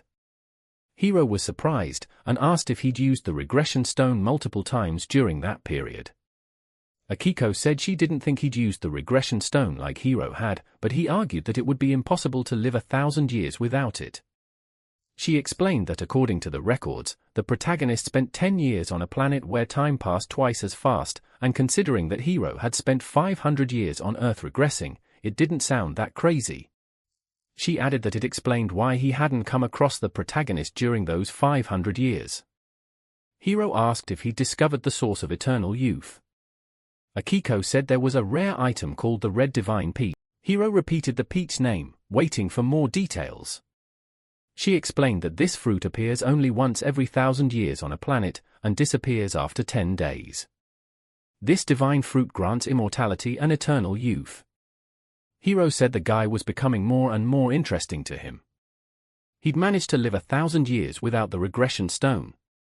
The girl admitted she was worried knowing the protagonist had lived even longer than Hiro. Hiro stood up and said that no matter who the opponent was, he'd never let anyone get in his way. News headlines were now all about how the protagonist hadn't arrived in the country on the day of the fight. Meanwhile, the protagonist was working on his trees back on his new land. Apples began appearing on the branches, and he watched the results while Han stood nearby. Our hero said that was enough for the apple trees. Han agreed, saying there really wasn't any more time, but the protagonist didn't listen, and said the pear trees were next. The boy shouted that there were only 3 hours left, and that he really needed to go. The protagonist replied that since his level was still low, he couldn't plant too many seedlings at once, and that while he was away, they needed to buy everything he'd ordered. Han told him not to worry, and begged him to just go already. The next second, a portal opened behind the protagonist, and his uniform appeared inside it. A giant wyvern stepped out of the portal, scaring Han so much that he fell backward. The protagonist said he'd be back soon, and that they had to clear plenty of dungeons. There'd be no forgiveness if they slacked off. Han scratched his head, and asked what he meant by slacking off, but he didn't answer. The wyvern took off, carrying the protagonist, who grew smaller and smaller against the sunset sky.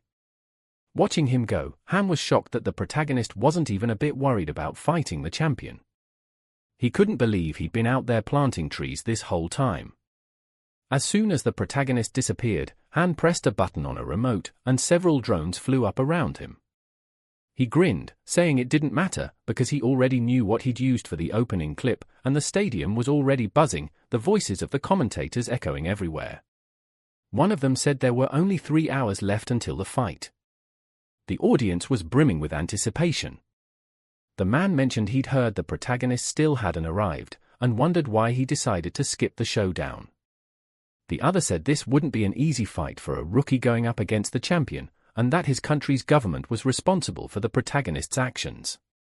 Hiro and Akiko also arrived at the stadium, and sat in the waiting room, which had a huge wall-to-wall window. Hiro asked if there was any news, and Akiko said that not long ago, he'd expanded his lands in Job. Hiro suddenly smiled at the mention of the protagonist's new lands. He thought, as expected, the protagonist already knew what would happen in the future. After all, the first place to open a level 7 dungeon in the protagonist's country would be Job.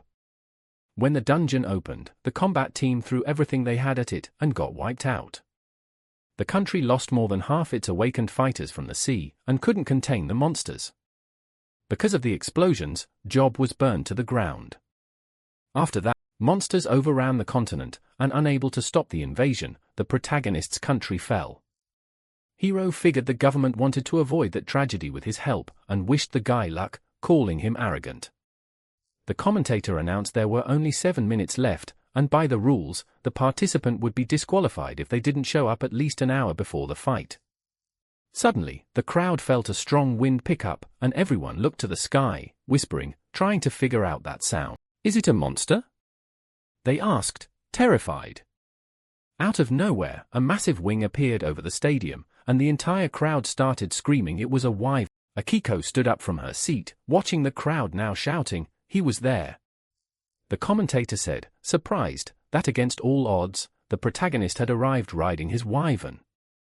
David jumped with joy, yelling that he told everyone the protagonist would show up for sure. 2 men next to him said he'd created quite the drama. The head of the bureau cheered, shouting that if he won, the world would belong to the protagonist. Miso was watching the broadcast too, while the commentator kept saying he couldn't believe the protagonist had shown up just 5 minutes before the match. Soldiers in the field command center cheered along, shouting for him to defeat everyone. The commentator announced that the Dragon Knight was finally landing after circling the whole stadium. Joy, who was with the soldiers, heard his name and muttered it quietly. The protagonist jumped off the wyvern, which was now much bigger. Without a word, the wyvern growled and stepped into a portal, disappearing in front of everyone. The crowd roared, amazed by the summoning magic. The protagonist looked around and asked why there were so many people there, and where Hiro was. Then, he shouted for the whole stadium to hear that he wanted Hiro to show himself. The commentator explained that the protagonist seemed to be hunting Hiro inside the arena, watching as he called out his opponent. The crowd joined in, chanting Hiro's name in unison. Up above, hearing the chants, Hiro stood up and told Akiko he was going. The girl jumped up, grabbed his hand and tried to stop him, but Hiro smiled, telling her not to worry. He'd win and come back. Out of nowhere, white flakes started falling on the protagonist, while a bird flew over his head. He looked up, and the commentator shouted that Hiro had arrived. The long-haired man dropped down from above, smashing the stadium floor on impact. The crowd exploded in cheers, celebrating the champion's arrival, but the protagonist didn't look surprised at all, nor was he scared. Calmly, he asked if this was really Hiro, but Hiro didn't answer. He just said he had a few questions before killing him. Hiro asked if the protagonist was a survivor of the apocalypse, but he had no idea what Hiro was talking about, and shot back, asking what apocalypse he was on about. Suspicious, Hiro said that was a terrible act. Our hero started losing his patience and demanded to know what nonsense this was. Then Hiro asked if there was still a regression stone, and how many years you could regress. The protagonist, still confused, asked what stone he was talking about.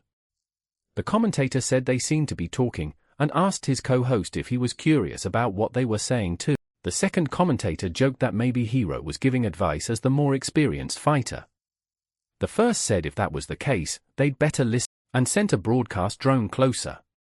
3 drones quickly dropped down to the arena. Hiro activated a skill and asked if the protagonist felt like he owned the world after coming back from the past. Our hero looked even more confused, asking how he could have come back from the past. That's when 2 blades appeared in Hiro's hands. He said the protagonist was asking for this. He lunged, swinging the blades, saying he had a way to make him talk. The commentator shouted excitedly as Hero launched the attack. Suddenly everyone froze, unable to believe what they were seeing. The protagonist's fist slammed into Hero's face, catching him off guard. The punch was so strong it sent the champion flying, a stunned silence falling over the packed stadium.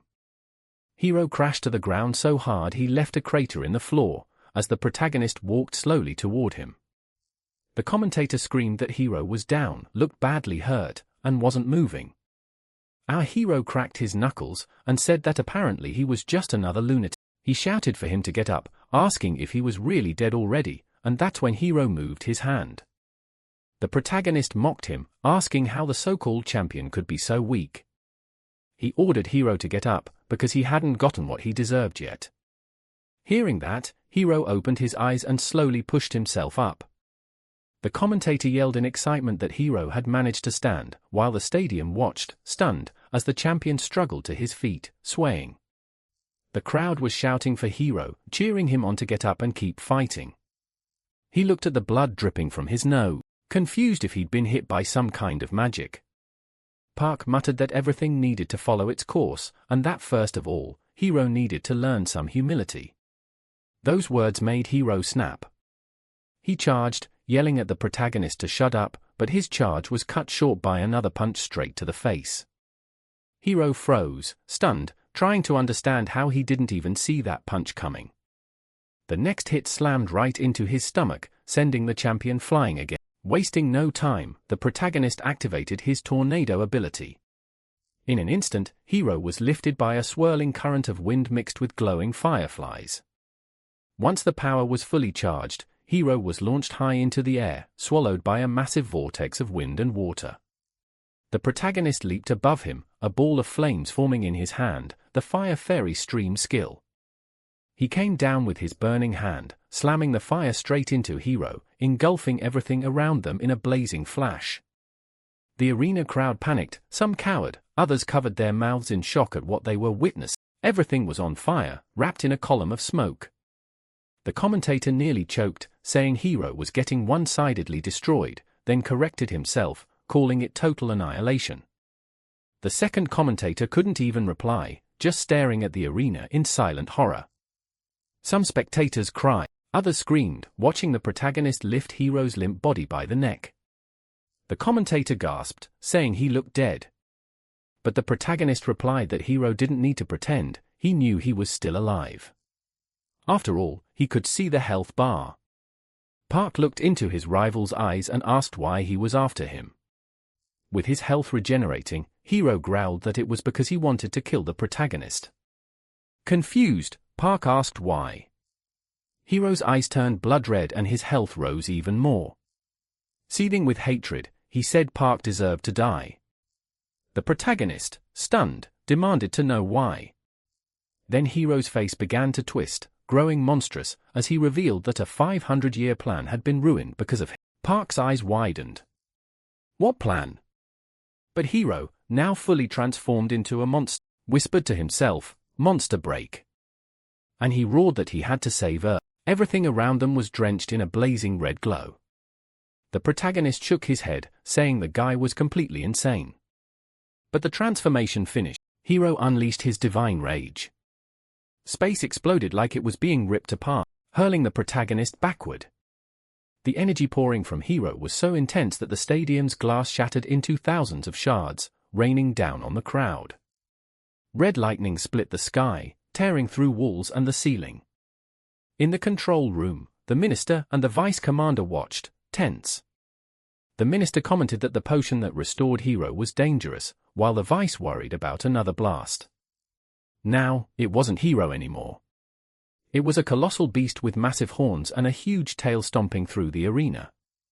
Seeing it, the minister muttered that from the look of that transformation, Hero must have discovered some insane secrets on the planet Kuchon. After the impact, smoke covered everything. Groans of survivors echoed through the stadium. People cried, screamed for help. A little boy called for his mom, trapped under debris. Many had died in the blast. Even Akiko back in the waiting room was wounded when the huge glass window shattered. In the arena, Hero, now a full monster, snarled that it was time for the final blow, the wrath of God. It was such an insane power that a human body couldn't withstand it. That's why he had to summon the beast. Hiro was shocked he needed to use it on just one man when he'd saved it for the boss of the 8th level. But then the monster heard a sound. Its eyes wide. Under the rubble, Park emerged, clutching his head and cursing the pain. Hiro, or rather the beast, stared in disbelief as Park, glowing with a green light, walked toward him. The protagonist looked at the beast and, with a furious grin, said that bastard really was something. Hiro couldn't believe he'd survived the wrath of God. Getting closer, Park taunted, calling the monster a bastard and saying he could transform too. Hiro, a mix of fear and rage in his eyes, growled and asked what item he'd used to get that strong. Hiro screamed, demanding to know what Park had used to regress, but the protagonist calmly replied that he had no idea what he was talking about. There was no regression item. What he had was a skill called Forest's Blessing. Hiro roared in disbelief, demanding how a skill could be stronger than an elixir. Park, with a calm smile, explained that it really was an elixir-level skill, able to fully restore all vitality and mana used in just 5 seconds. That made Hiro completely lose it. He yelled, asking if Park was actually smiling, but Park just raised an eyebrow, puzzled. Preparing to strike, Hiro snarled, demanding to know if he thought this was all some kind of joke. Meanwhile, the protagonist glanced at his status window, which confirmed that the monster before him was Hiro, a U-rank hybrid. Suddenly, the monster lunged, landing a hit that caught Park off guard. As he struck, Hiro screamed that the world had died because of him. Swinging his tail, he slammed Park, asking if he could still laugh. Raising his fist, he repeated the question, throwing punch after punch, but it was like they didn't even land. Park scoffed that a U-rank wasn't that strong anyway. Instantly, he landed a devastating kick to the monster's chin. He locked eyes with Hiro, asking if that so-called 500-year plan had been ruined because of him, and if that meant the planet's destruction was his fault too. Was that why he had to die at Hiro's hand? Stretching out his hand, Park released a green glow, forming a barrier against the wind. But Hiro, furious, said if he understood everything, then he should just die already. Suddenly, a strange purple stone appeared in Hiro's hand. He gripped it tightly, and a violet light surrounded the monster as he roared that Park had destroyed everything. He asked if he even knew how Hiro had reached that level, and how someone like Park dared talk down to him. Amid that chaos, Hiro remembered when he was just a baby, watching a superhero movie. The kids cheered as the hero landed the final blow. Even as a child, Hiro felt happy seeing the hero save the world. But suddenly, everyone gasped when the hero fell to his knees, bleeding. The screen showed everything burning. The narrator said the hero's soul stone would turn back time and he'd be forgotten, but it was okay as long as his loved ones could live. The kids cried, but Hiro didn't. He smiled, thinking that even if he was forgotten, it was enough for the world to remember a single hero. At that moment, Park's foot smashed straight into Hiro's face. His eyes widened in shock. The impact was so brutal, the monster was sent flying.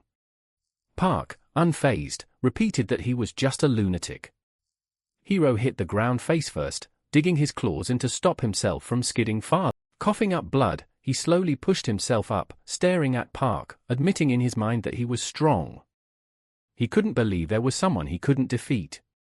Not even in this monstrous form, he realized there was no sign of regression in Park, but it didn't matter.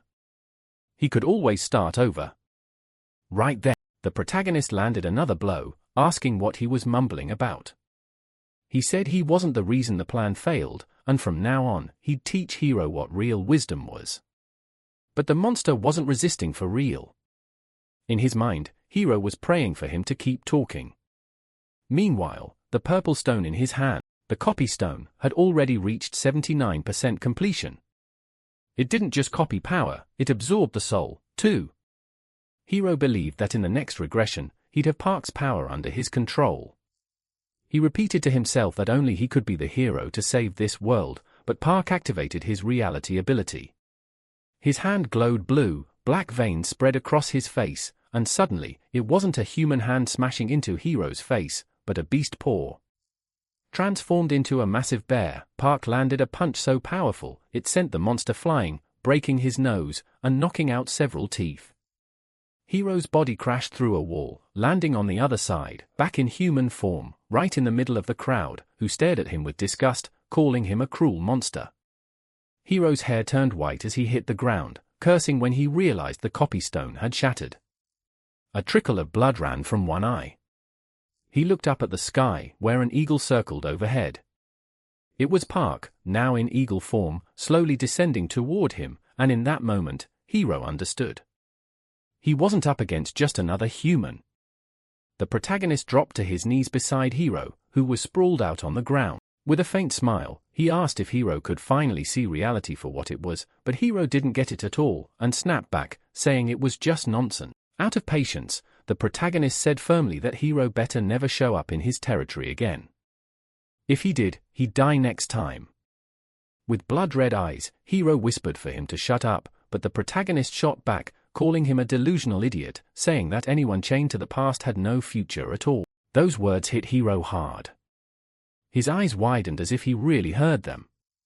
The commentator narrated that, even unconscious, Hero seemed to hear every word as the protagonist, now in his eagle form, flew away from him. Meanwhile, Choi had watched the entire fight, clenching her fists in frustration. Only one question echoed in her mind. Why? She remembered that day in the hospital when she'd asked the protagonist why they couldn't fight together. He'd looked at her with pity, telling her she was still too weak. Their strengths weren't balanced. Someone would get hurt. Choi got even angrier remembering how he'd walked away with someone else right after saying that. As she left the room, she muttered under her breath, furious, that idiot always talked nonsense. Meanwhile, news headlines plastered screens everywhere with the protagonist's overwhelming victory. Articles reported that over 48 people had died in the stadium during the fight, and that the world's unofficial number one, Park, had donated his entire prize to Hero's country. Another article said that the victims' families were preparing a class action lawsuit against Hero. On a restless night, Hero had a nightmare. In it, he saw the protagonist transformed into a beast with claws, forbidding him from ever stepping foot in his territory again. For a guy stuck in the past like you, there is no future. Those words echoed in his mind, jolting him awake in a sweat. Sitting alone in his room, Hero looked around, trying to figure out how long he'd been out.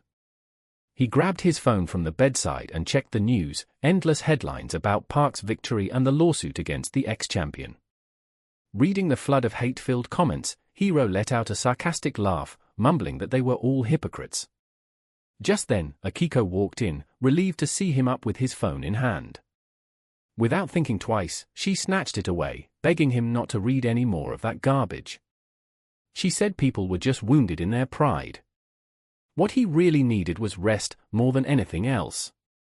Hero realized she was trying to protect him. He didn't say anything, just let out a heavy sigh.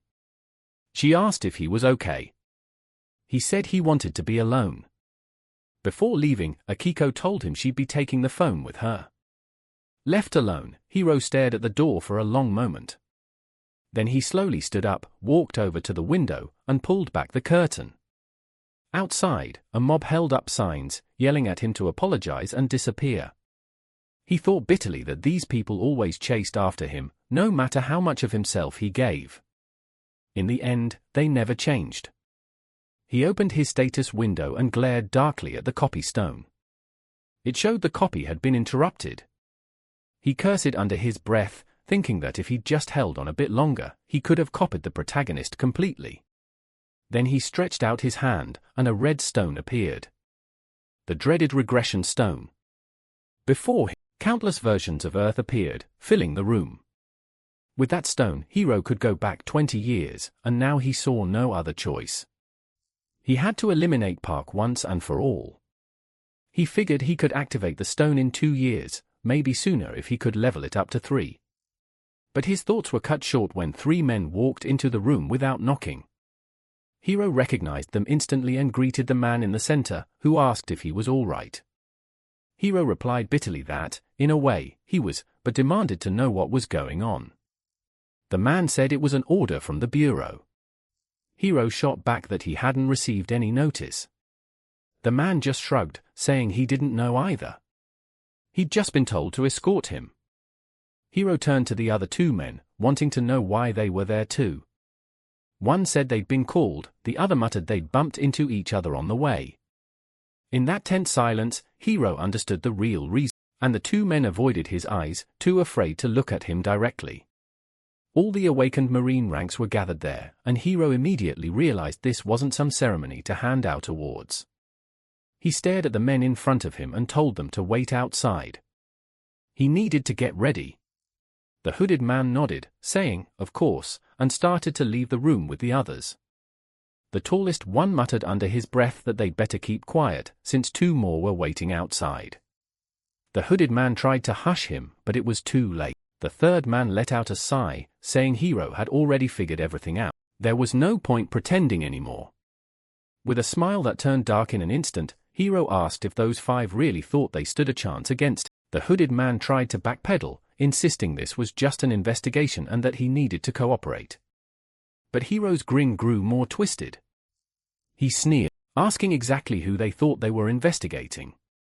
The three men froze like statues, unable to answer. In Hiro's mind, it was obvious.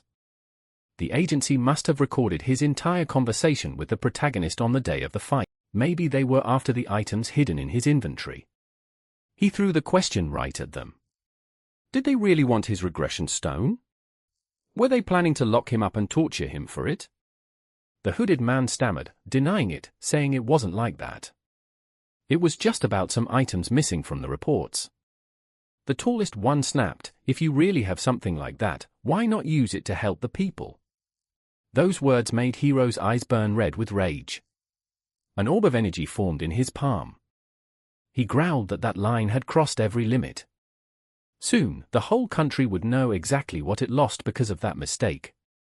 In an instant, the tall man tried to activate his abilities to restrain Hiro, but it was already too late. Small horns sprouted from Hiro's head as the energy around him pulsed violently.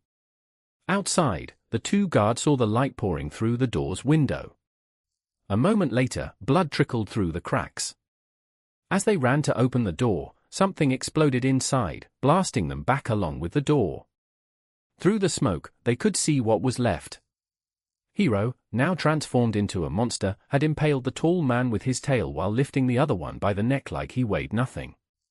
"Do I still look weak just because I lost one?" the monster growled, making it clear he'd snap the neck of anyone who took another step.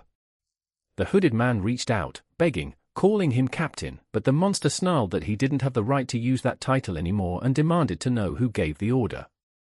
It was the commissioner, the man stammered. "Tucker, the commissioner of the Supernatural Bureau, a patriot. He only cares about bloodlines. He waited for you to fail to have an excuse to strike." Tucker no longer trusted his loyalty.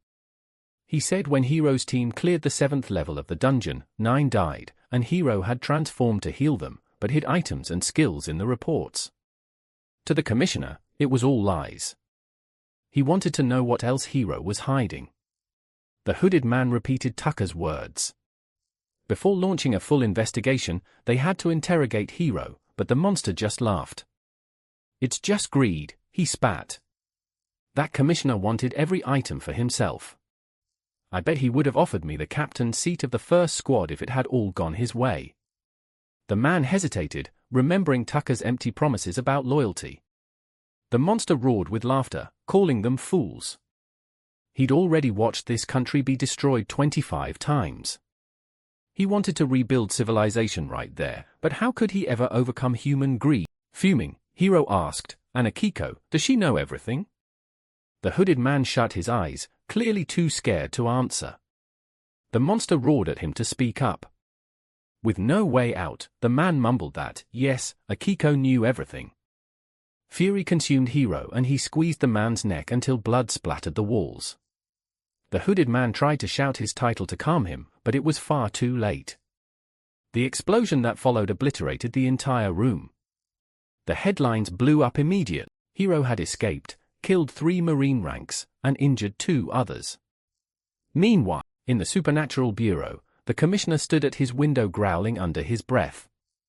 Hero, you ungrateful bastard, this is why you never help strangers. They'll stab you in the back. That's how Tucker summed it all up. They took the boy in, helped him, and yet he still had the nerve to bare his fangs at them. Tucker came to the conclusion that Hero had always been a spy, planted there by his home country on purpose. The commissioner decided he now had enough proof to convince the Prime Minister. He figured that with this incident, he could get rid of multiple problems at once and create spotless new heroes to replace Hero. He turned toward the door and called for his assistant in a booming voice. A young man came in immediately, asking what he needed to do. Tucker ordered him to contact every network. In 2 hours, there would be a press conference about Hero. Meanwhile, headlines kept tracking Hero's every move. One article claimed that the strongest man alive was now in job. Another covered Yang, who was training new recruits, titled, "The Guild is overflowing with fresh blood." A third reported that the countdown for job to become the 13th district had officially begun. On YouTube, a video analyzed the expansion of Park's guild, calling it the job version. In another, a real estate expert said this expansion was only natural. One more clip broke down Park's fight, titled, "The Dragon Knight Seeks Divine Powers." Han was glued to all of it, amazed at how much information was pouring out. All 10 of the most watched videos were about Park. Grinning, he whispered that this was next-level global fame. But then he stumbled across a headline saying Hero had escaped from the hospital. A TV anchor announced that Tucker had called a press conference and suggested they listen in. The commissioner accused Hero of being a spy and demanded an explanation for Park's so-called terrorist attack. In response, the government spokesperson fired back, calling the accusation absurd and saying the country was outraged by the insult. Han sighed, listening closely to the minister's words. But a chill ran down his spine when he realized Hero had vanished. He thought, how could a guy who was nearly dead show up again? And what if he returned when Park wasn't at the guild? A shiver crawled up Han's back and cold sweat broke out on his forehead. Without wasting another second, he bolted from the office, determined to find Park. He tore through the forest, grumbling that Park always disappeared when things got ugly, wondering why he couldn't just stay home for once in his life. Suddenly blue lightning bolts began to streak across the sky. Han froze, mouth hanging open, an eerie fear creeping up his spine. The scene felt way too familiar. Then a massive bolt struck the ground and screams echoed from deep in the woods. A swarm of workers burst out of the forest, sprinting straight at Han, yelling at him to run too. Seeing that, Han knew for sure. That lunatic was already there. Terrified, he kept repeating to himself that the madman was back. In the chaos, Han pushed past everyone and ran straight into Yang, who seemed to appear out of nowhere. They stared at each other. Shocked, breathless, Han spilled out what he'd seen, saying that the crazy Hero was back. But Yang just frowned. He'd gotten a report that a portal had opened nearby and was going to check it out. Han repeated, "Portal," just as confused as the workers running past. Jong nodded. They turned and stared, stunned, as the lightning kept slamming into the ground. Suddenly, a red sphere began forming inside the glowing storm. Both of them stood frozen, speechless. Han swallowed hard and whispered that the portal looked terrifying. A soldier in gear walked up and told them it was a level 7 portal that would explode in 42 days. Choi shouted that was way too long, while John Ho reminded everyone that the same kind of portal had already produced 23 gates and lasted 120 days. The guys freaked out. There were too many people and not enough time. John Ho complained that they'd been so busy with the 13th district that they hadn't even checked the skills of the people they'd hired. If a rupture happened, they couldn't guarantee survival. Only Monk stayed calm. He said they had no choice but to face it and clear everything before disaster struck. No one had the courage to answer. Monk asked if Park would allow this to happen. Jong sighed, saying first they'd have to make it back alive. Han, trembling, asked if they really planned to walk into that hell. He admitted he was still a pathetic rank E, and Yang said he was too. Jong grumbled, asking where Park was when they needed him most. Han muttered that he'd keep looking. Junyu said he'd check the animal farm and walked off. Monk said he'd scout the east side, and Yang decided to head for the entrance. The guys spread out in different directions, but none of them noticed the tiny ferret right in the middle of them all. It looked just like Park, and as if they could feel the ferret's gaze, the group slowly turned around. Park's voice, coming from his ferret form, asked why they decided to accept that territory in the first place. Junyu answered that it was because they'd gotten blinded by the chance to be the 13th district. Han admitted he'd fallen for the manager title too, and the others quickly agreed. But Park immediately cut them off. That wasn't it. The real reason was that the place was actually a massive hunting ground. The boys froze, realizing what that meant. The ferret said it was obvious why that location had been picked, and he admitted he liked how they thought. He invited them to feel the raw wildness of that land for themselves. Monk even closed his eyes, breathed deep, and smiled into the wind. Park, still a ferret, told them there was a massive prize waiting right on their path. He asked if they shouldn't be hunting with grateful hearts for that. Han said they were thankful, but their levels right now. Park interrupted him. The prey stretches out its neck, begging to be caught, yet they still wanted to run. He told them that if they kept living like that, they'd just run forever, right back to the miserable lives they used to have.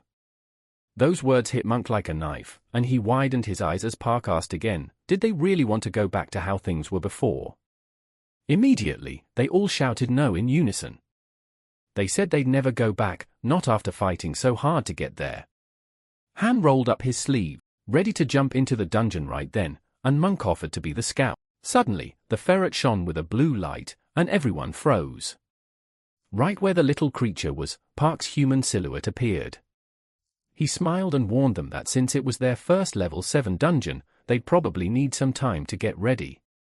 The guys switched their tune immediately, saying they needed time to get organized and stock up on hot meals. Park told them someone would have to train the rookies and oversee construction too, so Young and Monk would go in on the first run. Everyone shouted back excitedly that they understood and dashed off to get ready. Han, sulking, grumbled that he was sad his name wasn't on the roster for the country's first level 7 raid team, but Park told him he was going too, which didn't exactly make him happy. Our hero stepped toward the dungeon entrance and announced they were going in now. Han tried to stop him, begging to wait, but Park ignored him and walked through the portal. With no choice, the guys started filing in after him, Han running in last. Junho, fired up, asked if it was really okay to just dive into a level 7 dungeon like that. Monk, right behind him, just shrugged. Park and Yang were already inside, wrapped in a faint pink glow, with Han trailing behind, yelling at them to wait up. On the other side of the portal, their silhouettes appeared. Park stepped out first, scanning the terrain, with Yang and Han right behind him, eyes narrowed and alert. Suddenly, a skeletal monster leaped at them, reaching out a bony hand. Han was so freaked out he forgot what to say, letting out an incomprehensible scream instead. On the info screen, a message popped up. They just entered the land of the undead. Outside, the people monitoring them saw the same thing and froze in fear. On TV, the anchor announced that this was the first level 7 dungeon in Park's country and only the 8th in the world. He said it was expected and now the international airport was packed with people trying to flee. The live broadcast showed the chaos, a man shouting that there were no tickets left and a woman begging desperately for them to open a sea route. The reporter looked confused, saying the tension in the country was only just beginning. Meanwhile, Park's guild had already stepped inside the dungeon. Back at headquarters, the top brass argued whether the team had made the right call going in so soon. The agency head asked if Park's group had really made the right choice. The assistant confirmed. Park, Han, and Jiang were inside. One man lowered his head, listing their ranks, and another asked why Park had taken them in. Someone pointed out that Han had a video memory skill. The chief shook his head, saying at least they'd leave recordings for the next teams. And now, there were already tons of videos online showing raids in level 7 dungeon.